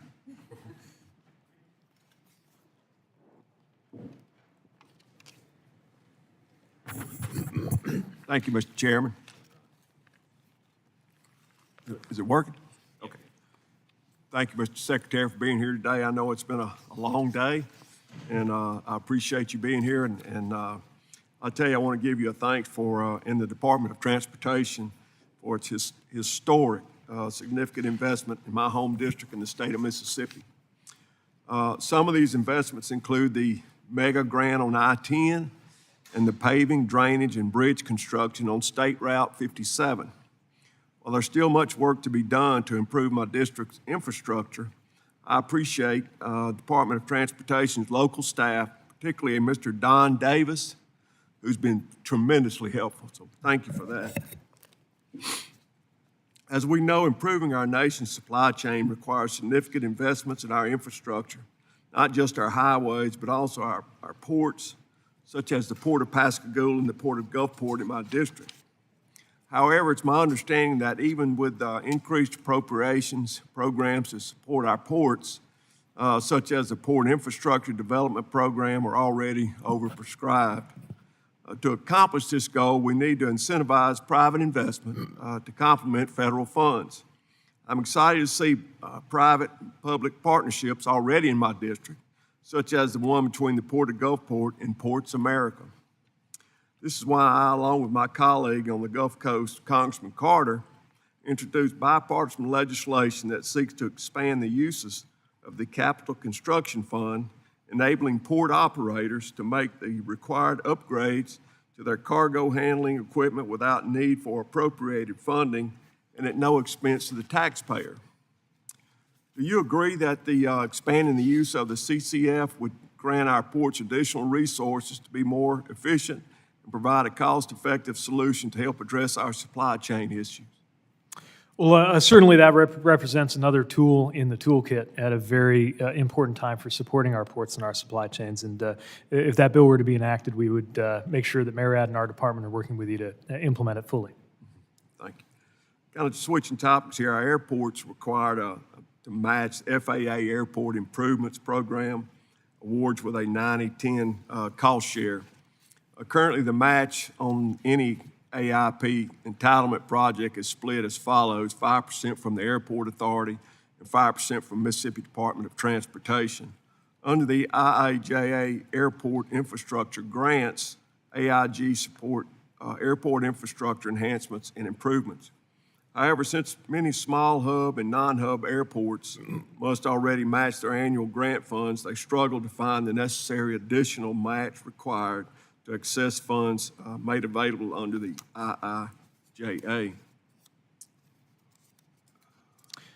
So when it comes to the match, and this reflects something that comes up often in different projects, that the project sponsors we most want to help may struggle to put up that match. The AIG match tracks the AIP match, so it's the same requirement. But and the reason I'm consulting my notes, I want to make sure I get this right. There are some other factors that aren't shown in that general 10% category that are worth bearing in mind. One is that if you're in a location with an EAS designation, or if you're in a state with a historically large amount of public lands, that can accompany a discount. So in practice, the matches can get lower, closer to 5%, but it does depend on the circumstances. And we recognize that what might seem like a small percentage can still be a big deal for the airport trying to get the project done. Thank you, Mr. Secretary, for your patience today and answering all these questions. And Mr. Chairman, I yield back. Thanks, Representative. Gentleman yields, Mr. Menendez. Thank you, Mr. Chair. And I want to let our colleague from Alaska know that we continue to think about her and her family and keep them in our thoughts. Mr. Secretary, thank you for your testimony here this morning, now afternoon. The Infrastructure Investment and Jobs Act has been instrumental in improving New Jersey's infrastructure, which received a C- on the American Society of Civil Engineers 2021 Infrastructure Report Card. In formula funding alone, New Jersey is expected to receive over $8 billion to improve our road and bridge infrastructure, and over $4 billion to improve public transportation options across the state. The 8th District, which I have the honor of representing, is a hub for transportation infrastructure of all forms, not just for our region, but for our country.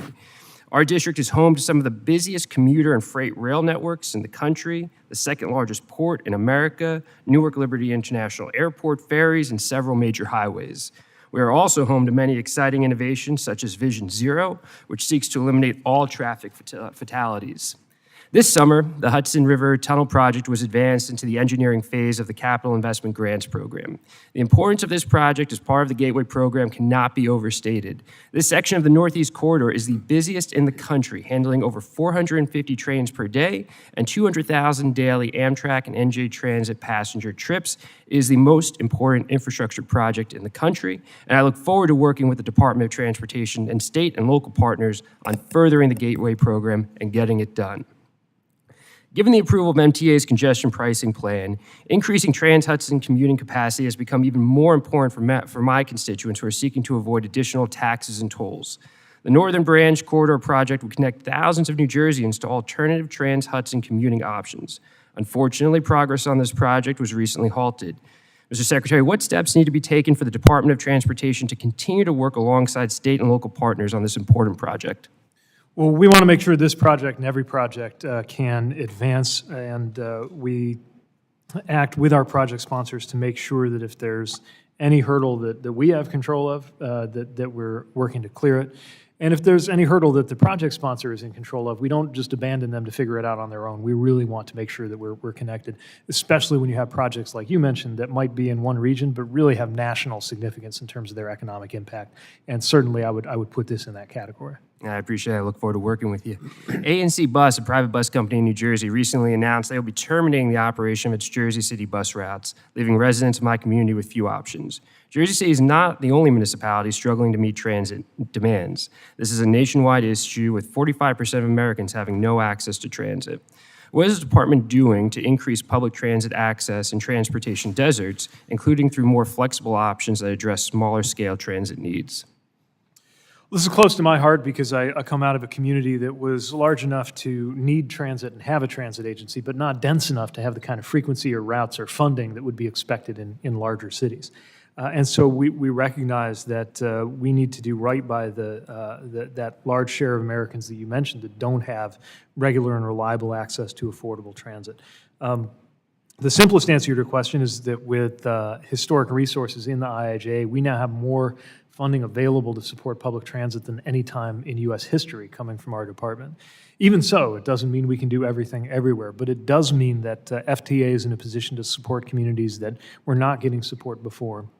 And I should emphasize that when we talk about something like equity, something like Justice 40 criteria being incorporated into FTA's competitive grant opportunities, this is part of what's at stake, benefiting places that just didn't have that, haven't had those resources, either because there's no service at all or because it doesn't have the reliability and the frequency to really become part of people's daily plans, and in turn to get the revenue that would allow them to enter a virtuous cycle of more reliability and more frequency over time.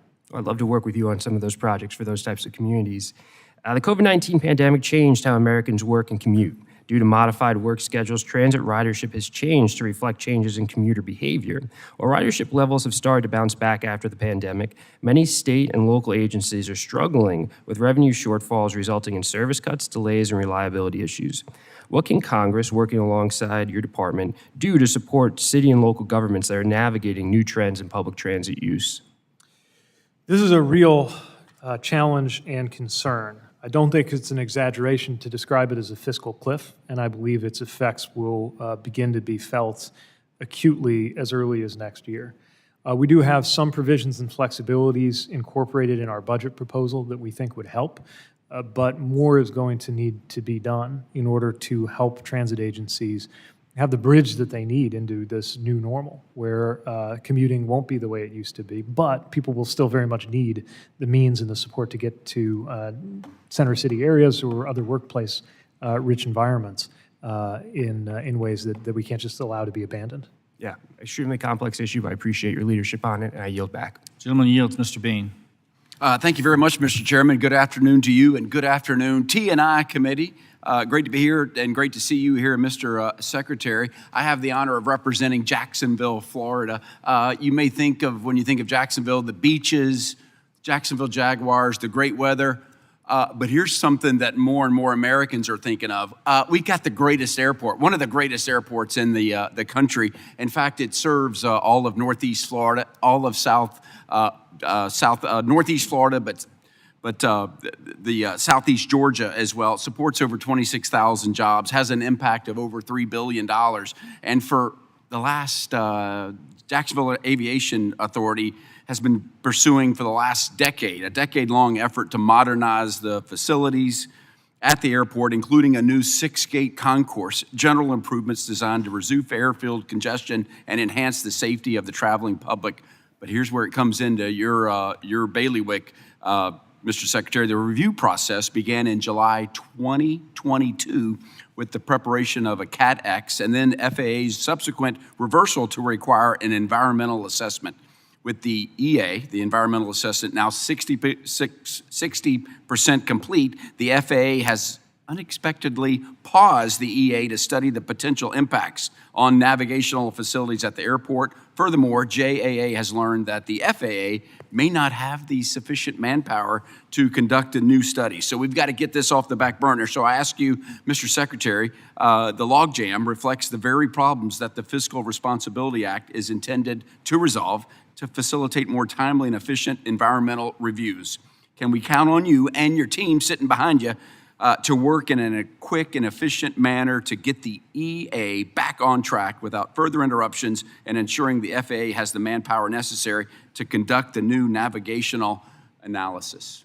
Thanks. We will work with you to seek a way forward here. I know how important it is, and I understand the complexity of the issue, but we don't want to get in our own way when it comes to improvements that are needed at a fast-growing facility like Jacksonville. Right. I think the frustration is they haven't heard anything, and they've asked me, hey, let's talk to the secretary about just somebody. I know you got a whole team sitting behind you, but Jacksonville is ready to move forward, and we hadn't heard from you. So thanks for bringing that up. I also have the honor of representing a lot of air traffic controllers. You have a big Jacksonville center right there. It's one of the busiest places. I've been there. I've sat with them. It's amazing. It's a very stressful job. Many are working 6 days a week because we're thin. You know that, we're thin. What can I tell them? I got to go back and bring them greetings about what's our plan to bring in new people. What should I tell them, Mr. Secretary? Well, thanks, Representative. You can tell them help is on the way, and that's part of what's in both the budget we put forward and part of what's at stake in the reauthorization work. And we appreciate everything you and this committee have done on that. We're at 1,500. That was our hiring target this year. We were able to do that. Our budget is for 1,800 next year. And you're right, Jacksonville is one of, outside of N90, which has been discussed a lot, that covers that New York area. Jacksonville is one of those that is under the most pressure, sees a lot of growth, a lot of demand, actually well up above pre-COVID levels in that Florida market. The challenge there is the storms come in, there's the Space Coast, and they have a lot of planes. So the help is on the way, but I also want to flag something too.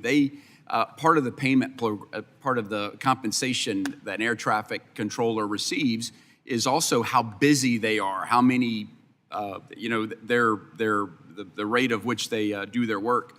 They can see they're sometimes getting paid less than other centers that are far less busy than them. I want to flag that to you, and perhaps there can be a fairness issue that you can oversee and make sure that they just want to be paid equally across the nation as that goes. So you're aware of that now too, which is good. I've got a company that's asked me about Buy America. Buy America program, which is great. We want to make sure American taxpayers fund American jobs. But what if there's no alternative? What if there's no alternative? What do you tell a company there is literally nothing they can buy in America to complete their project and it's stuck? What do I tell them?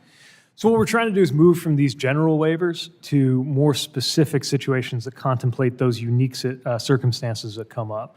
course, what we're shooting for is that over time there will be an American company that can meet that need. Right. But we know that sometimes in the interim it just can't get done. For example, we approved a waiver on a very specific piece of elevator equipment relevant to a bridge in Iowa. There's just no other way to get it done.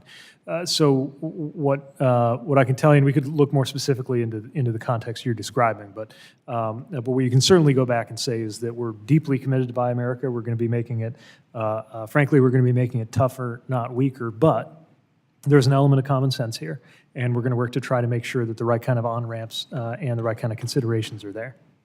Thank you, Mr. Secretary. Mr. Chairman, I yield back. Thank you very much. Gentleman yields. Ms. Sykes. Thank you very much, Mr. Chair, and thank you, Mr. Secretary, for your willingness to be here and your stamina. Really appreciate you coming back to deal with us. So one of the reasons I wanted to be on this committee was because I'm from Ohio. We're the heart of it all. We talk about all of the transportation networks and infrastructure that exists that's failing like many other communities, and the ability to oversee the bipartisan infrastructure law and how it can be impacting not only Northeast Ohio, where I represent the entire state of Ohio, but really the country. You can get anywhere within a matter of hours from Ohio, and it's very important in our networks. And whether I'm thinking of the high-level bridge that connects Akron to Cuyahoga Falls, the East Tuscaroras project in Canton, all of these are really critical projects. And I know the folks in Ohio's 13th district are yearning for an opportunity to share with you, Mr. Secretary, all of the exciting opportunities that you can fund and you can support through your position. And whether it's talking to operating engineers and local labor, we do hope to see you in Ohio in the near future. But I won't totally put you on the hook for answering a question in the affirmative, but I can feel like you want to be there. I want to talk specifically about something that you mentioned in your opening comments, rail safety. And I appreciate your acknowledging and trying to call to attention this very important issue and some commitments from my colleagues here. I get questions about the administration and whether or not the response was active, was appropriate or not. And my response is always, I'm a member of Congress and I'm concerned about our congressional response to rail safety. And so far, it has been shameful and quite frankly disrespectful to the people of Northeast Ohio and those who live in East Palestine. There is a bill that is pending in this committee right now, a bipartisan bill being led by the member who represents East Palestine that has not had a hearing. We have been refused a hearing, from my understanding, and not only is it making people question the administration, it's making people question Congress and whether or not, in fact, there are people who are willing to support and fight for them. And as you have acknowledged and recognized train derailments across this country, none, fortunately, not as detrimental and impactful as East Palestine, but with the potential to do so. I know you supported the Rail Safety Act in the Senate. There's just one more vote there, but it seems like as much criticism that has been based on the administration, Congress certainly, and the leadership here in Congress deserves quite a bit of that blame. So if you could talk about what you would like to see in terms of rail safety. I know we're all supporters of the two-person crew. I know we're looking for new hazmat and materials, but what else can we be doing? What should we be doing as members of Congress in order to protect those across this country from rail accidents like in East Palestine? Well, thank you for the question, and I want to applaud your attention and your focus and your very real work on the issue of railway safety.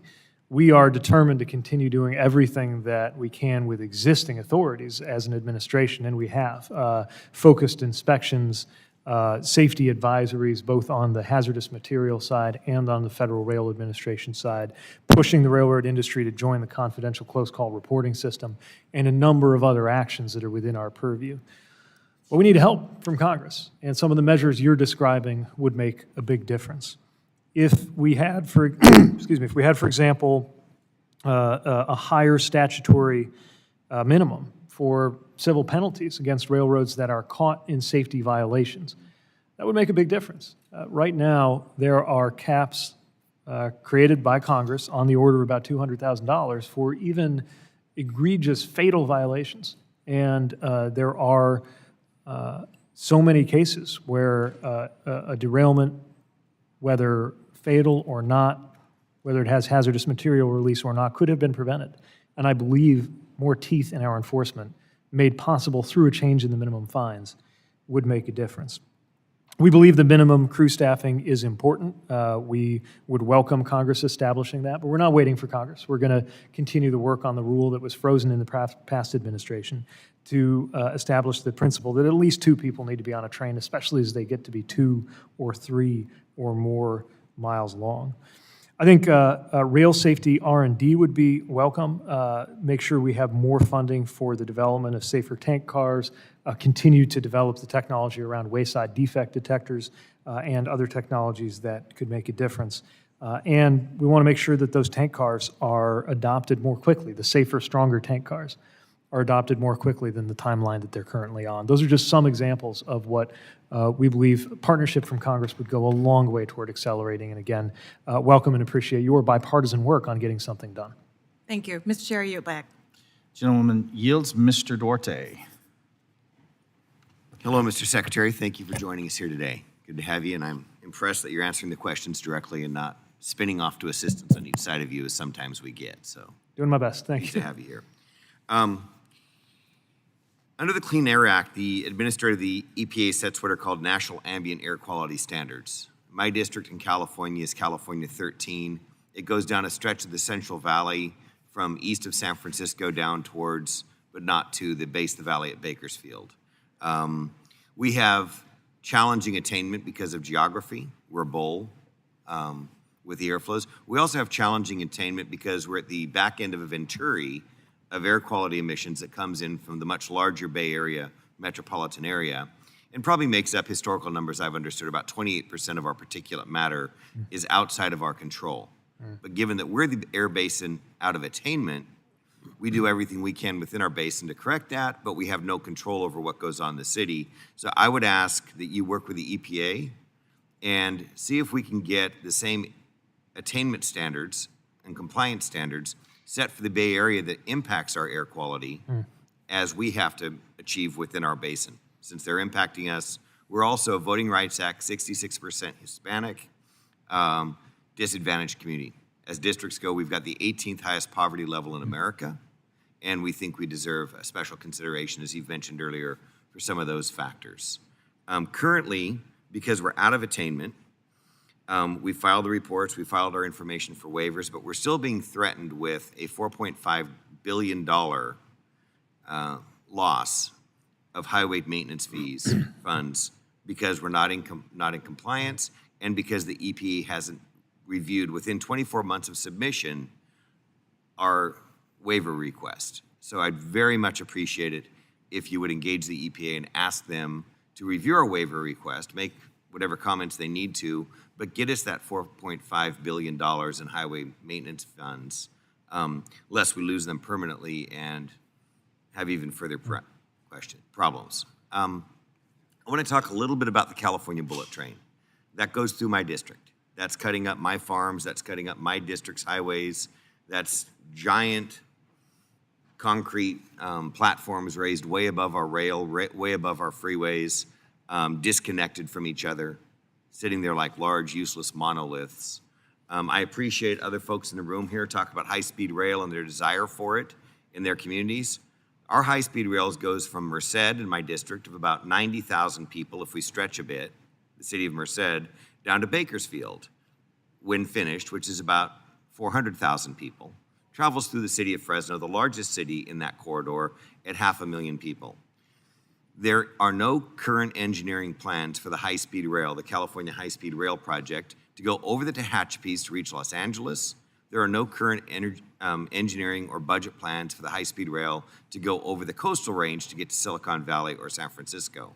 This, Mr. Secretary, is a useless project, and it's in the way of us widening our highways. We are a very significant transportation corridor between San Francisco and LA, up and down the West Coast. Both Highway 5 and Highway 99 go through our area. You can see major warehouse construction from all types of firms happening in my district. So please look at the California High-Speed Rail with some suspicion. I would add to an Inspector General's report that you may request. Please do a carbon study and look at the construction cost, the construction resources, the curing of the concrete, the steel, the energy it would take to run the rail, and calculate for yourselves by your own standards what passenger ridership would this rail system need as opposed to automobile travel to ever offset the carbon impacts of its construction and operation alone. And I'd suggest that this high-speed rail project is not anywhere near even carbon neutral. It is in fact a net carbon contributor to our atmosphere. So thank you for listening to that. I know I'm not giving you much time here. I'll ask you one thing. Does it trouble you that the federal government is giving subsidies to electric vehicles produced, through broad media outlet reports by slave labor around the world? Whether it's the mining in Congo or it's the factories in China, we're subsidizing electric vehicles produced with slave labor. And I'd like to put a stop to that. I'll let you have the last comment. Well, thanks. On the first piece, welcome the opportunity to engage EPA and see how we can be helpful there. On the second, I haven't seen the latest computations of a carbon inventory, but take the point that would be an important exercise.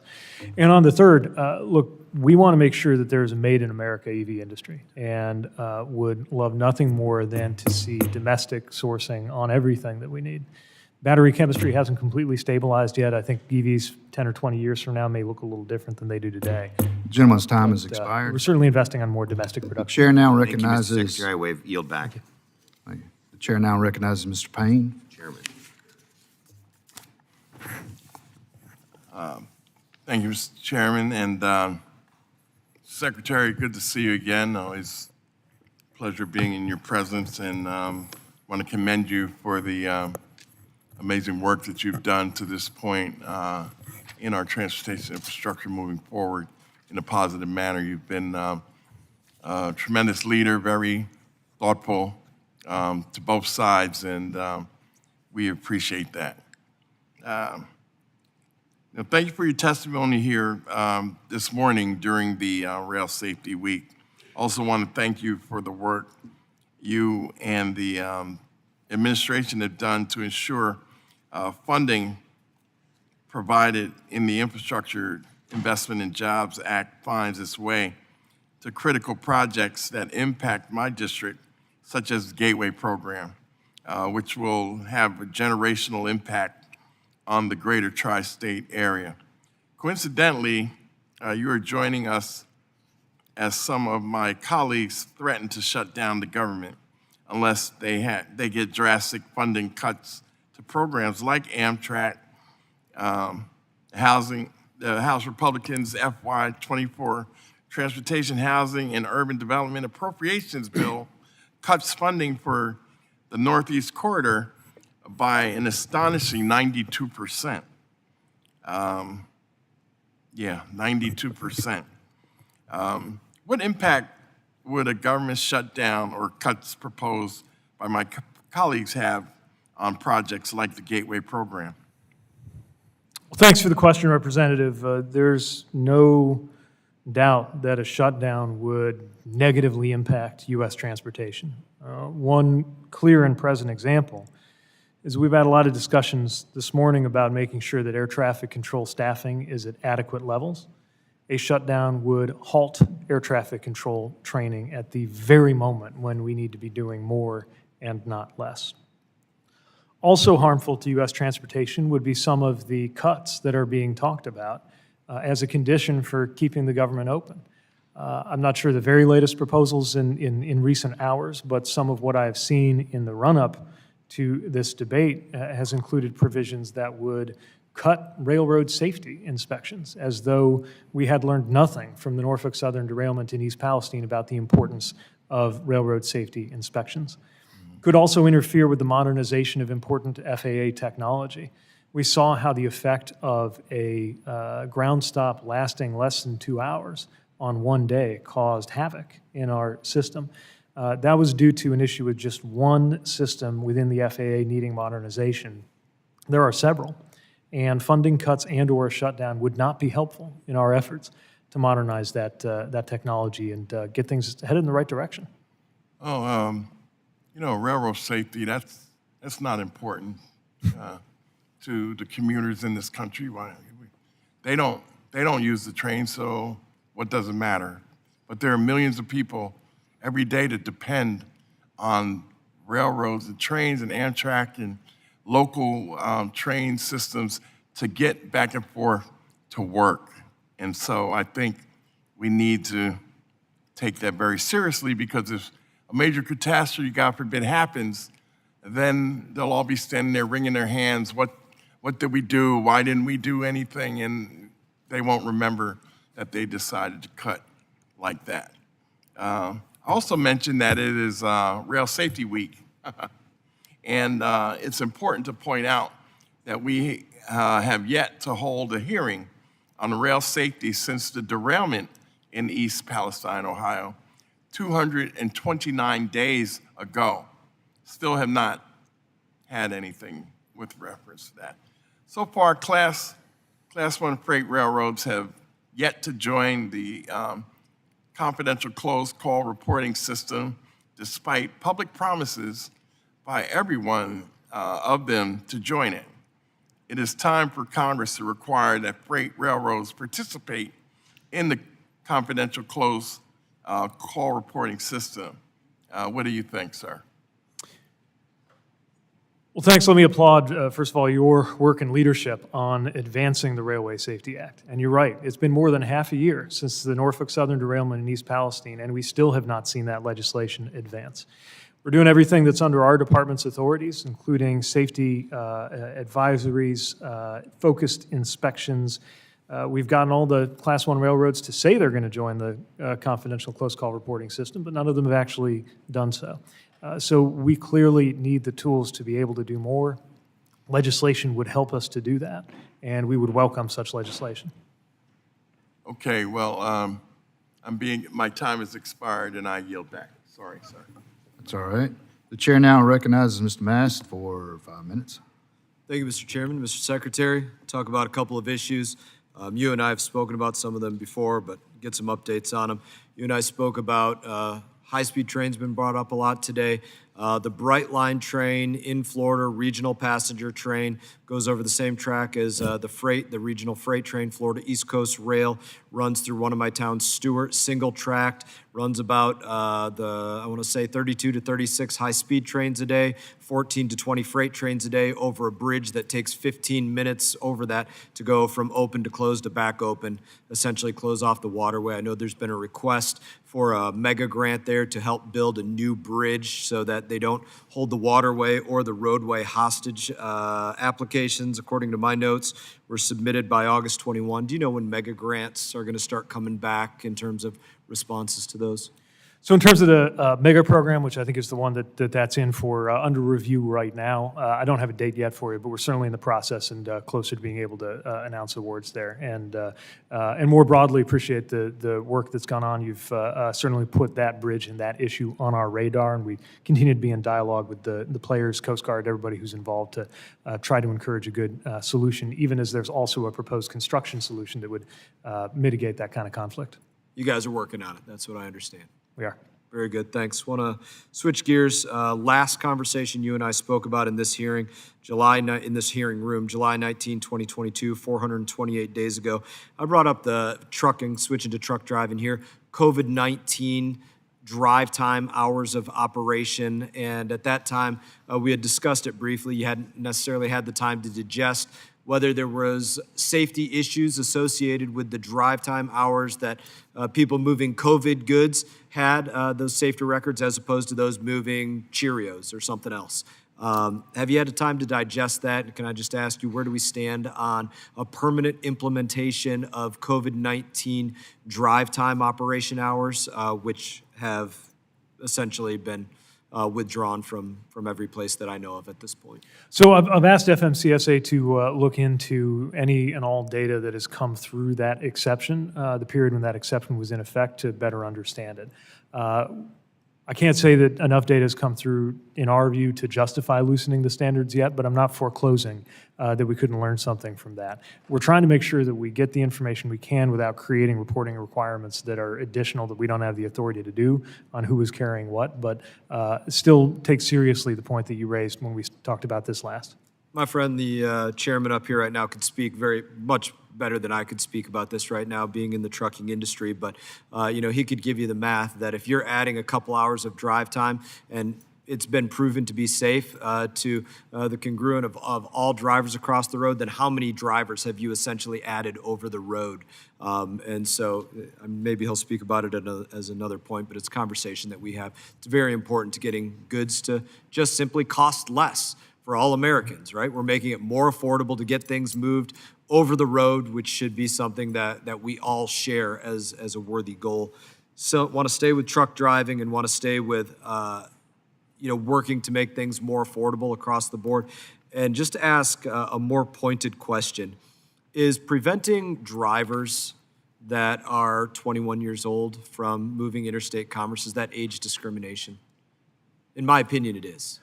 I don't view it that way because the age requirements we have, in the same way that we have age requirements around getting a regular driver's license, are informed by safety data about the likelihood of fatalities. Now, as you know, we got a You pilot. get a driver's license at 16 or so, depending on the state you're in, right? So Yeah, but I don't know why that's not age discrimination and 21 for a truck is. you're not an adult at that point. At 18, you're an adult.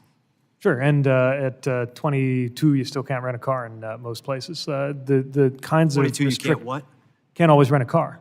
Rent a car. Right. Oh, we could argue whether that's age discrimination as well. I suppose we could. I guess my point is in that argument, I would say no because it's backed by data.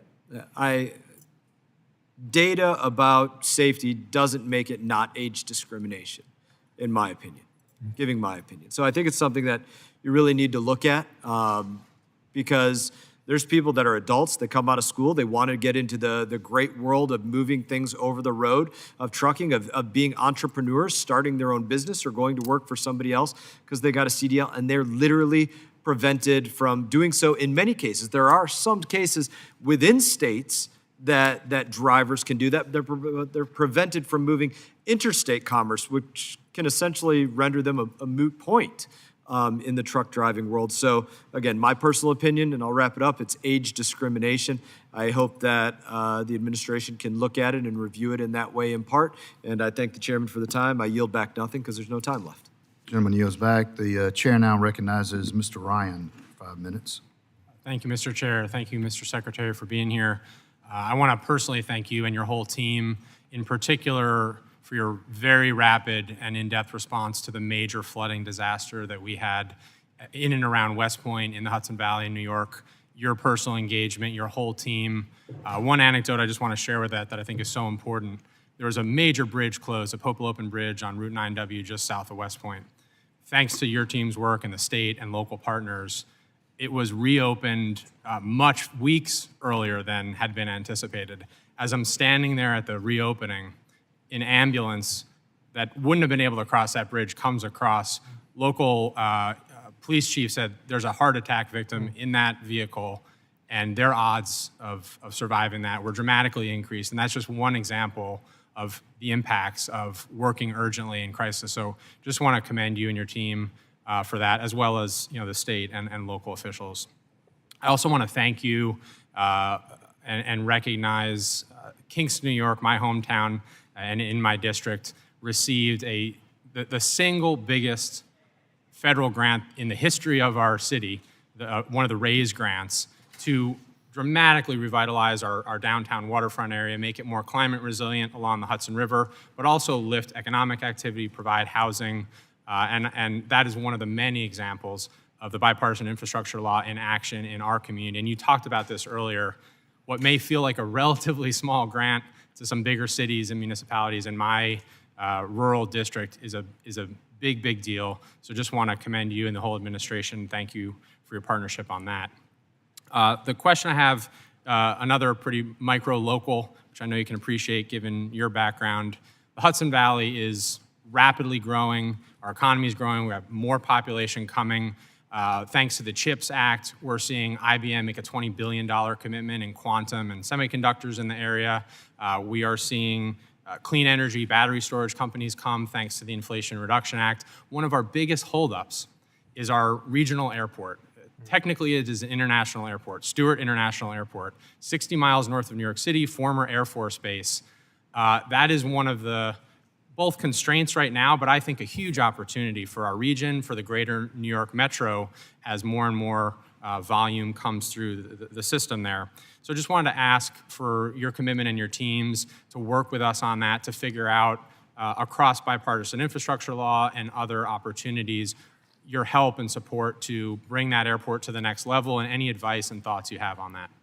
Well, thank you. And the issue of small and regional airports is close to my heart, coming from where I come from, and recognize the economic potential that can be unlocked by having strong airport infrastructure, not just at the very biggest, most famous global airports, but the ones that really matter to regions as well. And so whether it's the Small Community Air Service Development Program or the Essential Air Service Program or other resources that we have, including eligibilities for our discretionary grants. I mentioned in my testimony, one of those grants went to a community of 2,500, but their airport is everything to them. And we want to make sure we're there for facilities of all sizes. So certainly would welcome working with your office to identify potential funding streams, whether it's through the more routine aviation-specific programs or other discretionary resources that could make a difference to Stewart.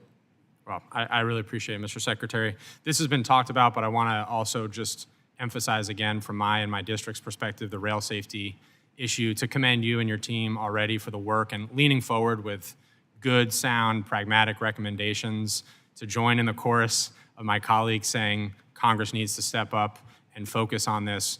One very compelling example in our district, I have 128 miles of CSX freight line that runs up the Hudson River coast from New York City. Not only is there a significant risk of repeating a Norfolk Southern type incident, but we've had a history of very dangerous and nearly deadly spills, including toxic substances, tons of toxic substances that then flooded into the Hudson River, part of the water supply for our biggest city in the United States of America. So I know you're already supporting this, but just want to add to that chorus. Finally, with the 25 seconds I have, I won't make you answer this, but just curious. I heard you completed a half Ironman a weekend or two ago. I won't ask if that was more grueling or this, but I do want to commend you for staying here and answering our questions and all of your great leadership and work. So thank you. I yield back, Mr. Chair. Thanks very much. The chair now recognizes Ms. Gonzalez-Colon for 5 minutes. Thank you, Mr. Chair. Good afternoon, Secretary, and happy to have you here. As you may be aware, Puerto Rico received a D- score by the American Association of Civil Engineers scorecard published in 2019 because of the bridges, ports, and roads are among the lowest grades per individual category. As last month, the administration shared that approximately $383 million has been announced for roads, bridges, roadway safety, and major projects under the infrastructure law. Similarly, Puerto Rico has received close to $100 million for airports and ports and waterways. And this is much welcome investment, and it's much needed in my district. And actually, I was one of the people who voted for that bill in this committee. However, my concern with all federal investment on critical infrastructure, specifically those of this size, is delays. And could you please work with my office to understand the amount of funds that your department has allocated through the infrastructure law per program, per year, and the amount that has been expended? And of course, learning of allocations is one thing, but I remain focused on making sure these funds are out of the door as soon as possible. So if you can provide a committee in the next 2 weeks, 3 weeks, a finalized list, not the ones that I know they're working right now, but the final list with the reports, I will really appreciate that. Second, according to press reports from Puerto Rico, the island will use $70 million in federal funds to finance and design the construction of 4 new ferries that will transport passengers to the non-continuous municipalities of Vieques and Culebra. There are 2 small islands at the east part of the island. The announcement was made in local press yesterday, and I would like to request that you or your staff work with us while retaining proper oversight of the use of the funds, because those non-continuous municipalities rely on safe and efficient ferry services to conduct every single activity, from buying goods, foods, healthcare, work, education, appointments, among other activities. And the ferry system is also supporting the transportation of cargo to and from Vieques and Culebra and the continuous municipalities. That will be my second request. I know I've got limited time.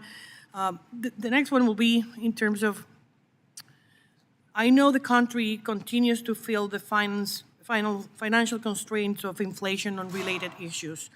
And these delays of construction work and the use of funds appropriated by Congress in the past to address the nation's transportation infrastructure needs. But how is your department working with state agencies and stakeholders in non-continuous jurisdictions like my island in Puerto Rico, who rely heavily on imported materials to shorten wait times and approval of proposed plans and expedite work as much as possible? I would love to know if you have noticed that those are the biggest challenge to territories, accessing those funds by your department, and what steps is your department making to mitigate this? Well, thank you for those questions, and certainly welcome the opportunity to work with you and your office to make sure that these funds benefit Puerto Rico. We're thankful for your support for the funding being available in the first place, and certainly recognize the unique challenges for non-contiguous territories and states when it comes to project delivery, including what you mentioned, which is that in an inflationary environment, every day counts in terms of getting the money out and getting the projects done. So we are engaging the project sponsors and the DOTs with technical assistance. We're trying to make the processes simpler in the first place. We're trying to batch communities into cohorts when we can. Anything we can do to just simplify processes and get things moving. I know that in particular, you mentioned Vieques and Culebra, and they have the Marine Highway designation, which has helped make new eligibilities available, and would continue to work with you to make sure that they're getting the support that they need, including consideration for important grants. And more broadly, in terms of getting you the information, we definitely want to make sure that there's clear visibility on all of the steps that the grants have to go through and how to make those steps faster. Because I just had a delegation not long ago from Puerto Rico come to visit. I know the excitement and the impatience that comes when you get good news about something like the PR2 improvement project, but want to be driving on that road. And of course, we want to be there to celebrate the completion of the project too. Thank you. I need to just notify you that before I finalize my turn, I would like to add that I'm working to address the issue of commercial driver's license in Puerto Rico through my bill, HR 919. And I hope to continue to work with you and your staff on this initiative to increase passenger safety and improve standards for testing commercial motor vehicles back home, which is an important issue. And I know my time is over, so thank you, Secretary, and I yield back. Thank you. The chair now recognizes Ms. Fushi for 5 minutes. Thank you to the chairman and ranking member for holding this hearing today, and thank you, Mr. Secretary, for being here for what appears to be all day. We've already heard about several wonderful projects in districts and states across the country made possible because of the bipartisan infrastructure law, and North Carolina is no exception. From airport improvements to highway widenings, pedestrian greenways to bike lanes, North Carolina is poised to receive over $6.6 billion in BIL funds for projects like these and many more. One project in my congressional district that I'd like to highlight is the City of Durham's Low to No Emission Award of $5.7 million to buy battery electric buses to replace older diesel vehicles. These new vehicles will provide clean transit along routes that serve a high percentage of minority populations. So thank you, Mr. Secretary, for your work on the BIL. These funds are truly making a difference in our communities, despite what we hear from some of our colleagues. Those of us on this committee know that transit is the great equalizer. Having access to reliable, affordable, accessible public transportation can be the difference between opportunity and isolation for many members of our communities. That is why programs like the Areas of Persistent Poverty, or the AOPP program, which awards funds to improve public transportation in areas experiencing long-term economic distress, are so important. I was glad that 2 towns in my district recently received AOPP funds to increase mobility for economically disadvantaged folk in NCO4.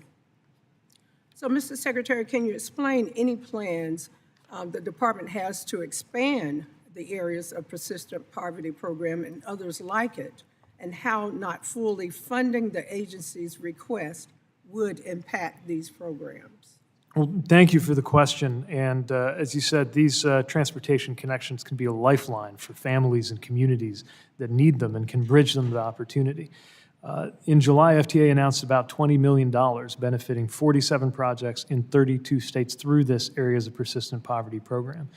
I should note that we got $36 million in requests, so it's a high-demand program, got about $2 of requests for every one we were able to say yes to.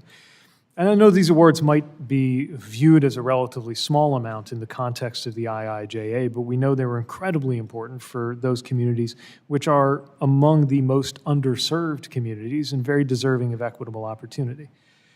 Because the Appropriations Act of 2021 was the last year that funded this, in the future, communities will miss out on the opportunity for that kind of funding unless it is restored. And of course, if it were to be restored and the funding were to come from Congress, we would welcome more opportunities to work with more communities to get those dollars out the door and make those residents better off. With all the funds available to our communities from the BIL and the IIJA, I've heard from many towns and counties in my district, particularly in rural areas, that they don't even know where to begin accessing these funds. They worry that they can't be competitive against larger municipalities and will miss out on funding for much-needed transit and infrastructure projects. So can you talk to us about how the DOT is prioritizing our rural communities, particularly when it comes to awarding funds, and what programs are available specifically for our rural communities? Thank you. This is part of what we mean when we talk about equity, making sure that communities that have been excluded, and that can include communities of color, and it can certainly include rural communities, get a fair shake. And often rural communities have fewer resources to be able to, for example, hire somebody to track every day what federal opportunities are coming along. We don't want that to be an unfair disadvantage, which is why we've set up our own capabilities in the department. For example, our team, our routes team, which is a team that specializes on rural-focused work within our department, has conducted a number of virtual events so that people who don't maybe have a travel budget to come to Washington can tune in, get their questions answered. And they've done more than 200 debriefs with an applicant when they come in trying to get a project done. They compete, but they don't quite make the cut. Let them know how to be stronger for the next time around and have a better chance of getting funded. We also had the Rural Surface Transportation Program. That's a rural-specific program created by the Bipartisan Infrastructure Law. And we're able to, just this year alone, put $675 million out for communities to apply for, specifically for rural communities. And we're working to make sure that rural applicants do well in those broader discretionary competitions. So it's very much on our mind, and we welcome the chance to work together on that. Thank you, and I yield back. The chair now recognizes Mr. Mann for 5 minutes. Thank you, Mr. Chairman, and thank you for being here today, Secretary Buttigieg. I'm Congressman Tracy Mann, and I represent the Big First District of Kansas. Mr. Secretary, the Department of Transportation has failed repeatedly to comply with congressionally set deadlines. One of these delayed decision makings has a significant impact on communities in Kansas like Hayes, Dodge City, Garden City, Liberal, and Salina, as well as several rural communities across America. SkyWest Airlines is still awaiting a decision regarding its decision or its plan to create SkyWest Charter to operate flights in small communities. Mr. Secretary, what's the timeline for a decision from the Department of Transportation, and would you commit to that timeline in writing in the next 2 weeks? So I can tell you that that's under active consideration. I can't comment on the merits of the application because it's being reviewed right now. I recognize the importance of that application. It entails both economic and safety authorities that have to be considered, and it requires a very thorough and conservative look. So I'm not in a position today to make news about the date of a disposition of that, but I can tell you that it's under active consideration. Understood, but just understand we need a decision for those communities that don't have air service right now or have air service that's being jeopardized. I understand you can't commit or talk about the merits of it, but would like to see a commitment of some sort in a general time frame on when we might get a decision, because this delay is really hurting our rural communities, which are often disadvantages, as was mentioned earlier. So, second question, Mr. Secretary, I've heard that the time to resolve NEPA and historic preservation concerns has increased over the last couple of years. The length of time for approval seems to depend on the lead staff member assigned to review the project and not the law. Mr. Secretary, what are you doing to ensure that this process is speedy, unbiased, and uniform across the department? We want to get projects done, and an important part of getting projects done quickly is to move promptly through the NEPA process. I would want to spend a little more time understanding some of the data you're referring to, because we believe we've been able to mark a downward trend in terms of the number of years to complete an EIS in recent years, but I recognize there are many different ways to slice the same data, and the point is just to get it done. Yeah. I should note that about 95% of our projects are categorical exclusions, so they don't even have to go through an EIS or an EA. And part of what we're working to do is connect our categorical exclusion authorities to other departments when they exist, just to create a smoother path to get through there. I also embrace the spirit of the concept of the shot clock, trying to make sure that we set ourselves a goal, often 2 years, and that's at the outer limit. It doesn't mean you want it to take 2 years. It means the biggest, most complicated projects, you understand it might take that. Sometimes part of what adds to a NEPA timeline is the readiness of the project sponsor. In other words, the state, the transit authority, the airport. But we don't want to treat that as an excuse that says that just because we're waiting for them to prepare something, we have no responsibility to help them get it done.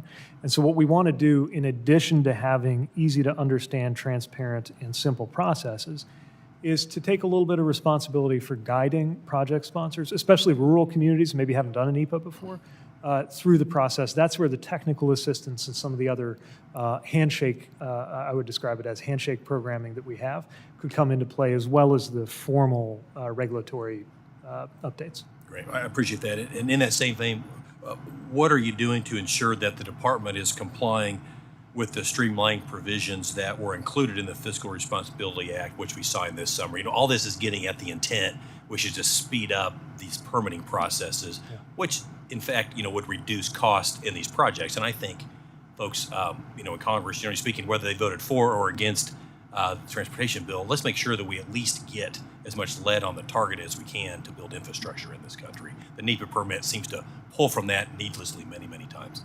Thanks. Yeah, I hear that loud and clear. And actually, just today, the Federal Register will show one of the first cases in which a department was able to do a joint categorical exclusion created by that Fiscal Responsibility Act. It's an area where we do a CE jointly with the Department of Energy. And I think we can do more where that came from. I really do. We're not out to short any important procedural or policy or legal requirements, but we don't want anything to take longer than it ought to. I agree wholeheartedly. Thank you, Mr. Chairman. With that, I yield back. And thank you again, Mr. Secretary, for being here today. Thanks. The chair now recognizes Ms. Hoyle for 5 minutes. Thank you, Mr. Chair, and thank you, Mr. Secretary, for being here. You already know how much the state of Oregon wants to be part of the solution to the supply chain crisis by expanding the Port of Coos Bay. So I'm not going to talk to you uncharacteristically. I'm not going to talk to you about that today. I'd be shocked if it weren't at least mentioned. Today I want to talk to you about an issue that's impacting rural communities across the West as we're coming out of another devastating wildfire season due to the droughts brought about by climate change that cost taxpayers billions of dollars in what's become the new normal. We have many small airports like the one in Oak Ridge, Oregon, in my district, which is right at the base of the Cascade Mountain Range and in the heart of the Willamette National Forest. It's Willamette, like damn it, right?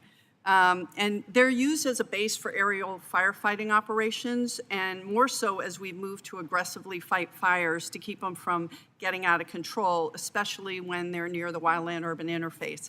The Oak Ridge Airport, like many of these airports, were originally designed for timber operations and not heavy firefighting equipment. So,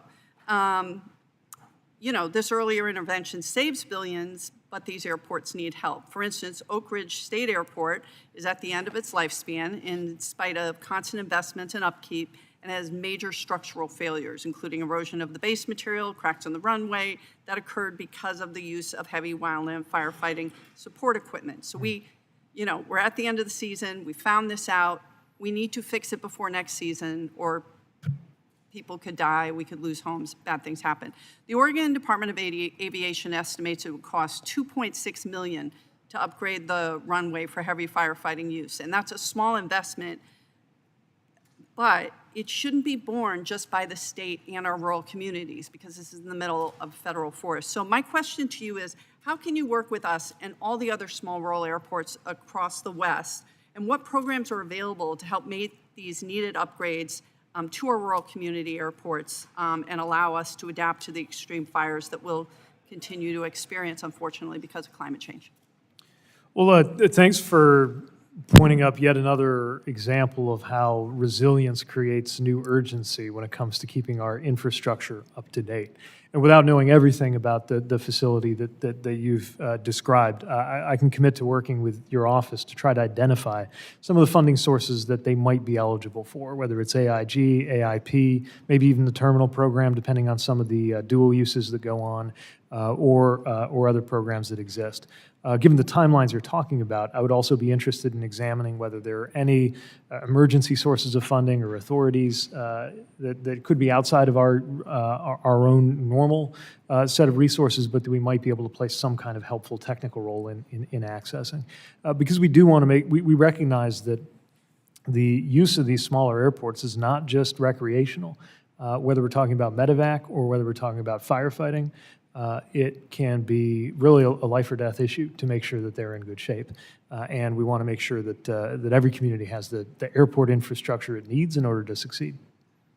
Yeah, thank you, and I look forward to working with you. I just think we do have a new normal, and what we've done, certainly in Oregon, Northern California, and Washington, is start addressing these fires earlier during the wildfire season, so that before they get completely out of control, and then, address make everything more fireproof in the off season. But without these small airports, and again, I so appreciate you understanding the importance, because we can't leave our rural communities behind. It's very critical, and it's just a matter of time till we have another paradise. So thank you so much, and looking forward to working with you.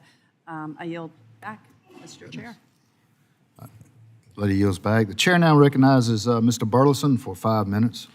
Secretary Buttigieg, since taking the role, you've traveled quite a bit, including private flights. How often do you take private flights? So I assume by private flights you mean the use of government aircraft assigned to my agency. And I knew this might come up, so I brought some numbers. Since getting this job, I have taken 600, these are estimates, give or take a couple, but I've taken 638 flights. And any of those commercial? Say about that? Any of those commercial? 607 of them were commercial, 10 of them were on military aircraft such as Air Force One, and 21 of them were on FAA aircraft, representing about 3% of the flights. What was there was a Freedom of Information request made of your office to reveal the costs of the travel. Have you provided those costs? I'd have to check back with the office to see how on the traffic, but I can tell you that, yeah, we're going to comply with all FOIA As I understand, it's been months, requests. and you've not provided the financial numbers for that travel. Okay, again, I can check on the status of a FOIA request, but I can also... You'll commit to providing that information? We will always comply with FOIA. But I appreciate the chance to discuss this, because I can't help but get the sense that some people want to make it sound as if I don't Mr. travel most of the Secretary. time on commercial aircraft, which of course is untrue. Yeah, Mr. Secretary, I think the irony for most people in my district is that they're being told that they're going to have to convert to electric vehicles to reduce their carbon footprint, and yet not everyone gets to travel the way that you do. Just once again, the way I usually travel is in economy class aboard an airliner like everybody else. When we do it differently, it's often because it will save taxpayer money. I want to get on. I'm so glad you asked this, because items. I'm kind of excited to share some of the Secretary details Buttigieg, and put some I want to it. ask, you've got some interesting policies since you've taken office. Some of them include that you spent $1 billion to fight against racist highways, which is befuddling to me. You've are forcing training manuals that divide Americans. You have climate policies that appease the radical environmentalists. You renamed the NOTAM system to be a gender neutral. And yet, at the same time, while that's happening, those are your efforts, you have a failure of the NOTAM system, which has not been updated under your leadership. You had the East Palestine event that occurred, which took you nearly 3 weeks to show up for. And the American citizen is currently facing countless flight delays. Just ask them. And yet we have still supply chain issues. So my question is, why are you pushing those policies when we have nuts and bolts issues to deal with? Well, if we want to talk nuts and bolts issues, let's talk about the investments we're making to improve port infrastructure, for example, that's helped with supply chain issues. Let's talk about the fact that during the same season in which many critics said that Christmas would be canceled because of supply chain issues, we worked with ports, with the private sector and the public sector and workers to see to it that by the end of that year, there was an all-time record high in retail sales and good movements through our ports. Now, talk nuts and bolts issues. Let's talk about the 37,000 physical infrastructure projects so far and counting, supported through the Infrastructure Investment and Jobs Act. And since you raised East Palestine, I hope that's an indication that we can get you on the record in favor of the Railway Safety Act. Secretary, about railway safety, it's an interesting, when you look at the trends, according to data from the Federal Railroad Administration, the numbers since 2000 have dramatically improved. Mainline class 1 railroads, the accident rate is down 48% since 2000. You have derailments that are down 31% since 2000. You have even hazmat issues. They're down 73% since 2000.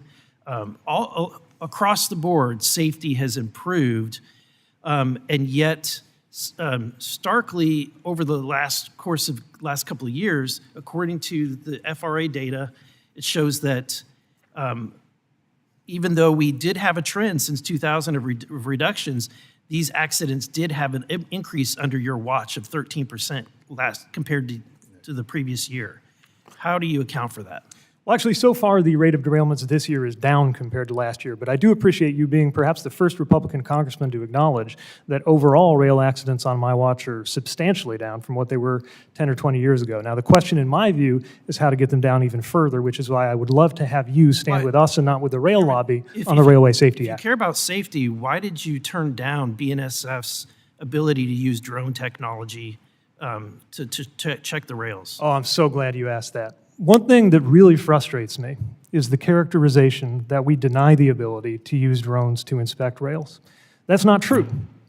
What's true is that we require that it be supplemented by the traditional human inspection until that technology is proven out. We are not stopping them for 1 second from using these new technologies. Arbitrary and capricious by a court. The gentleman's time has expired. The chair now recognizes Mrs. Schulten for 5 minutes.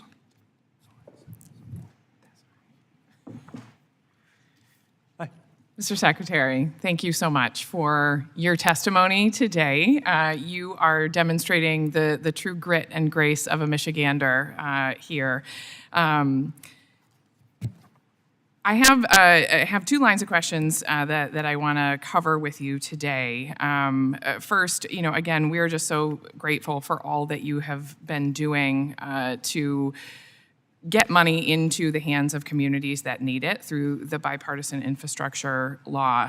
Michigan's 3rd district has benefited from nearly $100 million in funding through the bipartisan infrastructure law, including airports, multiple highway bridge projects, air quality improvements, and more. So truly, thank you. On behalf of the people of Michigan's 3rd, thank you so much. The department has recently launched the Thriving Communities program, which aims to help communities build the capacity they need to compete for federal grants and deliver critical transportation projects. The initiative brings together public and private sector partners with experience in providing technical assistance and training, capacity building, and planning to help certain target recipients to develop their own ability to ultimately build out transportation projects that will strengthen their local mobility. From my perspective, this project has incredible potential to transform local communities by engaging those closest to the transportation needs in developing what they need. But oftentimes, things like technical assistance and planning can be really vague and amorphous topics and don't lead to real results. And I'm wondering, how will the DOT measure success of this program and ensure that the intended beneficiaries are getting what they need out of this project? Well, thanks for the question, because I think technical assistance sometimes doesn't get as much attention as construction, but getting it right opens the way for construction to happen, especially in communities that may not always have had the resources to access federal dollars. Not every city is big enough to have a full-time federal relations staff on board. We think we can be part of the solution, and that's part of why the Thriving Communities program, we think, is such a positive development. We announced our first cohort of selections this spring. 64 communities in 42 states are getting support.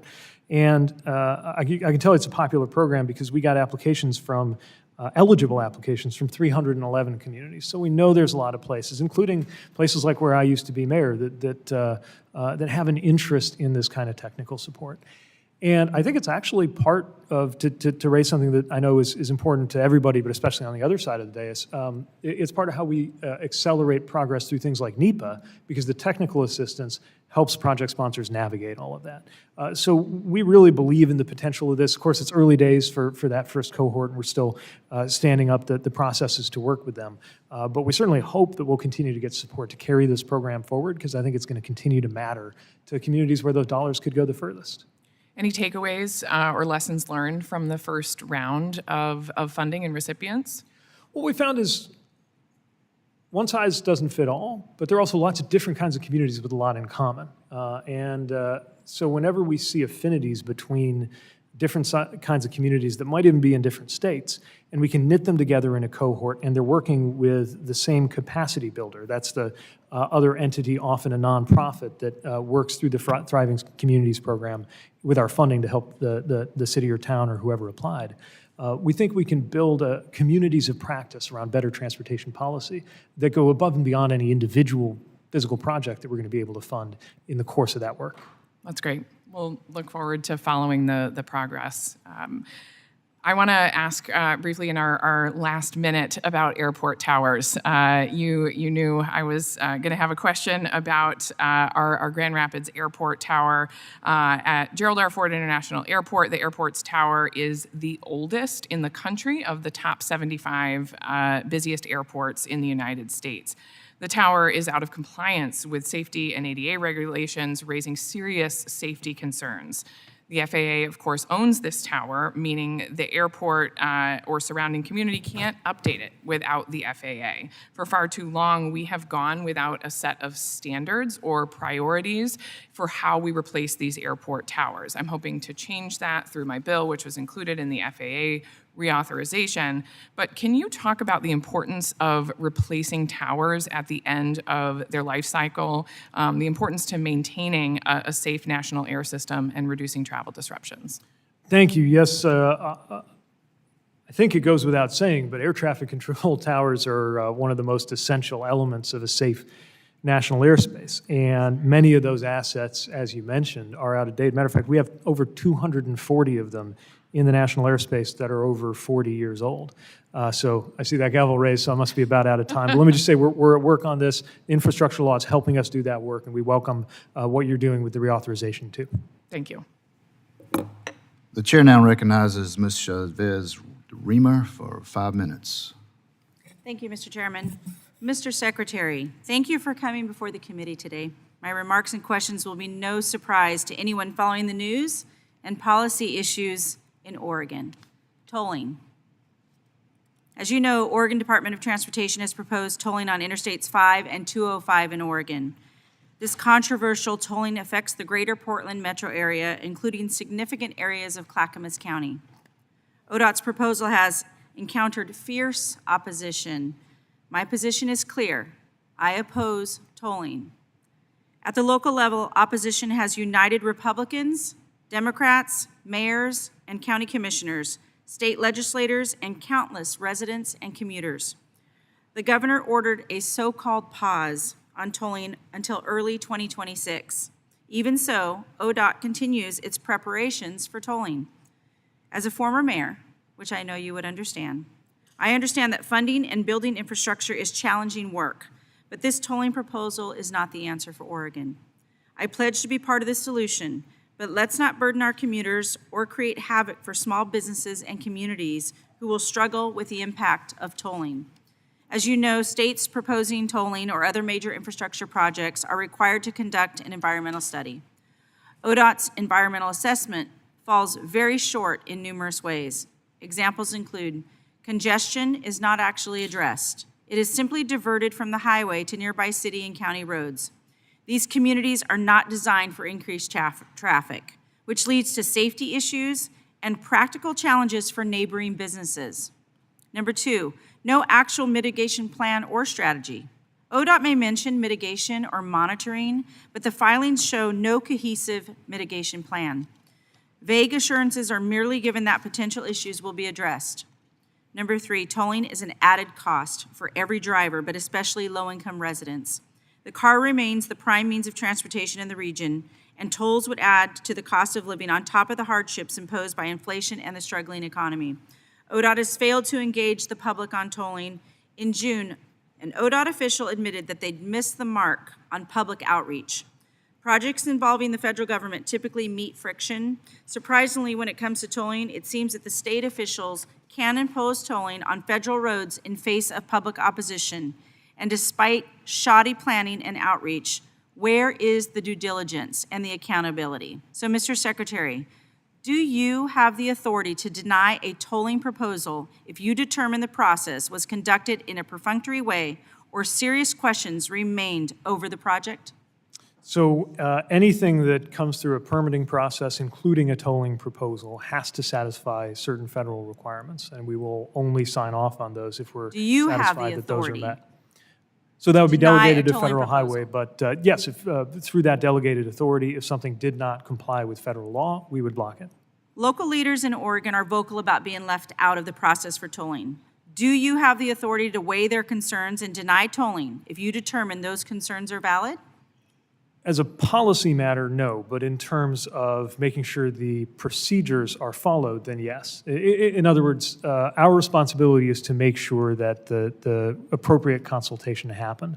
We don't have a position on the state policy choice. So you do have the authority if those concerns were valid? If NEPA is not followed, then Would we you have the authority agree that if the to- state claims they will mitigate the effects of the new tolling, that we should see the details in advance on what the mitigation before tolling would be approved? I don't have enough familiarity with the NEPA documentation to be able to weigh in on its adequacy, but what I will say is that our Federal Highway Administration would not have signed off on any NEPA process that it did not believe had satisfied those requirements. Do you agree that tolling should accommodate those with lower incomes or anyone from whom tolling would pose a hardship?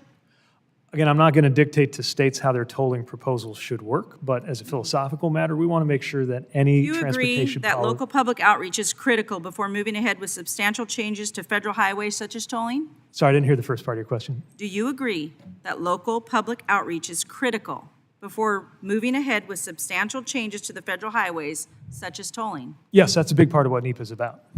If the state failed to have sufficient public outreach, what actions would you take, and can you deny the project? If a project sponsor fails to do appropriate outreach, that can lead to a NEPA failure or a Title VI concern, and in those scenarios, that could lead to the project not getting cleared by our Will department. you deny the project if that is sufficient evidence? Again, anytime that a project is non-compliant, we won't approve it. Mr. Secretary, it's nice to meet you because I hadn't met you. You did come to Oregon in July. I have to tell you, we recognize that. We were not invited, even though that was very near my district. I would have loved to have had the time to show you exactly the impacts that tolling is having in Oregon. But thank you for being here today and answering these questions, and I will be following up directly because I would like you to kill this project. Thank you. The chair now recognizes Ms. Norton for 5 minutes. Thank you, Mr. Chairman. Mr. Secretary, we are hopefully near the conclusion of the environmental impact statement process for Union Station expansion project. Union Station is a vital transportation hub that connects the National Capital Region to the Northeast Corridor and multiple Southeast Corridor lines. Pre-pandemic, the station had more than 100,000 travelers and visitors passing through it each day, which is more than either Reagan National or Dulles International airports. Amtrak, MARC, and VRE are all expecting unprecedented growth in ridership, with demand estimated to reach 2 or 3 times higher than pre-pandemic levels by 2040. However, despite its critical role in local, regional, and national connectivity, Union Station has not undergone any infrastructure improvements since the 1990s. According to FRA's own assessment, future ridership growth will be constrained without it, yet it has taken the Department of Transportation and Federal Railroad Administration over 8.5 years to complete the environmental impact statement for the project. Mr. Secretary, will you commit to making the Union Station expansion project a priority for the administration? Well, thanks for the question. We understand the importance and the priority that this deserves. One thing I would mention, and I know this is not the full scope of the project, but the President's budget for 2024 did request $15 million set aside under Fed State just for some of those immediate state of good repair needs. But yes, we continue to be committed to working with all concerned toward progress on the larger capital needs of Union Station. When will the administration issue the final environmental impact statement and record of decision? I don't have news to make on that today, but we're continuing to make sure that we work expeditiously on this and can get more information to your office when I get back to DOT. I wish you would get that to us as soon as you can. Mr. Secretary, as the lead Democrat on the Highways and Transit Subcommittee, I was proud to help create the Neighborhood Access and Equity Program as part of the Inflation Reduction Act. The program provides over $3 billion to improve safety, walkability, and affordable transportation access, and the first funding application period will close later this month. This funding comes amid a crisis in transportation safety. Pedestrian fatalities are at a 41-year high. Bicyclist fatalities are at a 46-year high. This is largely the result of years of disinvestment and a misplaced focus on moving cars quickly rather than moving people safely. Mr. Secretary, will you ensure that reducing pedestrian and cyclist fatalities is a priority when awarding neighborhood access and equity grants? You can count on it. Safety is an important criterion, and one of the biggest things we're seeing in terms of safety has to do with the safety of pedestrians and cyclists. I should add, as somebody who's often a pedestrian and or cyclist right here in DC, that I've seen the good work that can be done when there is funding to make sure that there are safer streets for everybody. Thank you. Mr. Secretary, as the co-chair of the Quiet Skies Caucus, I'm very concerned with the standards for what is considered acceptable noise levels. Aviation noise is more than a mild disturbance or annoyance.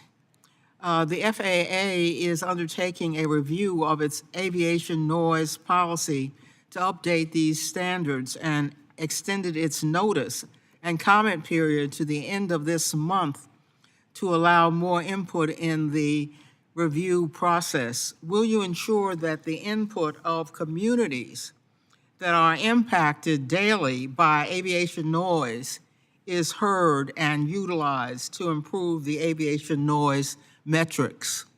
We care a great deal about community input, and yes, we believe that's an important consideration in these noise discussions. Thank you, Mr. Secretary, and I yield back. The chair now recognizes Mr. Owens for 5 minutes. Thank you, Mr. Secretary, for being here, and I want to thank Chairman and Ranking Member for today's hearing and the opportunity to listen, learn, and perform our constitutional mandate to provide oversight for yet another Biden administration department that has routinely engaged in regulatory overreach, failed to comply with congressional statute, and irresponsible use of taxpayers' funds. Record government spending has failed to alleviate unprecedented supply chain and energy crisis as President Biden's Department of Transportation continues to obstruct the efficient transport of energy resources and goods throughout our nation. Under this administration, the Department of Transportation has picked clear favorites, prioritizing urban passenger projects that benefit blue states and cities over critical systems, infrastructure, and maintenance upgrades. When policymakers prioritize equity and environment over competition and economy, American families are left footing the bill. And yet another example of this administration's misguided efforts to stifle competition and keep prices high, this DOT has asserted novel regulatory authority to prevent or delay the merger of JetBlue and Spirit Airlines. Salt Lake City has the sixth most expensive airport to fly in from domestically, with an average fare of $423. The same can be said for many hubs dominated by legacy carriers. My constituents and American people stand for the benefit of free market competition. More flights and more options means lower prices and better service. Mr. Secretary, I am increasingly concerned by your department's actions that result in protecting 80% of market share among the 4 U.S. carriers. Do you believe that maintaining the status quo is a result of your opposition to the JetBlue-Spirit merger? Well, if we want competition, then we have to have fidelity to our watchdog role when it comes to mergers. After all, by definition, a merger means that there will be fewer competitors than there were before the merger. I could not concur with the description of this as a novel regulatory. Yes. Can I just ask a quick question?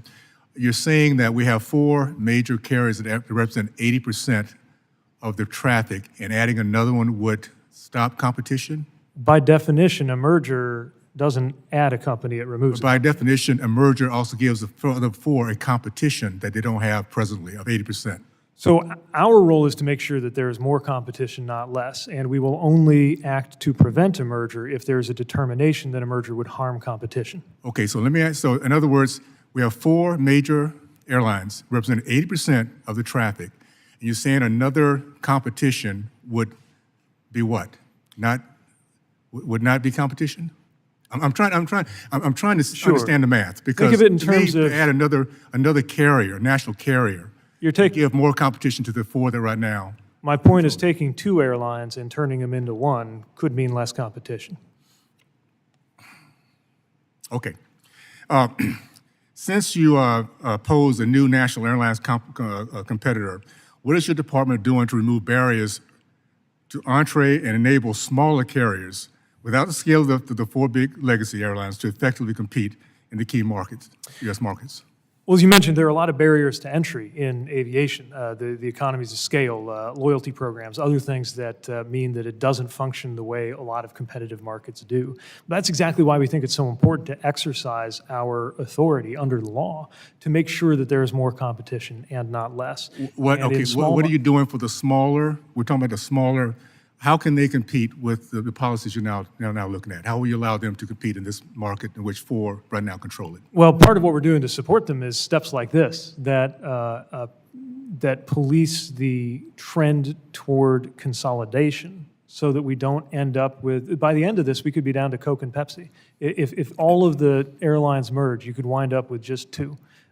It's hard to picture that being a positive outcome for competition. But again, our actions on this are always going to be guided by the law and by our legal authorities. We're not asserting any novel regulatory authority. We're using to our best of our judgment, we're implementing the law as written. Well, thank you. Let me just wrap up by saying this.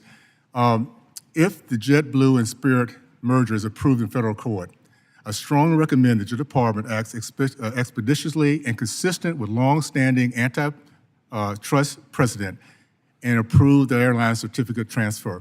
Allowing the free market, that's what we're talking about. Allow the free market to decide and provide the lowest cost possible, because when we add another airlines, national airlines, the prices will go down because there are other options. It makes sense to me because I've been an entrepreneur all my life.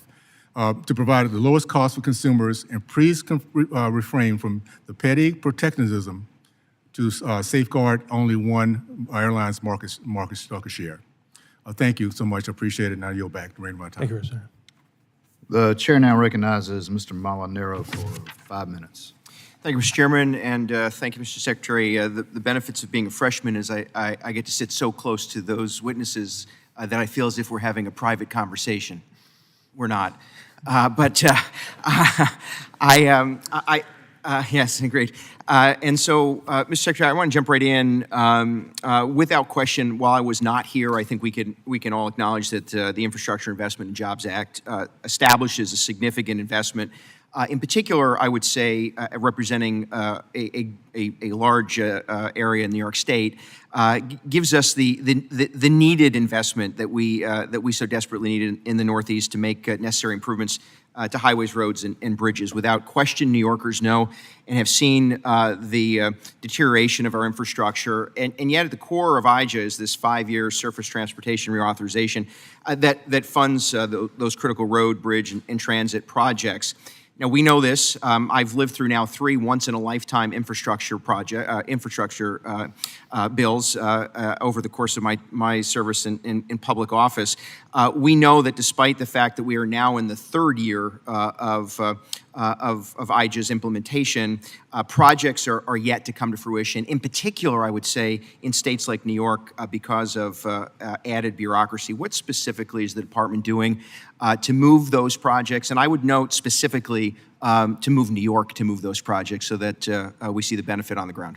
Well, both as a current secretary and as a former mayor, nothing's more gratifying to me than a groundbreaking with the possible exception of a ribbon cutting. We want to get dirt flying, we want to get projects done, and we also need to do it responsibly. Now, our first year was spent just getting the bill passed, and our second year was spent largely making sure that these programs, many of them multi-billion-dollar programs didn't even exist before, were stood up properly. What that means is we think we're on a good footing now as we go into the 3rd year of the administration or as we enter the 3rd year of the bill and the 4th year of the administration, that we're really seeing the money moving and the dirt flying. Do you feel, though, Mr. Secretary, do you think projects are moving adequately in the state of New York? Because both the contractors, the municipalities, and local officials just don't believe they are. And I'm not saying it's entirely DOT's issue. It is in part pressing the state to move projects. Do you feel they're moving adequately in the state? Look, I think all of our project sponsors are doing a great job with limited You think the state of New York's doing a great limited job? time. Yeah, we're getting terrific things done with the state of New York, but we always want to move faster. We want our project sponsors to move faster, and we want our own gears of government machinery to move faster. That's why we're trying to make sure we simplify categorical exclusions, which is 95% of our permitting.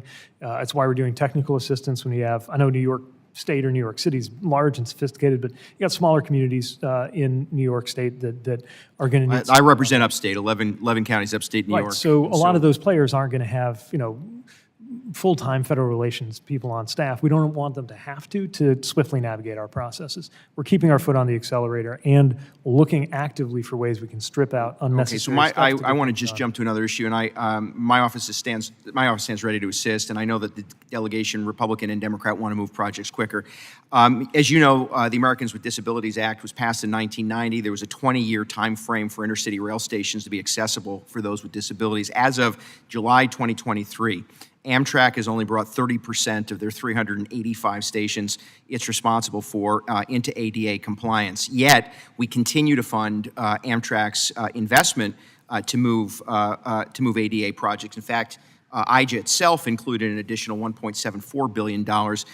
Can you commit to the department to more aggressively enforcing Amtrak's necessity to meet the ADA requirements? We strongly believe in ADA compliance. I understand, but what can we do to move Well, the biggest thing Amtrak? we do is through the ASAP, at least on the transit side, is through the ASAP program. And with Amtrak, we want to work with them to, I'm not going to say we're going to prevent a necessary safety or maintenance enhancement from happening because we're concerned about ADA compliance. But I agree it's got to be a both and we want to do everything we can to be helpful. I'll take you at your word, and I appreciate that. I will say that it is a remarkable embarrassment that we continue to send taxpayer dollars to Amtrak for the purposes of ADA compliance, and yet they have historically and continuously not met that obligation. And I would just say there are countless Americans who are denied access because of Amtrak's failure. Yet during the pandemic and post pandemic, Amtrak saw it in its infinite wisdom to divvy up significant bonuses to its executive leadership team while employees were left home and those with disabilities were left on the sidelines. My time is up. I would like to work with the department to ensure that we force Amtrak to meet that expectation. Understood. Thank you, Mr. Secretary. The chair now recognizes Mr. Burchett for 5 minutes. Thank you, Mr. Chairman. I believe Mr. Van Orden was next, if I was told correct. Was I mistaken? Oh, it doesn't matter. Okay. Thank you, Mr. Secretary. I was a county mayor, and that's the best dadgum job I ever had. I know we both come from that background. That's about where the similarities end. But, and since I am the 435th most powerful member of Congress, and I am one of the last people to ask you questions, all the good ones have been asked, all the gotchas that are going to get me a good YouTube plug are gone. So I'm just going to ask you some serious stuff, if that's okay with you, brother. Sounds good. All right. I'm worried about the charging stations for cars that we don't have on the road right now, and I'm wondering just how many of these charging stations have been funded by the federal government? Most of the charging... EV, Yeah, so most of the charging infrastructure out there today was installed without federal funding because those were the early adopters and the first moves done by the private sector, companies like Tesla and even municipalities installing their own. But by the end of this year, we expect that first wave of the ones that are benefiting from the NEVI program to begin to go out there. And our goal is to have 500,000 chargers by the end of the decade, some of which will have federal dollars into them and some of which will not. Do you know how many? I'd have to go back and we're in the tens of thousands right now in terms of the private sector installed base, but I'd have to go back and pull that. If you could get that for me, I'd really appreciate it. Get it to my office, that'd be great. Another issue I'm concerned about is asphalt. It's the most recycled product probably in the world. I don't know. I think we put down more than 89 million tons in new asphalt construction. Why have state departments of transportation been slow to use reclaimed asphalt pavement? Because it's basically, it's just 2 or 3 ingredients. I mean, it's gravel, it's the oil-based product, which I would like to see plastic substituted at some time, and you provide a little heat and maybe a little sand for a little bit more filler, but you get the picture. You were a mayor. Why are we not? Why are these locals not using it more? Are they not being encouraged to do it, or it just seems it's crazy to put that stuff in the landfill? I think it's a great question. And maybe another area, it turns out we have something in common, is a belief that we ought to be paying more attention to materials, the sourcing of pavement, the durability of pavement.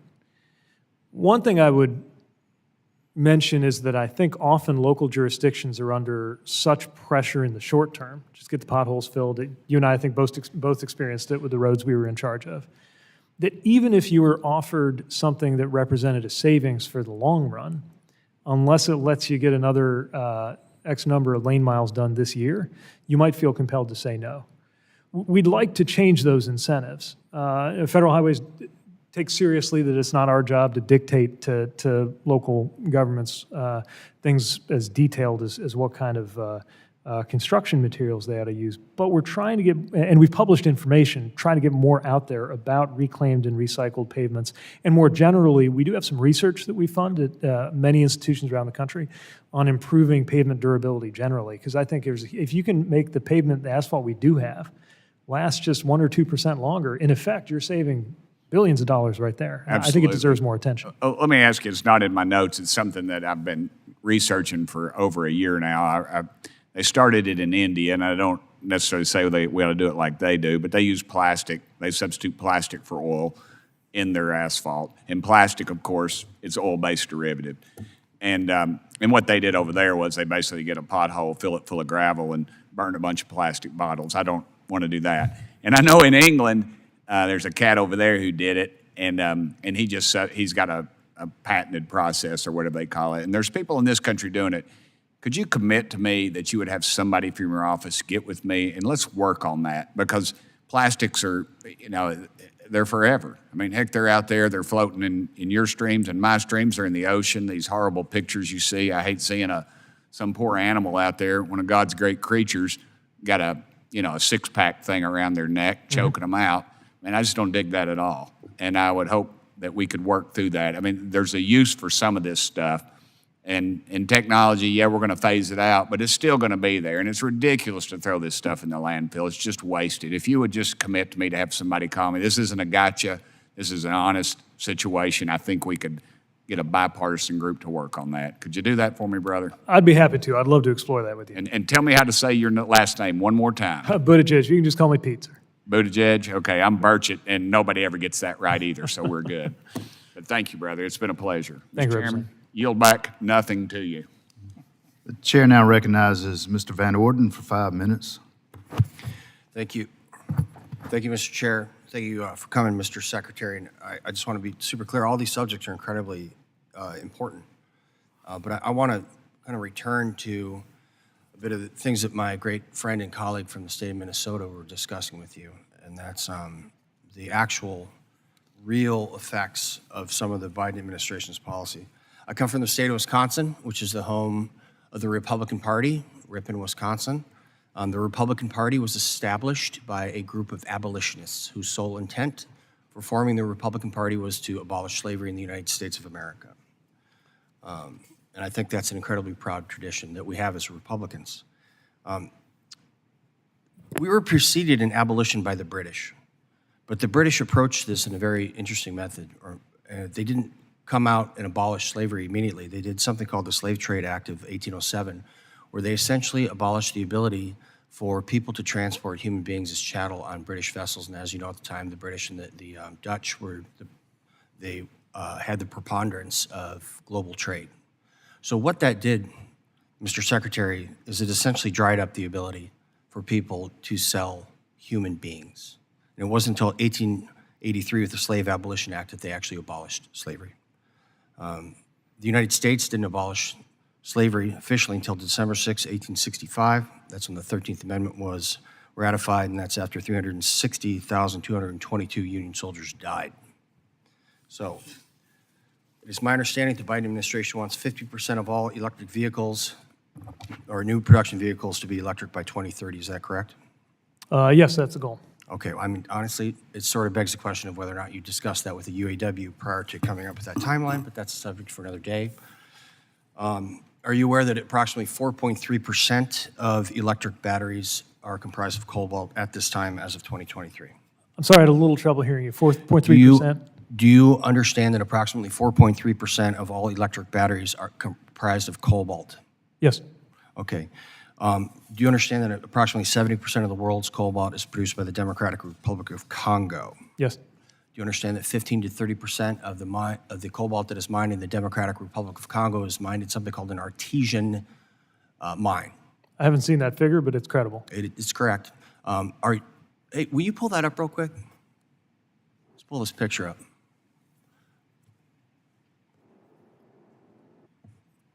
I want you to look at this.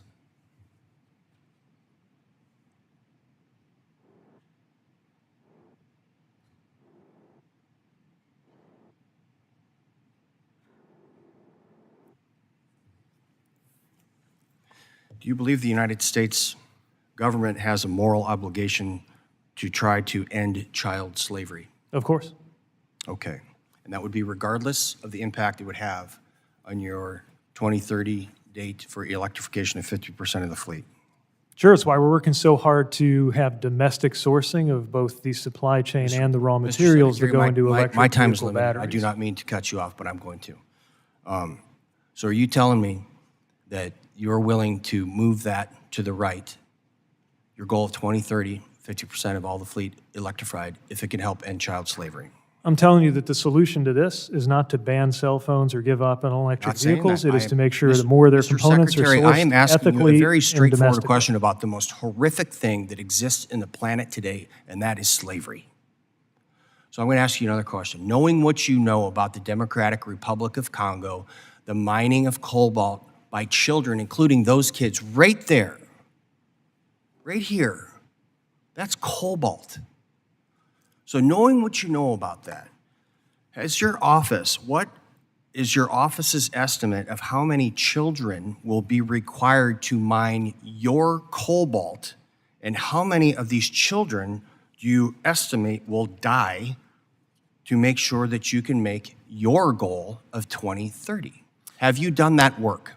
We have better data on how many children will die if we allow climate change to increase unimpeded. Hey, you know what, man? I am absolutely not taking that. That is a dodge and it's junk. It's the truth, Let's do this again. Representative. Let's do this again, Mr. Secretary. Congressman, what that child and that child and that child and that How about child this and the one? child behind that child and the child behind that I child am deserve not is going your to allow support you in to domestic hide behind and climate ethical change. sourcing of the components that go into all of the products So that we buy in this what country. you are telling me is this, is that your office is putting your goal of 2030 above the welfare of those children, and you are encouraging and That is nonsense, subsidizing Representative. child slavery. You are, sir. That is nonsense, That is Representative. not nonsense. That's a fact. And by the way, I'm going to submit for the record a whole ton of paperwork for you, Mr. Secretary. I'd like you to review it. And the top of that's going to be this picture. That And I will picture is have full no of children part. who deserve I will have no policy part. that will support domestic and gentleman's ethical time has sourcing expired. of these materials and help to prevent Very well. climate I will change. have no part subsidizing child slavery. The You're You gentleman's may have time one is- that you're not thinking about, The gentleman's Representative. time has expired. Thank you, Mr. Secretary. I yield back. Thank you. I now recognize myself for 5 minutes. Welcome, Mr. Secretary. This is my industry. My background is in trucking. I'm second generation. As a matter of fact, I started at 12 years old working in my family's operation and had a lifelong career at it. Hard but rewarding career, and now the next generation, the third generation, is now running that trucking company. I also want you to know I've never been elected to anything in my life. I have spent my entire career in the private sector. And so what I thought I would do is just kind of go over my first 9 months here on the job as it deals with your agency. So when we got here real shortly, I mean, it was real quick in January, we had the NOTAM incidents, NOTAM, however you want to pronounce it, a shutdown of an entire aviation industry. And it was because one person did something, deleted a file, pushed the wrong button, whatever. The industry went down. And this software program is 30 years old. Now, your agency was more focused on writing a 179-page bill, spent tens of thousands of dollars to rename NOTAM from Notice to Airmen to Notice to Air Missions. And I guess what I'm asking is, did that make the aviation industry any safer? We've been working on modernizing the NOTAM system since we got here, and one thing that would help is if you would back away from the cuts to funding that would help us do it quicker. We take Secretary, deadly seriously I've the got to keep upgrading of moving. the I've NOTAM got several system. things I want to go, but when you ramble, that tells me, no, it didn't make it any safer. You move on shortly after that, we had the East Palestine train derailment. Countless lives were ruined, and an entire town was devastated. What was the cause of that derailment? Well, I'm not going to speak to the cause before the NTSB reveals its final reporting, but what we I can know tell you is what the that cause derailment was. opened the eyes It of the was United easy. States to the need for tougher It was the rail lack regulation. of grease on wheel bearings. You had a railroad company that was out there more focused on DEI, which your agency is pushing.